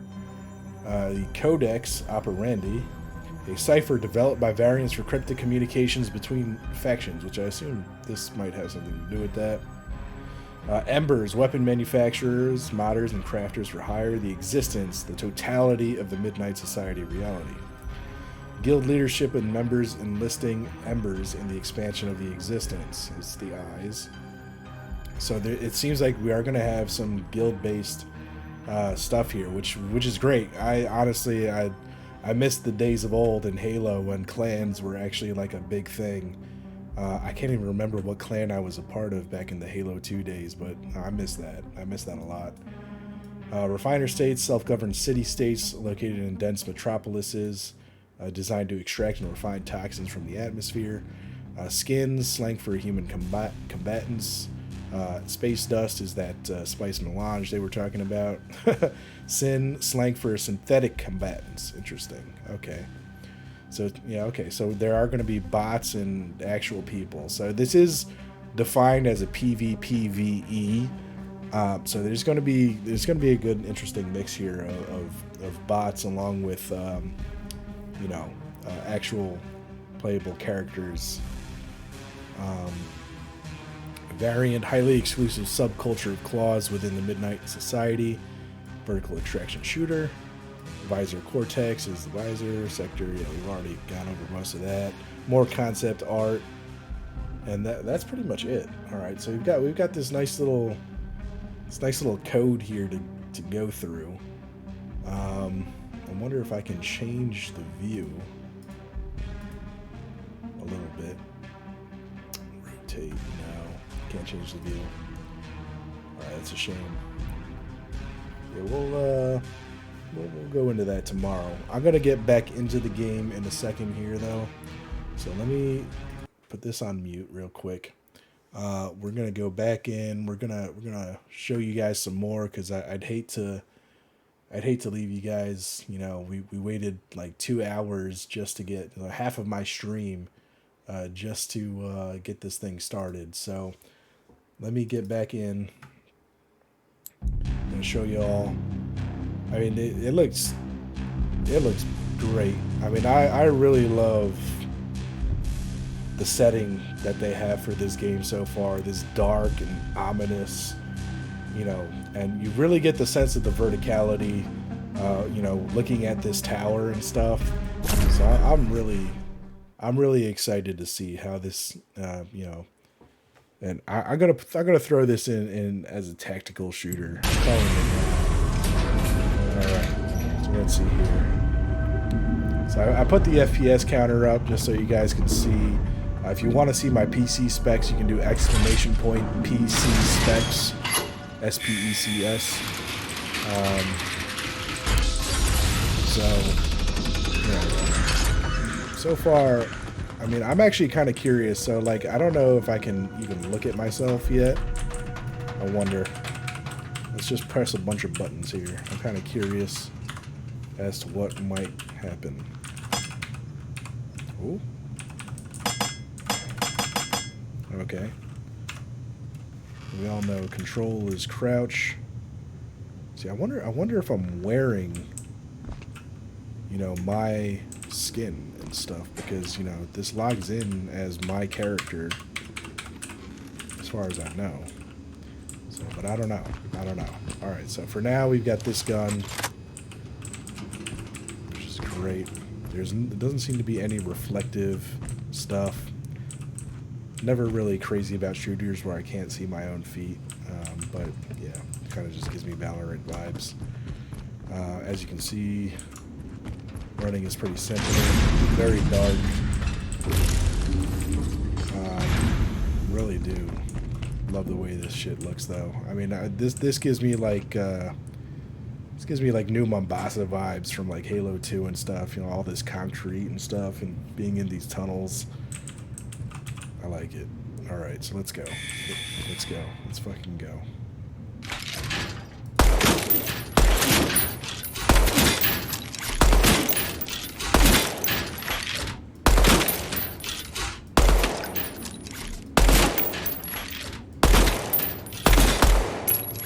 Yeah, 15 seconds, 72% accuracy. Let's fucking go. All right, let's see how quick we can do this. Let's just go for a quick round. I just want to see how quick I can do this. Okay. That's right, we gotta do this twice. So let's fucking go.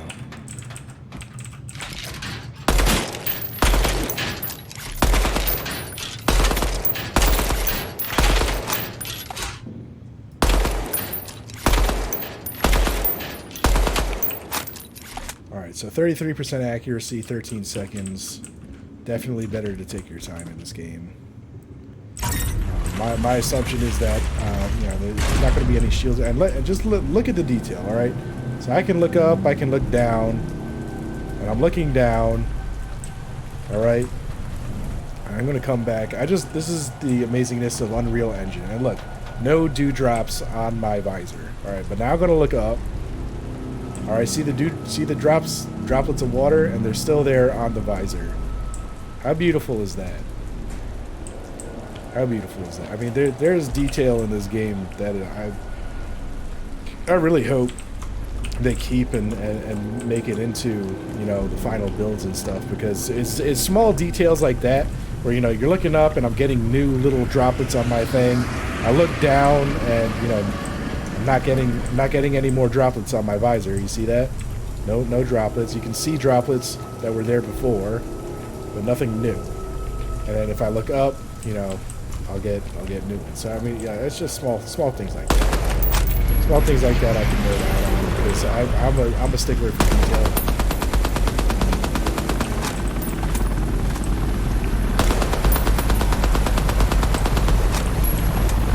Let's fucking go.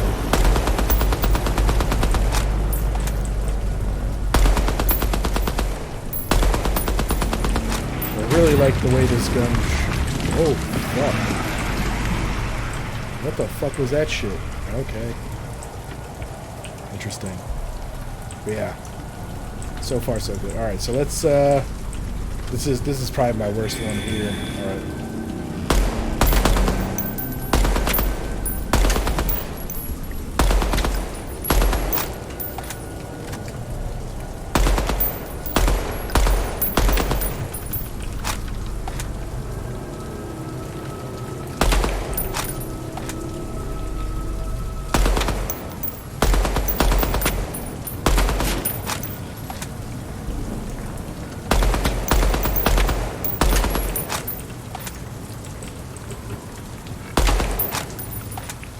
I should not be reloading so much.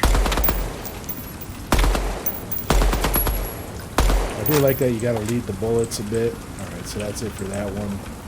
Not so great, 21% accuracy. Meh. But it's okay. Alright, hold on one hot second here. Hold on a second. Where did this go? I need this up real quick. Alright, beautiful. Beautiful, beautiful, beautiful.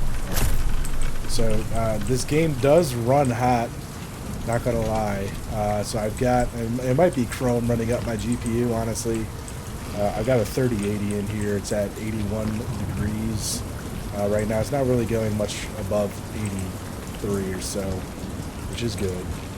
Hopefully it doesn't go any higher than that. But it is a little concerning. And it might be because I got Chrome open, you know, with the event and everything. Alright, so we're going to go down here.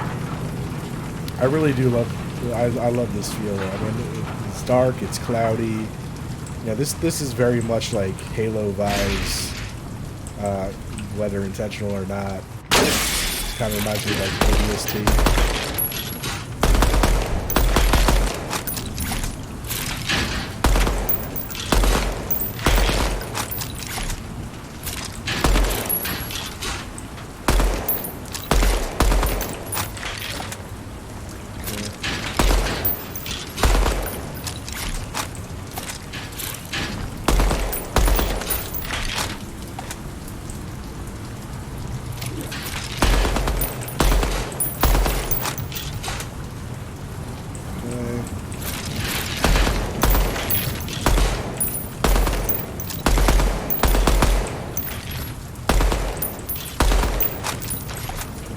Alright, 32% accuracy, I'll take that.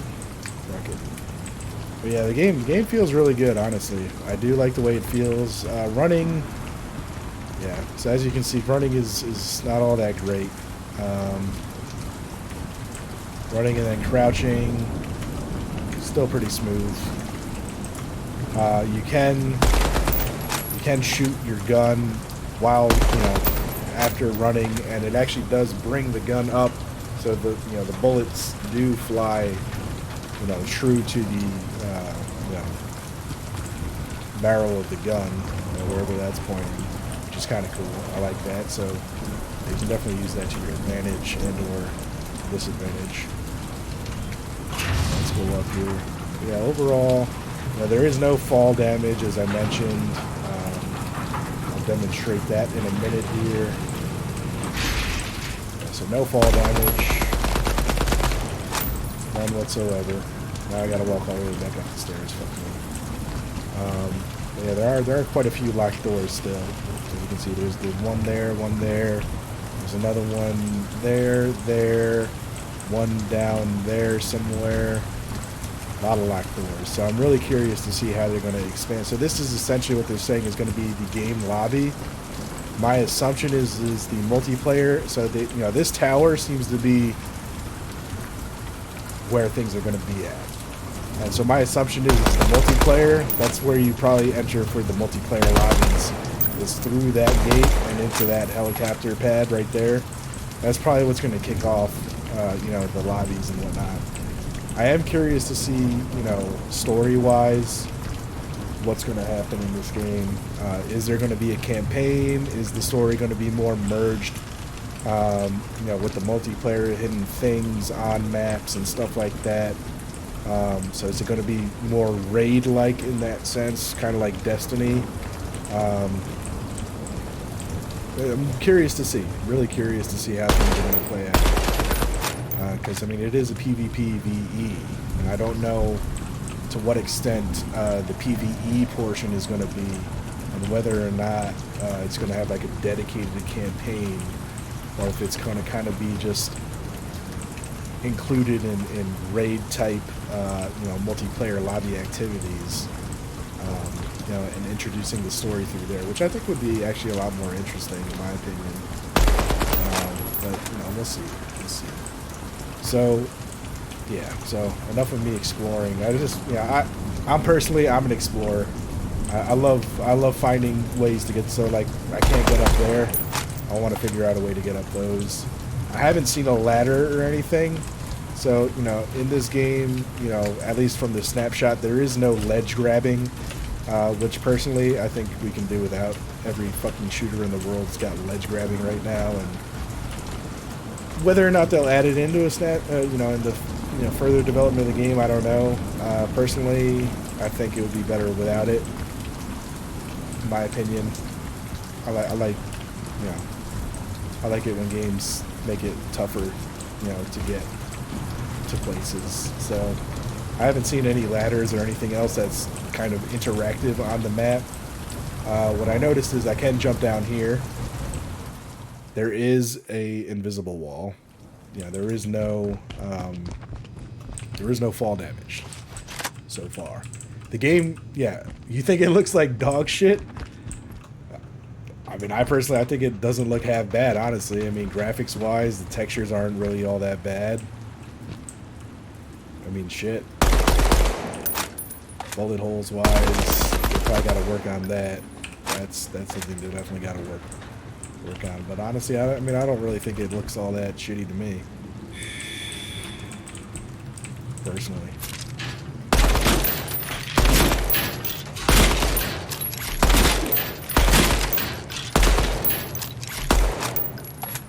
Reload. So the blooming bloom is really going to piss me off. I can tell. Finish time 17 seconds. But I'm curious, Calibri, what exactly do you find looking like dog shit in the game? I'm curious. And this is just a snapshot, so this is just, you know, I mean, initial builds. You know, this is more or less just a tutorial part of the game. So I'm curious if you care to expand a little more as to what you find being dog shit. Is it the graphics? Because outside of lighting, I haven't really found too much problems with the textures, and I'm running this game on a 3080. So I mean, you know, look, we can even get closer in on the detail. So I mean, it's not absolutely horrible.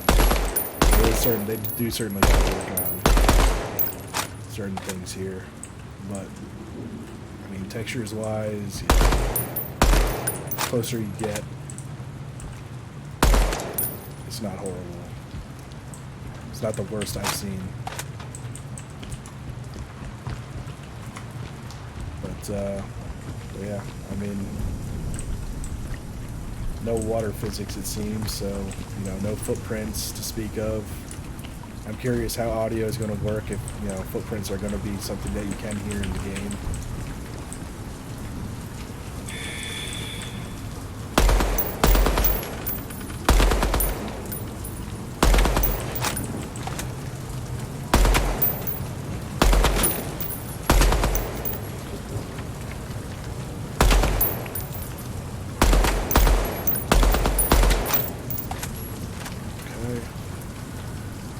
Fucking targets. Oh, there he is.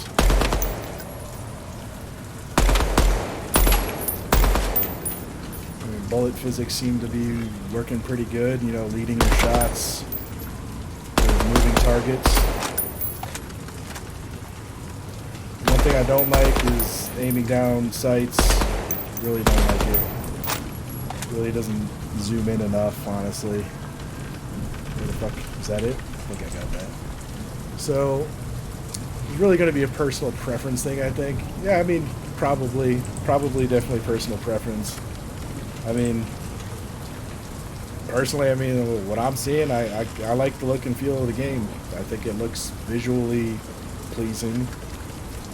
You know, the only thing, you know, like I said, that gets a little odd is the lighting. It's kind of basic lighting. There's no shadows in the game, it doesn't look like, so that's another thing that's an interesting take, you know, now noticing no shadows. So curious. I think Doc's plan is just to create a new genre. I wouldn't say this is necessarily a new genre, but, you know, the verticality that they're trying to go for, I mean, I think personally they're, you know, as they mentioned in the live stream not that long ago, is you know, there are not a lot of vertical shooters. You know, there are not a lot of games where you not only have horizontal gameplay, but, you know, extremely vertical gameplay. So I mean, just the scope of this area alone, you know, I mean, you're gonna have, you know, like you said, you're gonna have people shooting below you, you're gonna have people shooting above you, around you, coming in on the sides. So it's going to be interesting. I'm curious to see what's going to set it apart. You know, feel-wise, the game feels like Valorant. Not going to lie, just basic mechanics-wise, the running, the crouching, the bloom from the weapon, you know, from hip fire, aiming down sights. Really, I mean, it doesn't seem to help all that much. I could be wrong. Doesn't seem to be helping all that much. Yeah, there are definitely some things that need to be worked on, but I mean, so far from just, you know, being you know, an initial look into the game, it's got me kind of excited and intrigued. There's certainly nothing in it right now that screams that it's going to be, you know, the next best thing in the world, but it's definitely has my interest. And the simple fact that it's PvPvE, I mean, that just automatically makes it something that I'm going to be a lot more curious about than a lot of games, because you don't get a whole lot of that. As you can see, I mean, I can just go through and hip fire everything. Tapping, you definitely want to control bloom. Your first 3 shots, it seems, are the most accurate. Yeah, just like Valorant, more or less, or CSGO. I mean, that's pretty much...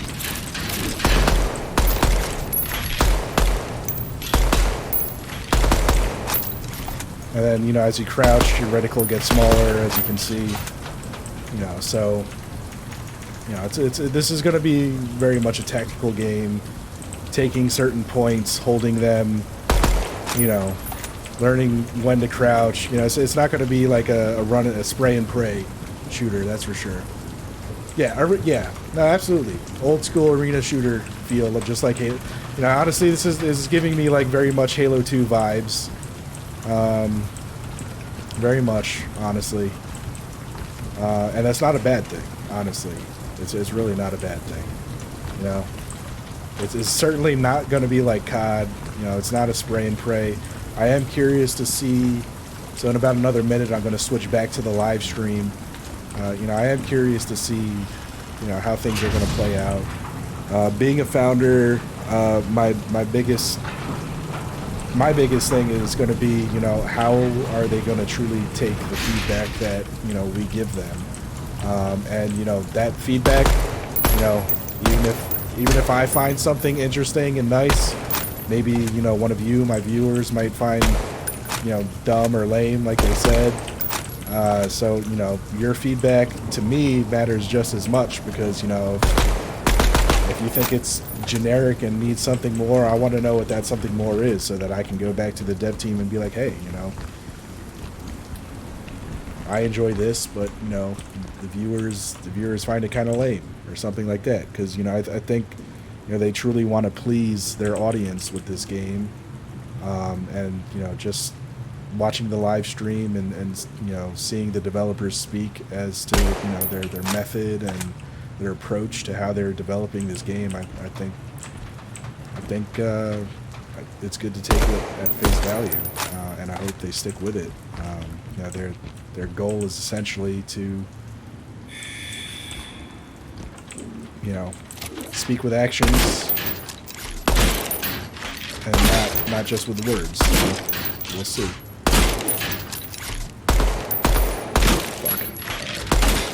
I do kind of wish that the mannequins were a bit more random. 16 seconds, 48% accuracy. But yeah. And, you know, I mean, this game is running at some solid frames here. I'm hitting up to 70 frames per second, and, you know, 73. I just saw 73 hit up there. So, you know, I mean, it's getting there. It's getting there. And remember, I mean, this is very much in developmental stages. So, you know, a lot of things that we're doing today might be a little different tomorrow. And every 6 weeks is when, you know, they're essentially going to be changing things. So, you know, I don't think that this is going to be a slightly slower paced game, I think. Fuck me. And that's a good thing, honestly, because all these fast COD lobbies and stuff, like, it gets boring, you know? I want to invest time each match. I want to make it perfect. Alright, was that it? 26% accuracy, 8,000. That's shit. I'm bad. I'm not good. Not good at this game. Alright, we got 40 seconds here. I'm going to exit this real quick. Let my PC cool down. It is running real hot on my GPU. I do have a 3080 EVGA RTX 3080. And it is hitting, like, you know, the 80, 83 degree temp mark playing this game. I think part of it is probably due to me having Chrome open. Fuck, hold on. Sorry, chat. Let me just turn this source on right here. So it is running a little hot. I think part of it is probably because I've got this up. But yeah, interesting how the map design turns up, how to balance someone being up top versus someone who is on the first floor, for example. Yeah, line of sight, definitely. And I think that's going to play you know, they did mention that guns will have attachments. So I think that's going to play a lot in having an advantage in those types of situations in this game. For sure, because I mean, aiming down the sight on this gun, just basic, you know, just the basic sights off the gun, you know, that we're playing with in this snapshot, they're terrible, absolutely fucking horrible. So, you know, very little zoom, and, you know, it's a very, you know, I mean, the sight is just so gigantic, and it blocks a lot of what I'm trying to see. So, have they mentioned when? They did not mention. No. What the only thing they've mentioned Hey everyone, is welcome that back. We're here, the game dev team. We're gonna every talk 6 a little bit weeks more from about now, in-depth there's going to be the a game new we're snapshot, making. a new addition into that hub. You know, that loading area that you just saw me play through. Step by step, So what we delivered personally, on, what was our I mean, if vision, we're what just were we getting the initial build all now, that kind of stuff, you know, so that or you initial can get a little pieces bit of the more build now, context. For those of this you that have game already may played be, it, those you of know, you it could who have yet to be play it. 2 years, get 3 into that a little years. bit, Yeah, okay? I mean, I personally, I think it could be up to 5 years. So right here on the screen, Up to, this is you know, I the very first I don't thing know. I that don't you know a see whole lot about game when you load development up in Snapshot general. 1. You're riding in an elevator, But, there's some mystery, what's going on here? The yeah. elevator door's open. Maybe and boom, someone will you're ask the greeted to question. This. So, This is what we're calling let's see our what we weapons got. bench Let's see what kind of room, questions alright? they're going to ask. And so in here is the weapons bench. And this is something that this could become lots of things. This is what we'd like to get feedback from you guys. But for us, the genesis of this is where you as a player could come and customize your weapon or weapons, not just a single weapon, but your weapons. How many weapons do you have? All those kind of things. What kind of weapons? These are the things we also want to hear from you as well. But you as a player, you'd come in here and you'd tinker with things. You'd change different attachments, all sorts of stuff, right? Things that you'd expect. We're thinking of things like, hey, how do you display maybe your favorite weapon? All that kind of stuff. And so that's what this room was trying to evoke. It's like very simple. We want to at least lay the foundation for the weapons bench. And in this room as well, we've also got things like, there's a closed door over to the right. Well, what's that all about? There's a keypad. If you're going to interact with it, it beeps at you, says access denied. There's things in there that we're trying to build towards. And that's what is exciting to us with this hideout and with this game in general, as we build it with all of you in mind, is things are going to evolve over time. There's going to be new areas to explore. Each snapshot will get into these things. So when it comes to this room and this weapon, one of the main features is this classified rifle. We don't really have a name for it yet. That'll come. So if anyone's got cool ideas, let us know. All right, chat. If you got cool ideas for the name of that rifle, I want to hear it. Over to I'll give you all the credit too if it goes through. And he could tell us a little bit about this weapon, its identity, its looks, and all that. Yeah. Okay. So this weapon, it's kind of a nice snapshot on just art direction generally, all up on the project. And so what we've been thinking about is it's like the high level idea is it's the future through the lens of the 80s and 90s in like an alternate timeline. And so what that allows us to do is like, this guy's voice is so low, I'm having a hard time hearing him myself. Fits best with our genre and Midnight Society. And so also generally it's like the whole vibe, basically lives around that, and it's a world where, Doc could be living in, but he'd be in the streets, and it's not like we're making, these big adventures. So that's generally the high level art style goals.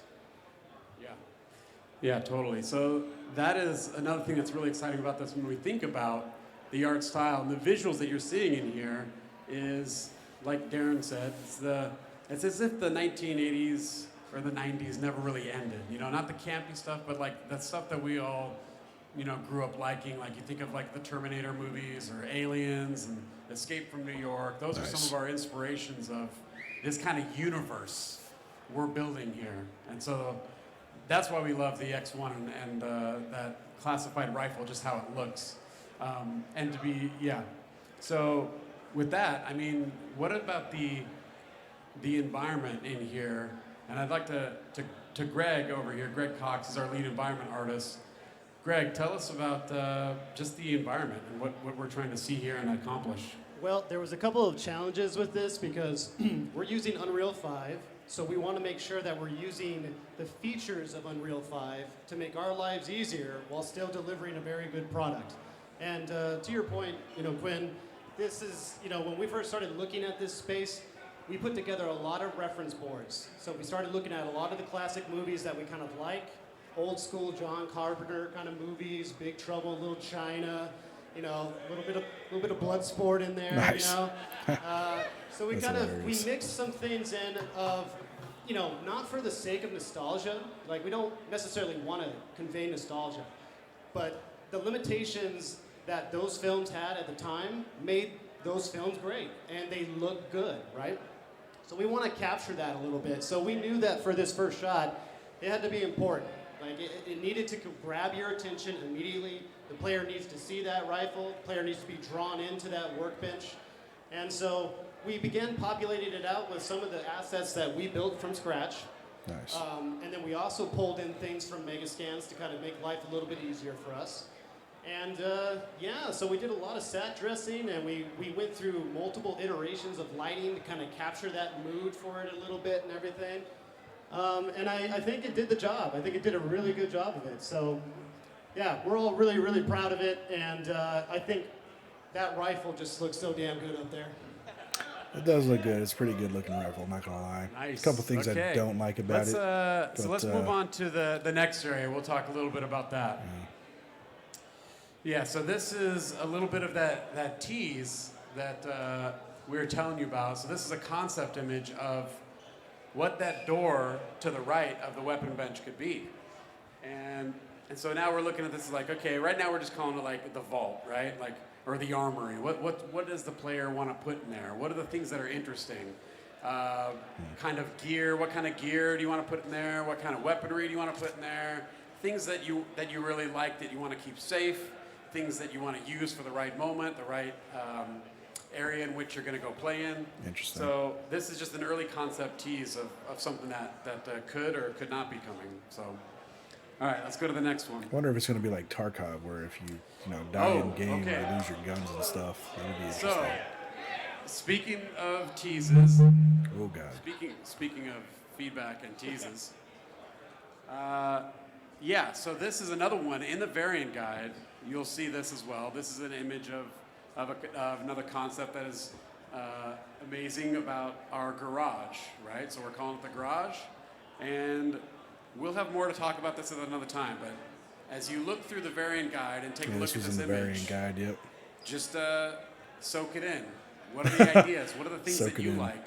What are the things I like that the you car. think about this? I want to Let drive us the know. car. We'll have That's some what I conversations want about to it. do. That's all I really want I to say want to about drive that DeLorean looking motherfucker. That's, Let me pose a little question. I don't want an answer now. I'm not saying it is or is not related to the garage, right? I just want to know. Think about it. Get back to us. Hit us up on Discord or Twitter. We know we're in the player hideout. We know we're going to a tower. How do we get to that tower? What does that process look like? oh. That's what I'd like you guys to think about. I saw that mull helicopter over, pad. right? I've been thinking How it's just going to How are we fly getting us there? up there. How are we choosing where in that Interesting. tower we're starting? Oh, shit. Okay.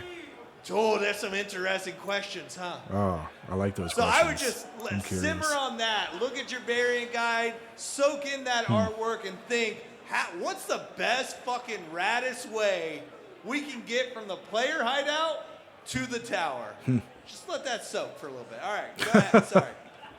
I love when Rob chimes in and he tells someone to hold his beer and he just like Hold gets his in beer. after it. I'm just asking questions, man. Excellent. Okay, so this right here, this is what we're calling our interior range, right? The gun range that's inside the hideout. And we have all sorts of little mini games or firing range experiences. There's 3 to be exact. And this is where we want the player to be tested on different kinds of gunplay with this classified rifle that we have in the experience. So again, I love the visuals of this. This is all through Unreal Engine 5. We're super excited for it.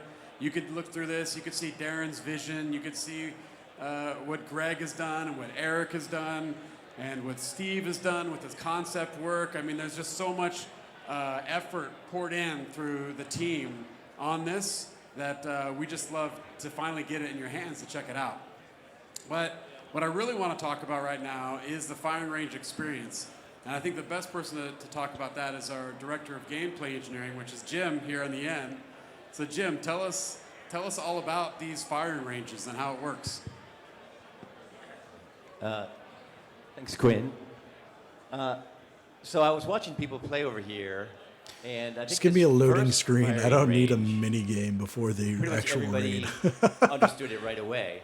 Yeah, So so let me I don't kind of think it's contrast this one necessarily and the second I don't think it's necessarily that. This first one, there's one Daniel. target active at a time, and so we don't even I put think that on the so. More or less. on the HUD. I mean, I guess I see what your point. Like, you just want like a menu and just load straight into the multiplayer instead of getting loaded in here and then having to go to like a multiplayer zone. barriers.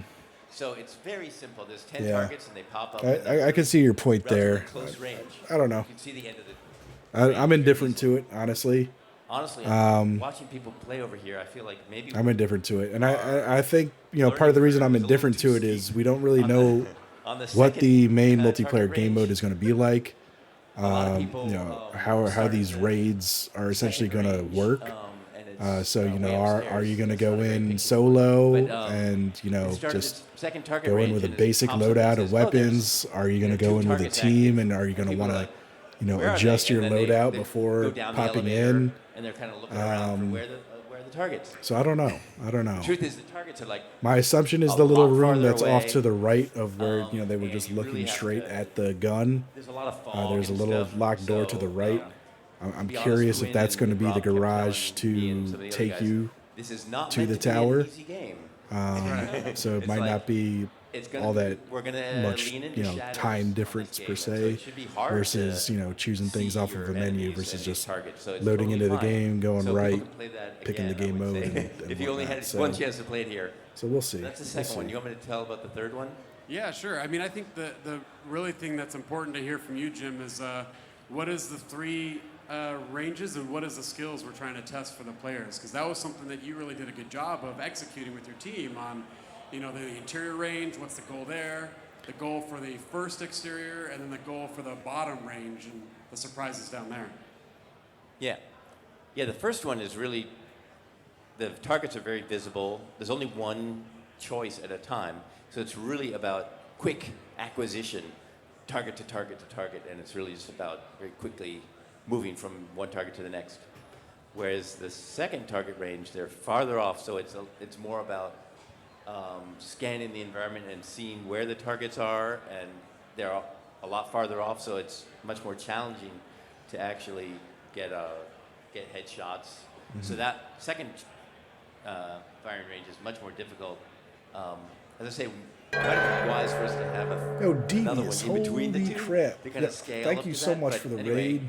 Everybody, welcome. You guys like hard games. Hopefully you didn't get hit with an ad. So the third one. Yeah, we're we call our watching the reaction live trial. stream of the Founders event the clock works differently in there. LA for the Midnight Society for the new game that Dr. Disrespect is basically dropping out called DEADROP. It used to be, it was codenamed Project Moon. It's now officially named DEADROP. So you guys are actually seeing, you know, basically never before seen stuff to the public that I get to show you, which is really cool.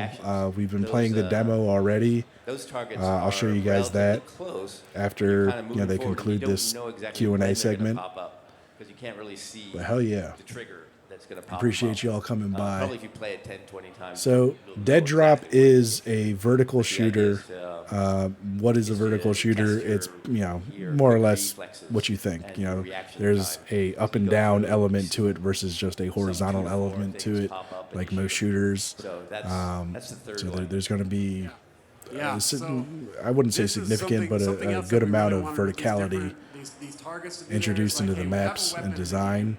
It's not going to be fun if we just have a space where you're just shooting the wall or the floor, messing around. What do we have in there so you could actually look at? Sorry, I'm just trying to listen. What's the bullet drop, right? What's Yeah. the projectile speed? Because every weapon in our game, we're going to have projectiles and speeds that are varying at different distances. So we want to see. Yeah, so it's very much a more tactical feel to the game. So it's going to play, I think, a lot like CS:GO or Valorant, in the sense of the core mechanics of movement and bloom, and all the things he's mentioning here. Goes down. We're like, you know, that's not very fun. Like, what do we do about that? It's like, well, why don't we have the target stay up for just a second? So you could see, oh man, I blew a hole in the leg. No of that worries, target. listen away. That person just got lobotomized. Their head's gone, right? Because we got destruction in there. And that made a bigger difference than just the overall fun. Even though you're not shooting other players, that'll Hi, come. Basilio. But you're How not you shooting doing, any buddy? other players right now. You're just shooting targets, and you're kind of learning. You got to go to bed. gunplay Go of sleepy what we're time. trying to go with DEADROP, and that's just a single weapon, and there'll be more to come as well. So that's the main reason why we got all these targets, these firing ranges, all that, so we can get feedback from you on the spread of the weapon, Yeah. the recoil, the bullet, the projectile speeds, everything. So yeah, so that is out here in the exterior range. For me, the second one is a lot of fun because of the ranges and the heights. Because in a game that is a vertical extraction shooter, you're not just going to be shooting everyone. Yep. That's on the same plane as you. Describing. You have to be looking up, looking down. The height advantage is going to be a real deal in our game. Yeah. So those are some of the The high ground, exciting Anakin. things about, the exterior range as well. Oh, there. Yeah. So I'll get Quinn. into that in a bit. Yeah. I want to jump in a little bit on the Yeah, chaos. One just quick comment is early on we had some discussions about whether we should use the Unreal 4 physics technology. So they're which is using called the PhysX, Unreal or 5 the engine. Unreal 5 physics technology, which is called chaos physics. And we decided, we're leaning into UE5. So we set it up for all the targets, and I think that's pretty much all we did for starters. Is the wooden targets and the cyborg targets are all using chaos physics, but I think it looks great. It looks much better than the older destruction, and we can lean into that even more and bring some really amazing physics simulations. Mm-hmm. So I think we made a great choice. Yeah, that's a really good point that I'd like to dive deep on a little bit, right? We've decided that we're fully embracing Unreal Engine 5 and all the bells and whistles that come with it, right? Let's go. One of those things that Jim touches on is dynamic destructibility through chaos. Right now we're using it for the targets, right? If you ran through the range, you see those things getting fucked up, right? They're coming apart. What we need to think about, again, something for us to discuss, is how much do we want to lean in on that in the environment? Do we want walls being fully destructible? Do we want cover points being destructible? Maybe not walls, maybe cover Definitely points, cover right? points. I would like destructible To cover what points for degree sure. do we want that, right? Do we Yeah. want there to always be low cover, but we destroy medium to high cover, right? Mm-hmm. This is the mindset that we all need to be getting into, because these are the discussions and the hard decisions Yep. that we need to make. Because I'll tell you right now, and a lot of you already know, I see you shaking your head. The moment, if we decide to go full destructibility on cover points, that changes the game It does, in a yeah. big way. That changes how you choose to engage. That chooses how you choose to break contact. Yep. So it has big ripple effects, right? So we've made a decision as a development team to embrace the chaos engine and destructibility. Our job as variants is to figure out to what degree. Where do we draw the line? Right? I say That's no what we need to fucking be line thinking whatsoever. about and If talking some about on dude's Discord hiding after like a this dick event, camping right? behind a 'Cause bunch of once we boxes, move I into want to shoot all the PvP, boxes when down. we're fighting each other, That's what I want to do. whether in the sectors or in other areas. Walls, that's not so gonna much. play Honestly, big, I right? mean, if you So can one add of the big things that I know is going walls, to be a discussion point like in the next 6 breakable weeks, wooden walls, is would like, make all right, sense. if we're starting to think about PvP, But, what does that map look like? Yeah. What does that map look like when you spawn? What does that map look like 10 minutes into the session? Yep. Right? So, like, I feel like I'm giving people homework, but just think about it. Yeah. So the feedback for this game, Yeah, 'cause we are all about I really setting love the approach that they're. I mean, they can say whatever they want. Whether it'll be true or not. We'll see over the course of these snapshots. All of that stuff is going to come from a collective. But I love. But they are certainly open to feedback, and that's where I come in as being one of the first 10,000 founders for the game. Undersell much. Because my feedback will essentially, be looked at by these devs, along with the feedback Okay. of the other 9,999 people. Moving on. We got some questions. Okay, let's do it. All right. Hopefully somebody asks some good questions here. I want to hear good questions. All right, well, first things first, I do have a Twitter question for you guys. Everyone's been loving the name. They think it's fantastic, but we've seen it more than a few times. Who came up with the name DEADROP? Well, that was a very collaborative effort. Is the very that's probably the safe way to say it. But I'll say, Rob. It's a Rob call. Rob wanted to do it. He loved that name, and but to be honest, the people that get in the room was myself, Rob, Brian Miggles, and Doc. Doc was there. He's always providing his feedback, and we had lots of cool options, but we just kept coming back to DEADROP. And every time we came back to DEADROP, Rob would just be gloating on his camera the whole time. Just super I lose excited. my fucking mind every time it came up. I'll tell you one thing. I definitely am the one who decided to spell it wrong. That was 100% me. Well, we're spelling it our way now So because that's the it's right dead way. drop with one D is one word, chat. Fantastic. Thank you. It's All right. pretty funny. Let us know who you are. I know you said you're involved in the Discord. Obviously, you're here in the whole outfit. What do you got for the dev team? Yeah, my name's Alex Izido on Discord, aka the 5'8" variant, because I'm not 6'8". But question about the variants, because I see that each variant almost has like a different perk.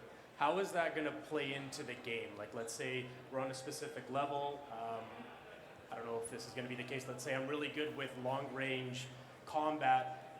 Will that play into how our team is going to get to the next stage? If it's stage-based, where we start from here, we conquer this area, boom, we go on to the next level. Like, how are the variants going to play with proceeding in the levels as it goes through? Yeah, so I've got thoughts about that for sure, but does anyone else have any thoughts or ideas about that? Yeah, so we have to remember this game is very much in early developmental stages. Nothing is complete so far outside of this small snapshot that we have. So I'm sitting back here. I'm sure there's a bit more than what we have right now. But so the variants, all of you are super important to us. Yeah. And that is something that we'd like to have an open dialogue on. Like, how does that work? And this is what Because I love you about have the your own development of variants, this you game. have your own attributes and categories, to your point. How do we have that manifest itself in the game? And that's something that we're interested in, but right now we're focused on the core foundation of the game, what it's like for people, the majority of the people that are going to be playing this game, because the majority of the people are not in this exclusive, amazing club of variants. So what we're trying to do is make sure that the variants are able to stand out, or peacock, right? You have that badge of honor, that day zero community that you're here. So when you're in a server, people are like, whoa, check that out. There's a variant right there. So, but as far as the gameplay goes, that's something that we're gonna have to work out together as a crew and see what we want to accomplish. I think I have a couple thoughts about that too, if you don't mind, just throw in there. Okay, cool. Say from on the couch. I think the thing with the variants and like the specific stats that are on there and stuff, that's something we had to create before we had the opportunity to know who you guys were. So if you think about it, like the variants were created before people controlled them, right? So the challenge there is that we didn't really want to commit exactly in a gameplay sense to what's on there, because we had to kind of design those and make those decisions before you guys had a chance to even participate, if that makes sense.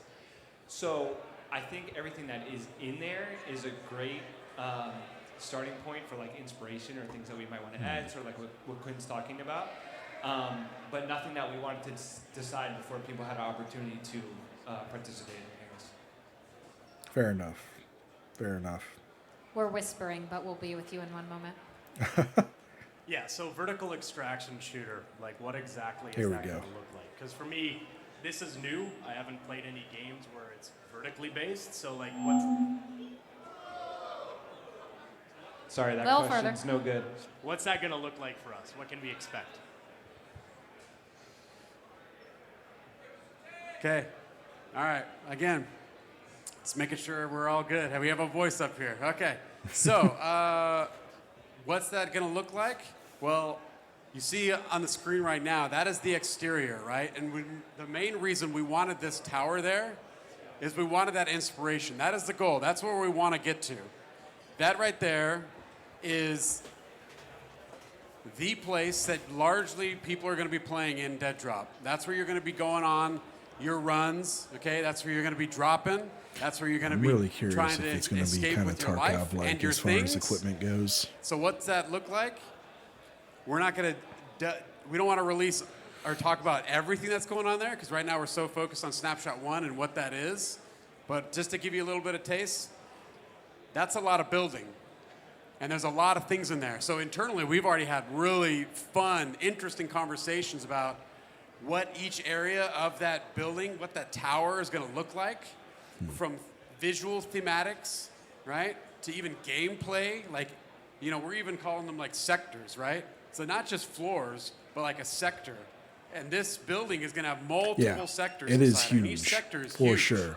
And each sector is I going to am have different themes in it. really curious You know, to like, see. hey, is So this I one mean, like a hospital? I don't know that Okay, they've gotten cool. that There's far just into like a the whole development of medical that area, tower, is as a he's storage area. mentioned. Where's the They're sector still that kind of is spitballing exterior-based, ideas. so we get a little bit of that cool weather that you see in Snapshot But yeah, 1 with the so I mean, rain? and the goal So that something they touched that's base just a on little bit of a tease. earlier, We'll get more into a that. question that they We have threw big, out high to the hopes and audience goals to for marinate what the on tower gameplay is like. is essentially, But rest assured, how it's gonna are be we going to crazy get awesome. to the tower?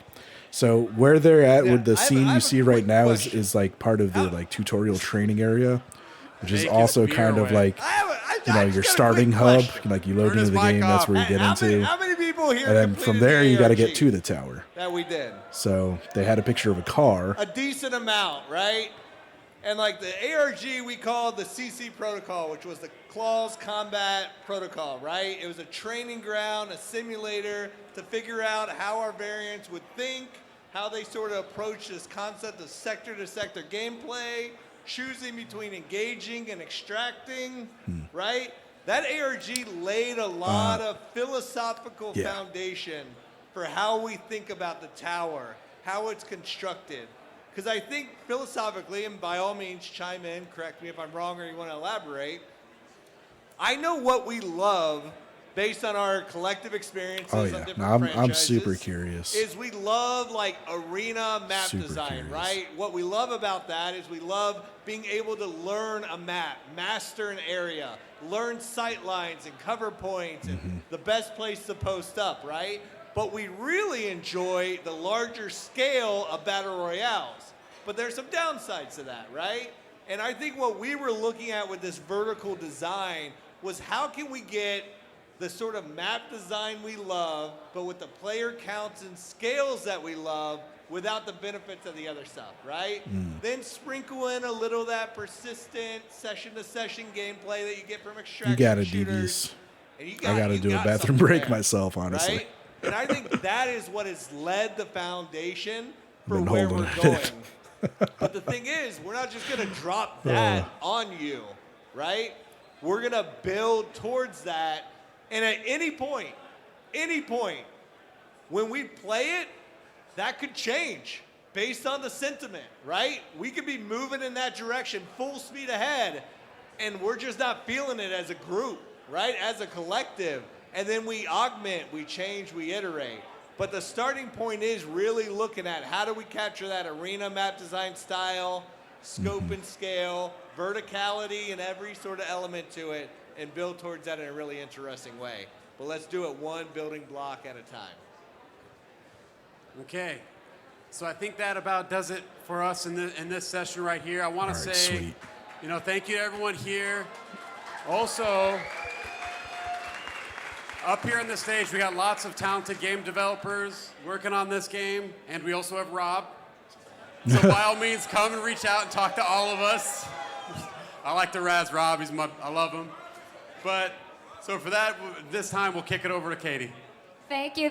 And everyone, thank you for an incredible turnout. We're winding toward the end of the evening. But as we release you, go mingle, grab a drink. Make sure if you haven't, there's a photo booth over here in the corner. Get your pictures, get everything you need. And make sure if you haven't already, get your variant guide. I already got to read through mine. right. It is incredible. You won't want to miss all the information it has in store. Yeah, Go relax, talk to the I'm dev upset team that when I you see didn't them mingling. Ignore physically Rob, go do to whatever you this event. feel is best. But let's give it up, guys. Let's enjoy the rest of the night. Awesome. All right. So that's it for that Q&A segment. I'm not sure if they're going to be coming back with another one, but I am going to take a quick pee break because I have drank like, I don't know, half a liter of water and some bourbon. So I'll be right back. I'm going to get back into the snapshot again to show everybody who just came by with the raid. Once again, Devious Flame, thank you so much. Greatly appreciate the raid. To those of you coming in, I'm BTalk17.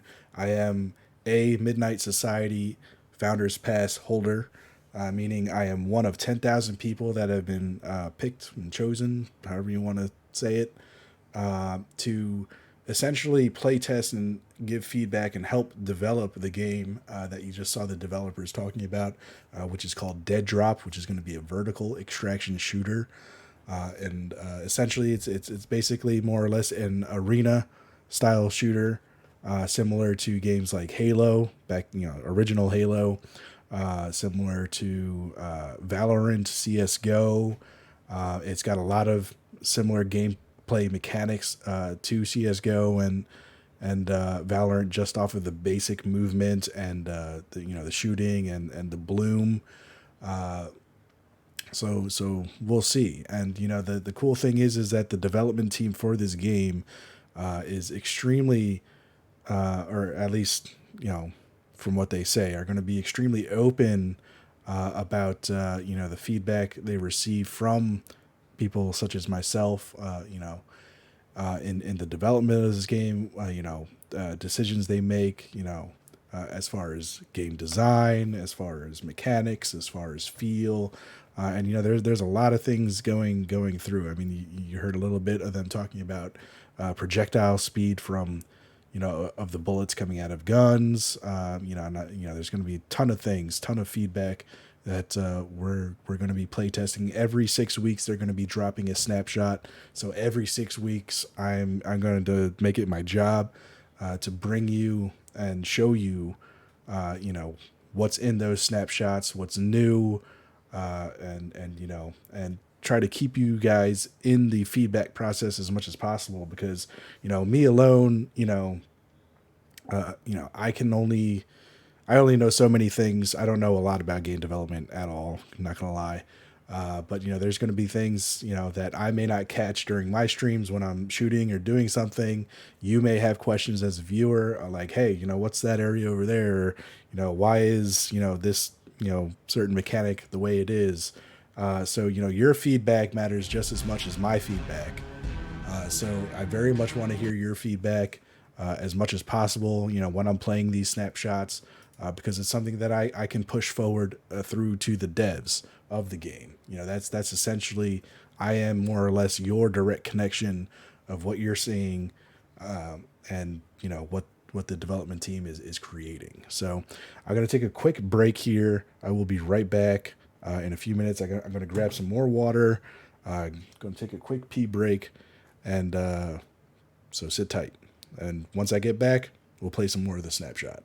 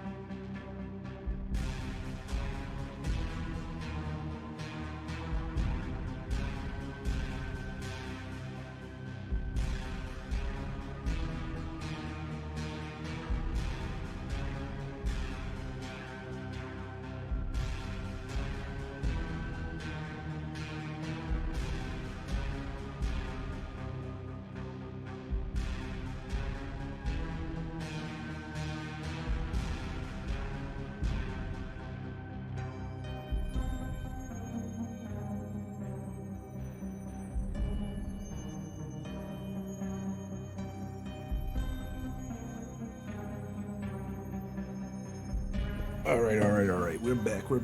Hopefully I didn't lose all of you. All right, so bathroom break. That's where I went. So we are gonna go back in. We got like a 13.5-minute timer on the live stream. So where? What do you mean where? In the bathroom. Went to the bathroom. All right. So let me get the snapshot back open. Switch back to the stream here. Where is? Let me take off Chrome capture. There we go. All right, beautiful. So, voila! Welcome to DEADROP with 1D. Well, technically 2Ds, but yeah. This is immediately the main menu, it seems. They do have an online button here on the bottom right. So I know one of you had a question. I think it was Daniel. I think that might answer your question about a loading screen instead of having the mini game. So it may very well be that this online button will take you straight into dropping into the tower, into the online multiplayer aspects of the game. Whereas, if we enter in from the regular portion, it might be a little different. So, curious to see, where they're going to take that. It's certainly a question I might ask. Yeah, so this is essentially how we're being introduced here.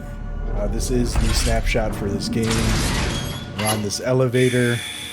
This trashy, ugly, disgusting elevator. Got some weird Flappy Birds going on up there. Where they flew out, I don't know. But yeah, here's the gun they were talking about.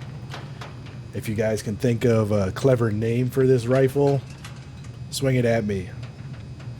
And I will give you full credit. Oh, God, I got hiccups. I'm sorry. I will give you full credit if that name gets chosen. Oh, Lord. Not the hiccups. Oh yeah, no, there was a bug in the bathroom, so I tried to kill it, but it jumped at me. So that's what that noise was. All right, so as you can see, this is a locked door. My assumption is that's the garage where the car that we saw earlier, or in the variant guide, is going to be. This is the gun. Let me see if I can get better lighting here for y'all. Might be better if we just go to the firing range. Yeah, so this is the initial firing range that you saw them talking about. Yeah, so here's the gun. It's got a nice little, analog counter on the side there, which I don't really like. I kind of wish the analog counter was more, there in that giant empty space. As you can see, these sights are just pretty horrendous, honestly. I mean, I personally do not like these sights at all. I hope that's something that can get changed. They did mention things about attachments. So, essentially, this is basically all the snapshot is for now. It's just, wow. I don't know how I missed that. Wow, really? Yeah, so as you can see, bloom is a big thing in this game. So if you don't like games like Valorant, this is probably not going to be the kind of shooter for you. Wow, that was a terrible time. 36% accuracy. Let's do this again. All right. Yeah. All right, let's go. Come on. All right, here we go.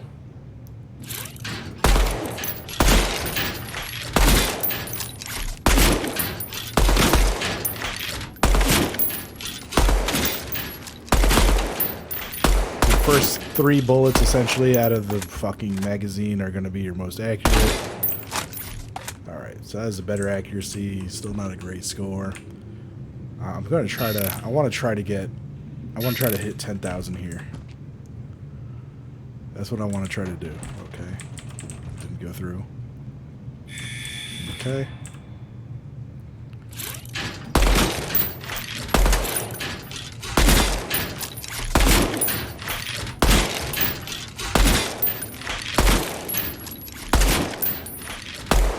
Whoa. Fuck. All right, no 10,000 there, but we got an accuracy. That was a much higher accuracy, 63%. Yeah, I really want to try to hit 10,000 here.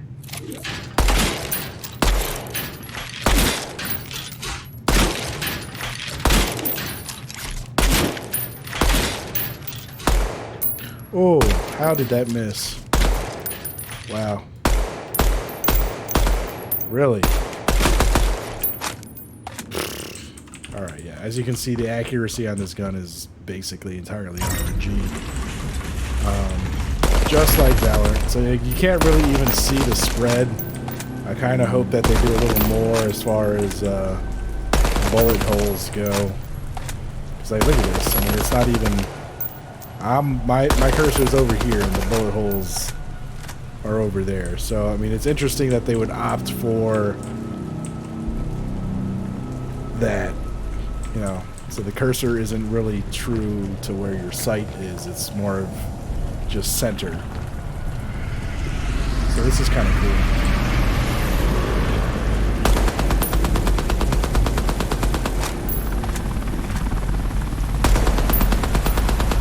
Nothing happens when I shoot this thing. It's just there to make me go, wow. I do love the look, though. I mean, this game's got a pretty dark look. So I'm pretty excited. I'm pretty excited to see what this game's gonna have to offer. My God, terrible.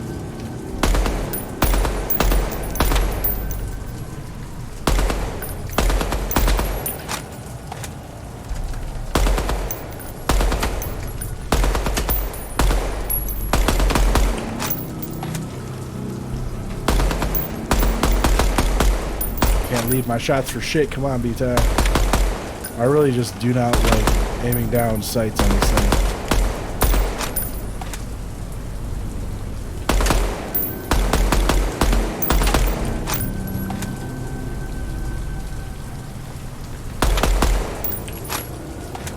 Okay. And yeah, this thing really getting the heat up on this PC.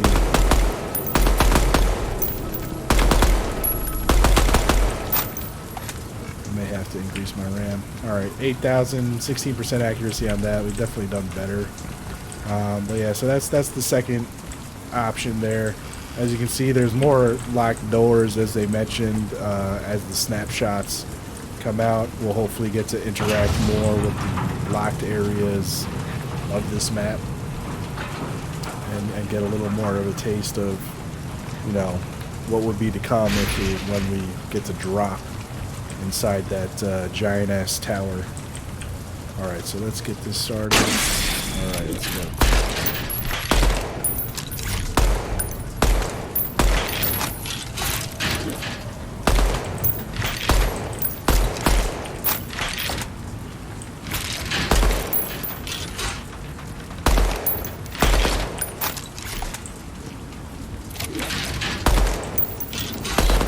So what I'm noticing is the gun is definitely not shooting dead center.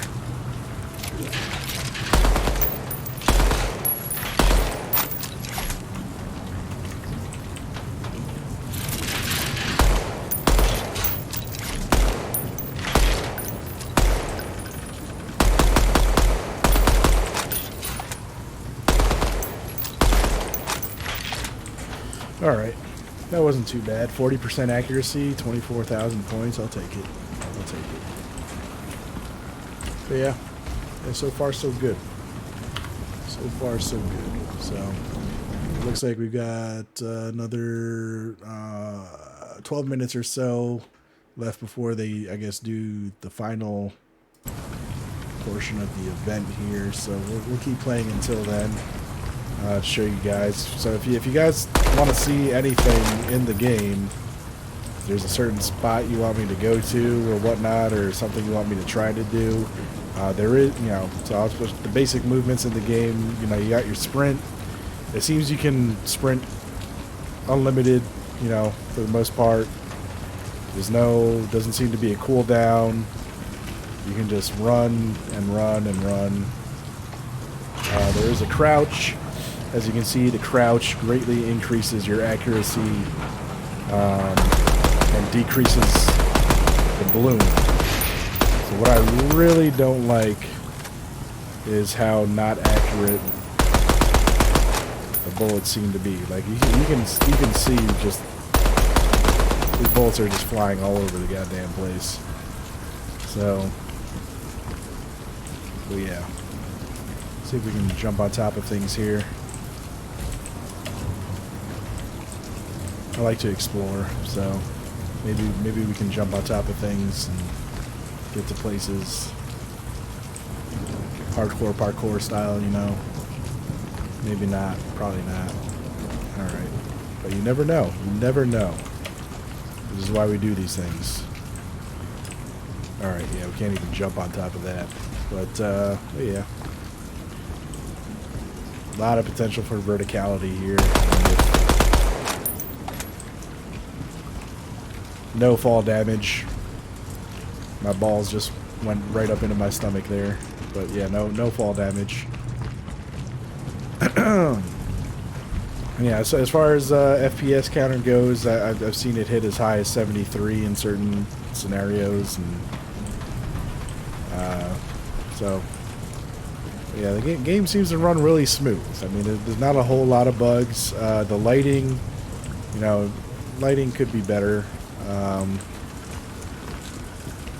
There are certain spots, but I mean, you know, there's no shadows in this game, so I mean, that's a whole nother thing I'm not really crazy about. You know, I personally don't like it in shooters, this lazy, you know, no legs thing. Like, where are my legs, man? Where are my fucking legs? So, you know, and there's no shadows either, so it's definitely going to be a very who sees who first if they don't add in those types of elements. You know, you're not going to be able to use tricks like seeing people's shadows on the floor before they come around a corner or something like that, which personally I love that kind of stuff. It does kind of give an unfair advantage to people like myself who have, you know, higher end graphics cards and PC builds, but yeah, is what it is. Alright. But yeah, I mean, otherwise the game, I mean, I think it personally looks pretty good. Another cool thing that I noticed, you know, you look up into the sky, into the rain, you get all these, you know, raindrops on your helmet, and if I look down, you know, the raindrops actually, you know, they stay on the helmet, but I'm not getting like more raindrops. So, you know, the fact that the rain is actually falling down and accumulating on my mask when I look up, and it doesn't accumulate when I'm looking down, I can appreciate small physics like that. It's pretty nice level of detail. But yeah, as you can see here, like, you know, what the fuck? Why does it look like that? The lighting, I mean. So yeah, lighting's much to be desired for. The water physics, I mean, there basically isn't any. So, you know, I can walk through this. There's no wet boots. You know, just small things I'm noticing and nitpicking at. But yeah.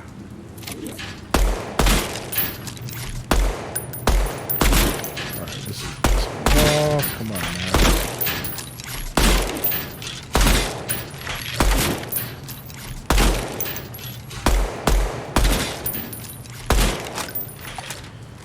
Damn, so close to 10,000. We gotta hit 10,000.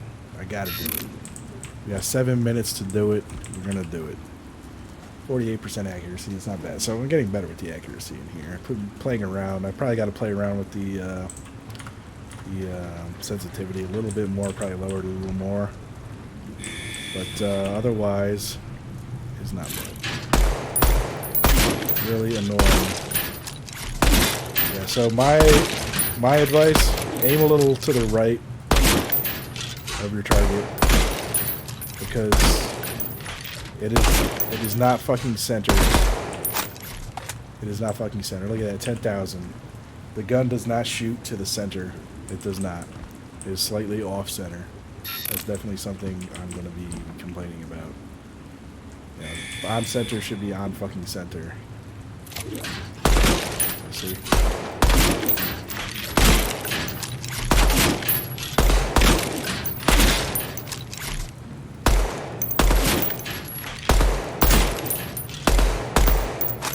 Fucking hell. 19 seconds, that was terrible. Alright, come on. Gotta break 10,000 again. Better accuracy this time.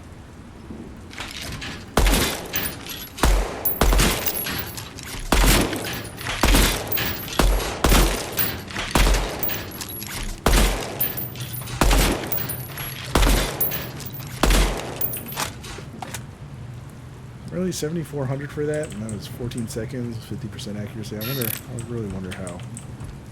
It's got to be based off of headshots. Okay.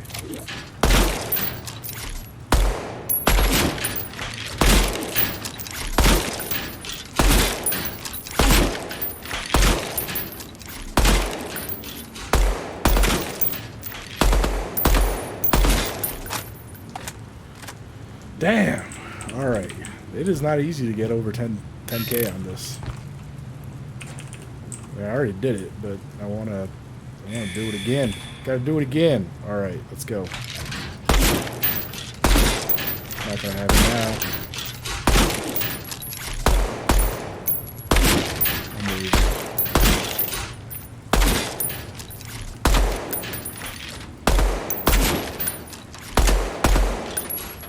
Fucking hell. All right. Time bonus. 72% accuracy, but I want all the fucking headshots. That's what I want, chat. All headshots. Let's go. Let's fucking go. One. No.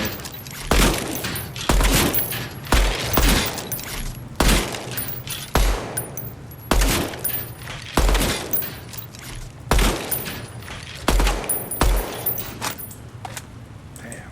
All right. So it seems to be a bit of a cooldown on the RNG for the bullets here. Like maybe a 2 or 3 seconds between shots. Wow, unbelievable. Very RNG indeed.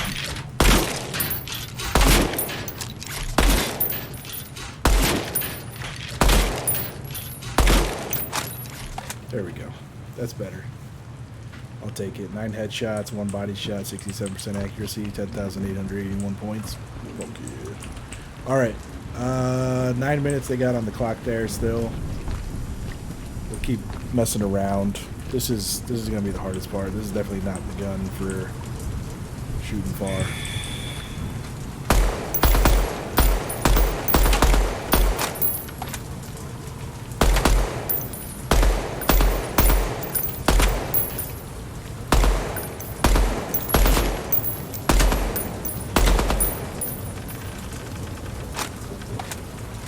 Of course.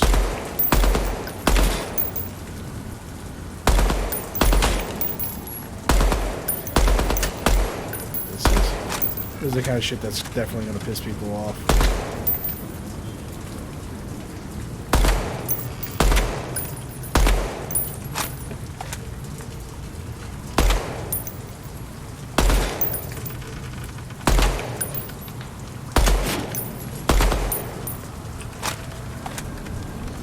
Alright, yeah, I'll take that. I'll take that too. It's fine. Alright. Down to the last one. Let's see if we can get over 10K again. 10K on all 3 rounds on one go. Now we got about 8 minutes left of the event there.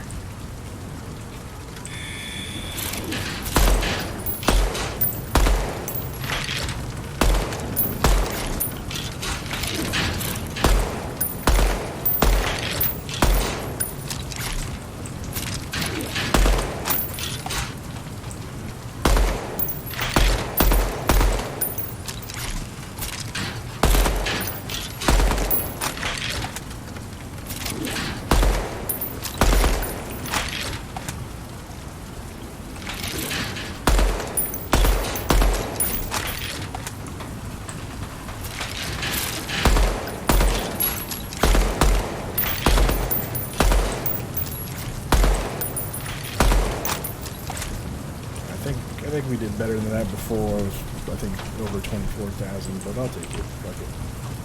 Fuck it. All right. That's pretty much the snapshot so far, Chad. Not a whole lot outside of that. And there's some fun box physics and whatnot. Accuracy of the gun concerns me a little bit.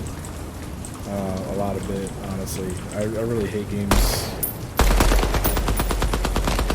with a ridiculous amount of bloom. It's like, if I'm laying into a target, it shouldn't be that ridiculous. But then again, it's not too bad. So it's not as bad as a lot of other games that are out there. Cough, cough, Valorant. Bloom-wise. Yeah, so far so good. Digging the feel. It's very smooth. Everything is very smooth. I'm not getting any vertical tears or horizontal tears, when I'm moving around real fast, which is great. Movement-wise, jumping is pretty basic. You're not jumping like a fucking maniac here. It's fairly tame as far as movement goes so far. And yeah, I mean, environment feels nice. Bullet spray patterns are very random. I don't know who designed that. It's kind of odd. So yeah, that's that. So I'm gonna escape that for now. We'll pull up the live stream yet again, and we'll just wait. Hopefully they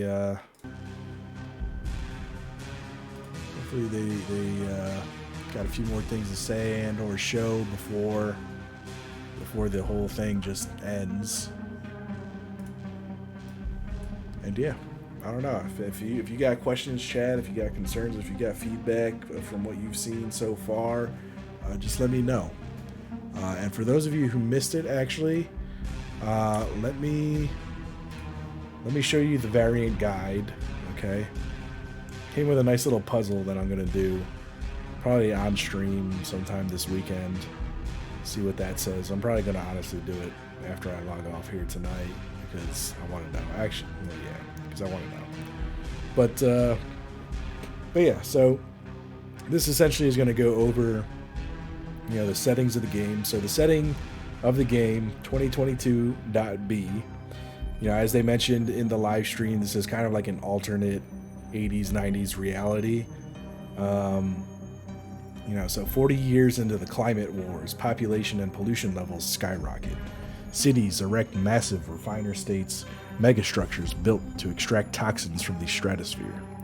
These towers are self-governed by city-states with only one export, space stuffs, aka spice melange, because that's exactly what it sounds like.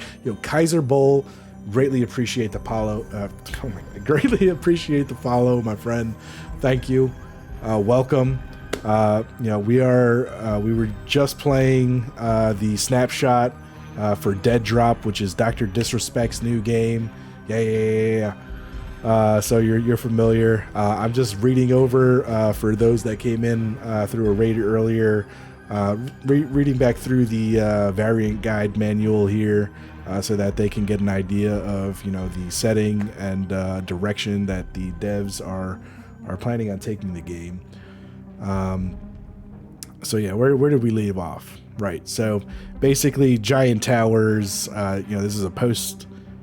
Well, not necessarily a post-apocalyptic, but more or less a alternate reality world in which they create these giant towers to extract space dust, which I'm just gonna straight up call spice melange because that's what it fucking sounds like. But this space dust is a concentrate from the refined pollutants, which is bricked, cut, and sold to an addicted populace off the sprawling urban city surrounding the structure. Once government-owned facilities, the lucrative dust trade has now led to the forced occupation of the refiner states by competing factions fighting for control of the towers and the resources inside. So that's pretty much where it comes in. You know, this is defined as a vertical extraction shooter where, you know, it's going to have PvEVP or PvPvE elements. So you're not just going to be fighting against, you know, other players, but you're also going to be fighting against the environment and, you know, NPCs as well, which is pretty sweet.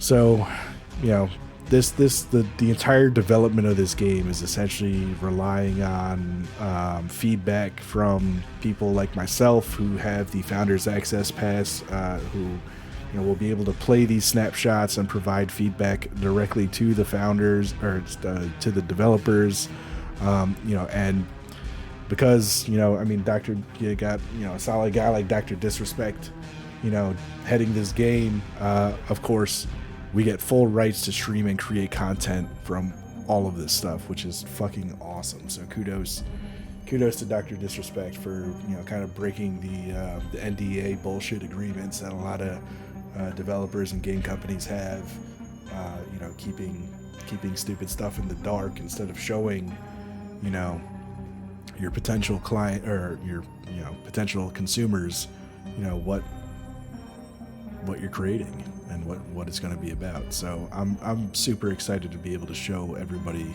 all of this stuff. You know, as I said, you know, this is the dev team. You got Dr. Disrespect, of course. We all know who he is. But we've also got Robert Bowling, who was another, you know, what was he? Part of, Robotoki. Basically, you know, Call of Duty developer essentially as well. You got Quinn Deloyo, who helped develop Gears of War. Sumit Gupta, who seems to be, you know, more on the esports side of the business. And, you know, these are the four main guys, you know, spearheading this project. So it's some pretty sweet stuff. So here's the rest of the team that they got. It seems a lot of people, and it's going to be growing as I guess as the game progresses. So yeah, this is kind of, I guess, a taste. You know, you can see in the background here of what we have to look at. You know, I think it's going to be a very tactical type game. You know, they did mention taking points and, you know, taking cover. I personally would love to see, you know, destructible cover. You know, because it's annoying when when a team or somebody's got, like, you know, a point and you just cannot get them out of it. Yes, Boom TV. Yes, that too. Yes, I'm pretty sure they put that in here as well. Yeah, Boom. Yeah, here it is, right there. Boom TV. Yep. And G2. He's on the board of G2 as well, which is cool.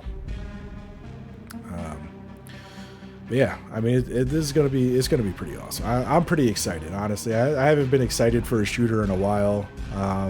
This has got me excited. You know, I'm still on cloud 9, being one of 10,000 people, you know, that are going to be able to take part in these snapshots, and ultimately be able to show you, my viewers, because your feedback, honestly, is just as important as mine. You know, if there's things that, you know, I'm doing in these snapshots, and, you know, I'm not gonna catch every little thing that I'm doing. You may see something that you don't like, or, you know, I may be enjoying something, but you may, you know, think differently, and so your feedback is honestly just as important. So, you know, anytime I'm playing these snapshots, every 6 weeks is when they're dropping. I honestly, Kaiser, I had a guy come in here and say the game looks like dog shit, and I'm like, dude, you know, I'm running this game on a 3080. And the game looks pretty damn good to me. I mean, the textures are great. You know, I was playing around, you know, as far as physics go, you know, the rain, you know, if I looked up, you know, the rain droplets would sprinkle on my visor. If I look down, the rain droplets are still there, but they're not sprinkling on my visor. You know how, you know, in a lot of games you know, get into those environments and it doesn't matter which way you look, shit's like flying in your face. So, you know, the simple fact that you know, something as simple as rain physics being put in a game like this, I think that's, you know, it's such a small detail, but it's something I notice, and, you know, something I think is incredible. So, you know, there's a lot of small detail in this game. The one gripe I have as far as the environment design goes is simply the lighting. The lighting seems very basic. I don't like that there aren't shadows. But I mean, that's kind of to be expected of a game like this. I mean, but yeah, and yeah, that's the whole other thing. I mean, this is not even an optimized game, and it looks the way it does. And you know, I think personally, I think it looks amazing. I think it feels amazing. You know, the gameplay mechanics itself feel. Oh, hold on, am I missing? Okay, no. Yeah, all right. That's right. I'm listening to the music right now. Sorry, but yeah, the gameplay mechanics itself feel super smooth. You know, they're very reminiscent. Well, I mean, they're almost like carbon copy CS:GO or Valorant, but it gives me much more of a arena feeling of like Halo 2. I get a lot of Halo 2 vibes just from the lighting and the environment design itself. I get a lot of like Halo 2 New Mombasa vibes. Like, I think it's great. The fire, yeah, the fire in the cans were very 2D. They looked good, you know, looking at it, but then you jump on top of the fire and it's just like, it's like a 2D plane that turns like this to, you know, face, you know, which way you're looking. But like, yeah, so that does, I mean, but yeah, like, you know, like Kaiser Bull said, I mean, this is like pre alpha. I mean, this is a snapshot. This is essentially just a droplet in you know, the development of this game. And yeah, all in less than a year, as you said, Kaiser. Yeah, all in less than a year. This, you know, this team, the Midnight Society, coming together. I think it's incredible so far. What I've seen, I think it's very promising. It's got me excited. I'm not gonna lie. I am super excited to see how this game is going to continue to develop. I'm super excited that the developers themselves are very vocal about you know, receiving feedback from the founders, from the players, and oh yeah, I agree. I hope so. Honestly, I really do hope so, Kaiser, because I mean, if yeah, and it's sad to say, you know, it's a very, you know, game development can be pretty volatile. You know, we don't know how much money, you know, they might be asking or looking for. We're live at the FaZe Warehouse, and that concludes the first ever Founders event. Thank you. So here's Rob. Thank you to all the variants that made the drive out, traveled here to be with us. It's been incredible talking to every single one of you, playing alongside, but the job is just beginning. Whether you're here going home or you're already at home, get on the website, download the build, fill out the surveys, jump into the variant-only chat. I would be too, honestly. I really wish I would have gone. Very long journey. I really Thank you for coming out. Good night. The next event they have, I missed the one in New York City. And I honestly, I didn't even have an interest to go to the one in New York City because I didn't even think I was going to get picked as a founder. So, you know, little regrets are adding up. So the next event they have, I want to do my damnedest to make it, you know, for sure. All right. So that's basically, that's the end of the LA event. You know, we got some more artwork here that I'll just scroll through and show you guys. I am super excited. I really can't wait to see more of the PvE elements of the game. I want to see how the AI are, you know, how they plan on having the AI interact with us, you know, how the AI are going to take cover and stuff like that. Absolutely, Kaiser. I'm definitely going to do that before we hop off here. 100%.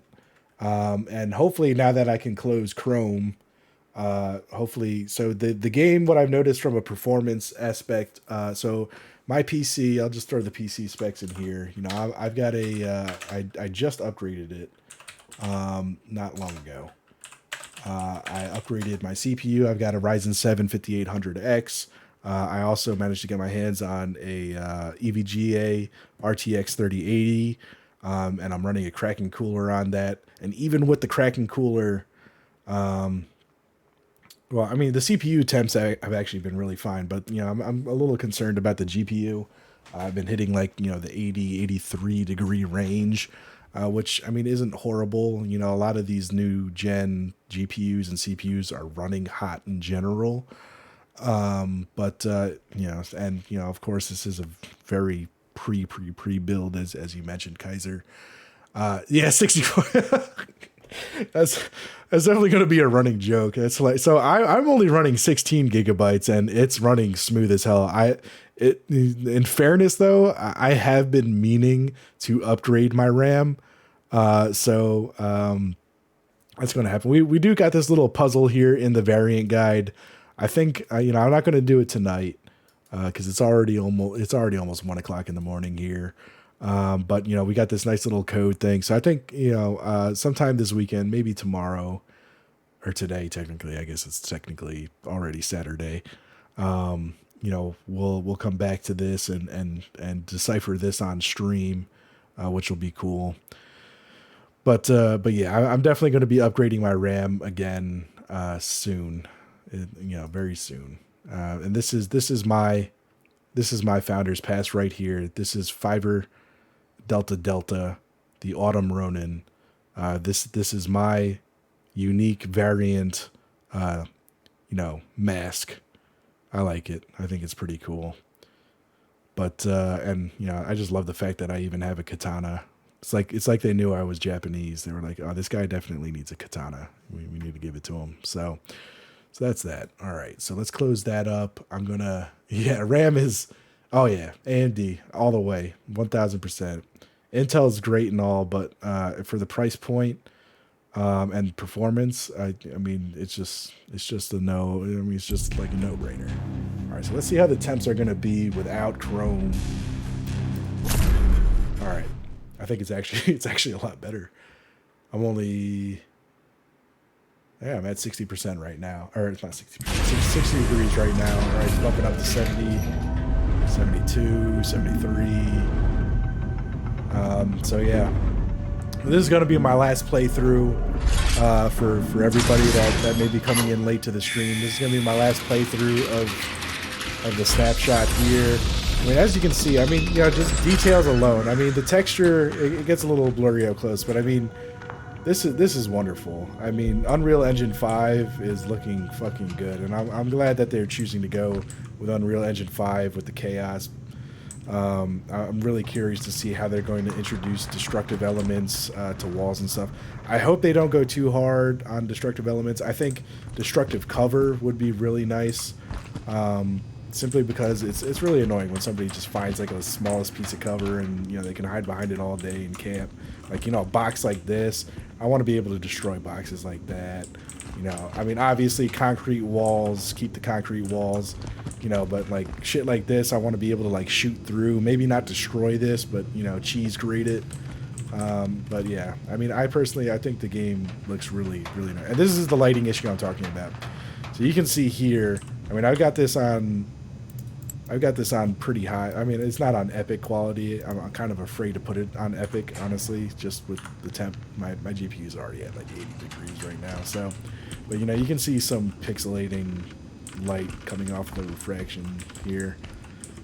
So, the lighting, I would like to see better lighting and shadows and stuff, honestly. But I mean, overall, I mean, the game is looking really, really nice.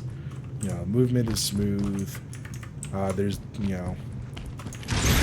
I kind of like that, we're not, I mean, I really hope they don't bring sliding into the game. I really hope they don't. I mean, maybe with destructible cover, it might be better to add sliding into the game. But, I honestly, I miss the days of more slower paced arena shooters. Nowadays it's just, I mean, Halo Infinite, it's too fast paced now. I don't like it. Alright, let's see if we can scores here. Oh god, oh god, alright. Yep. Oh man. Okay, close enough. 16 seconds, 63% accuracy. All right, yeah, we'll do it one more time. I like to hit 10,000. The elevator sound. All right, come on, push the button. Yeah, so what I'm noticing is, I mean, the accuracy of the guns are extremely RNG, but what I'm also noticing is that the gun really doesn't shoot on center. It's actually, you know, it's more true to the bullet is more true to the barrel than it is to where my cursor is, for example, and that's something, you know, like right here, you notice, see, you know, the closer I get, see how more true the sight is to, you know, to the barrel versus my cursor. So whereas if I come there, aim down sights, then it's like, okay, now it's aiming. So, you know, it's something, it's an interesting aspect and an interesting mechanic choice. I kind of hope they change it, because I personally prefer hip fire over anything, especially on PC. But this is what I was talking about. You know, let me get into a more rainy area with some lighting. All right, so if I look up, nope, hold on. Let me get out here. This is just a small detail that I love. I love small details. So I'm looking up. Notice how the rain is collecting on my visor. You see all those little raindrops, and just take note of it. Take note of it. It even pools up and slides down my mask, which is, it's crazy. Yeah, but look at this. Look at, I love the size and scale of that building. I really hope it's as big as they're promising here. But yeah, so see the raindrops, how they're accumulating and dropping on my visor. Now, if I look down, let me find a, you know what? Let me find a better light source to look down onto. Looking up, it's accumulating. Looking down, look at the, you know, the light area. Nothing's accumulating, but the drops are still there. You know, the drops that fell on my mask are still there, but it's not accumulating because I'm looking down. I mean, you know, simple physics like that, I find that awesome. But yo, that guy, bro, what is going on, man? Aw, I appreciate you, bro. I appreciate you, bro. Dude, so I'm one of 10,000 people right now that are playing this. This is the snapshot of Dr. Disrespect's game. Formerly Project Moon. It is called DEADROP. And yeah, this is the kind of feel that we're going to be getting from this, man. It's freaking awesome. But yeah, if you look at the flame physics, it looks good, right? Yeah, it looks good, but then, you know, jump on top. There's your flame physics. They gotta fix that. That's gonna bother me. That's gonna bother me so much if they keep it like that. But you know, this is like, yeah, this isn't even an alpha build. This is just, like I said, a snapshot of the game that's coming out. But you know, I mean, I think it looks wonderful. I'm really excited. This shit is hard as fuck though. So you know, gotta lead your shots.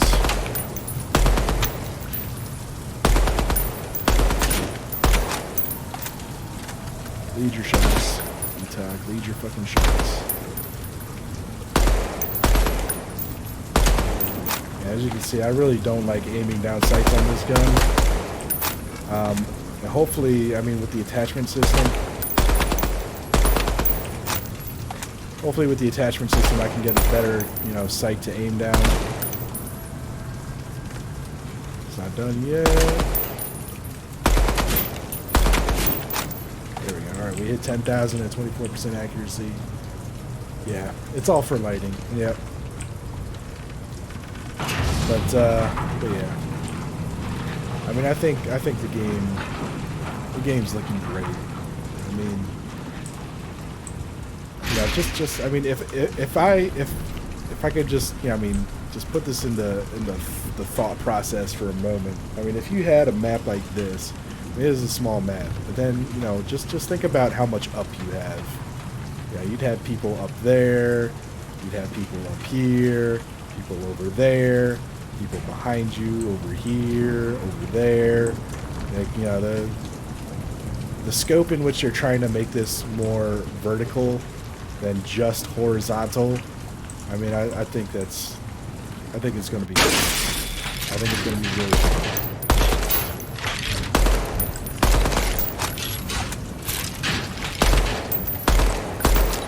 Missed my shot there.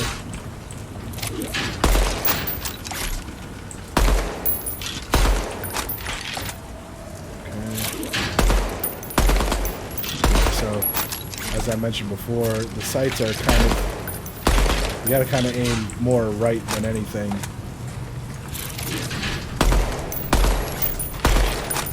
As you crouch, it's more accurate.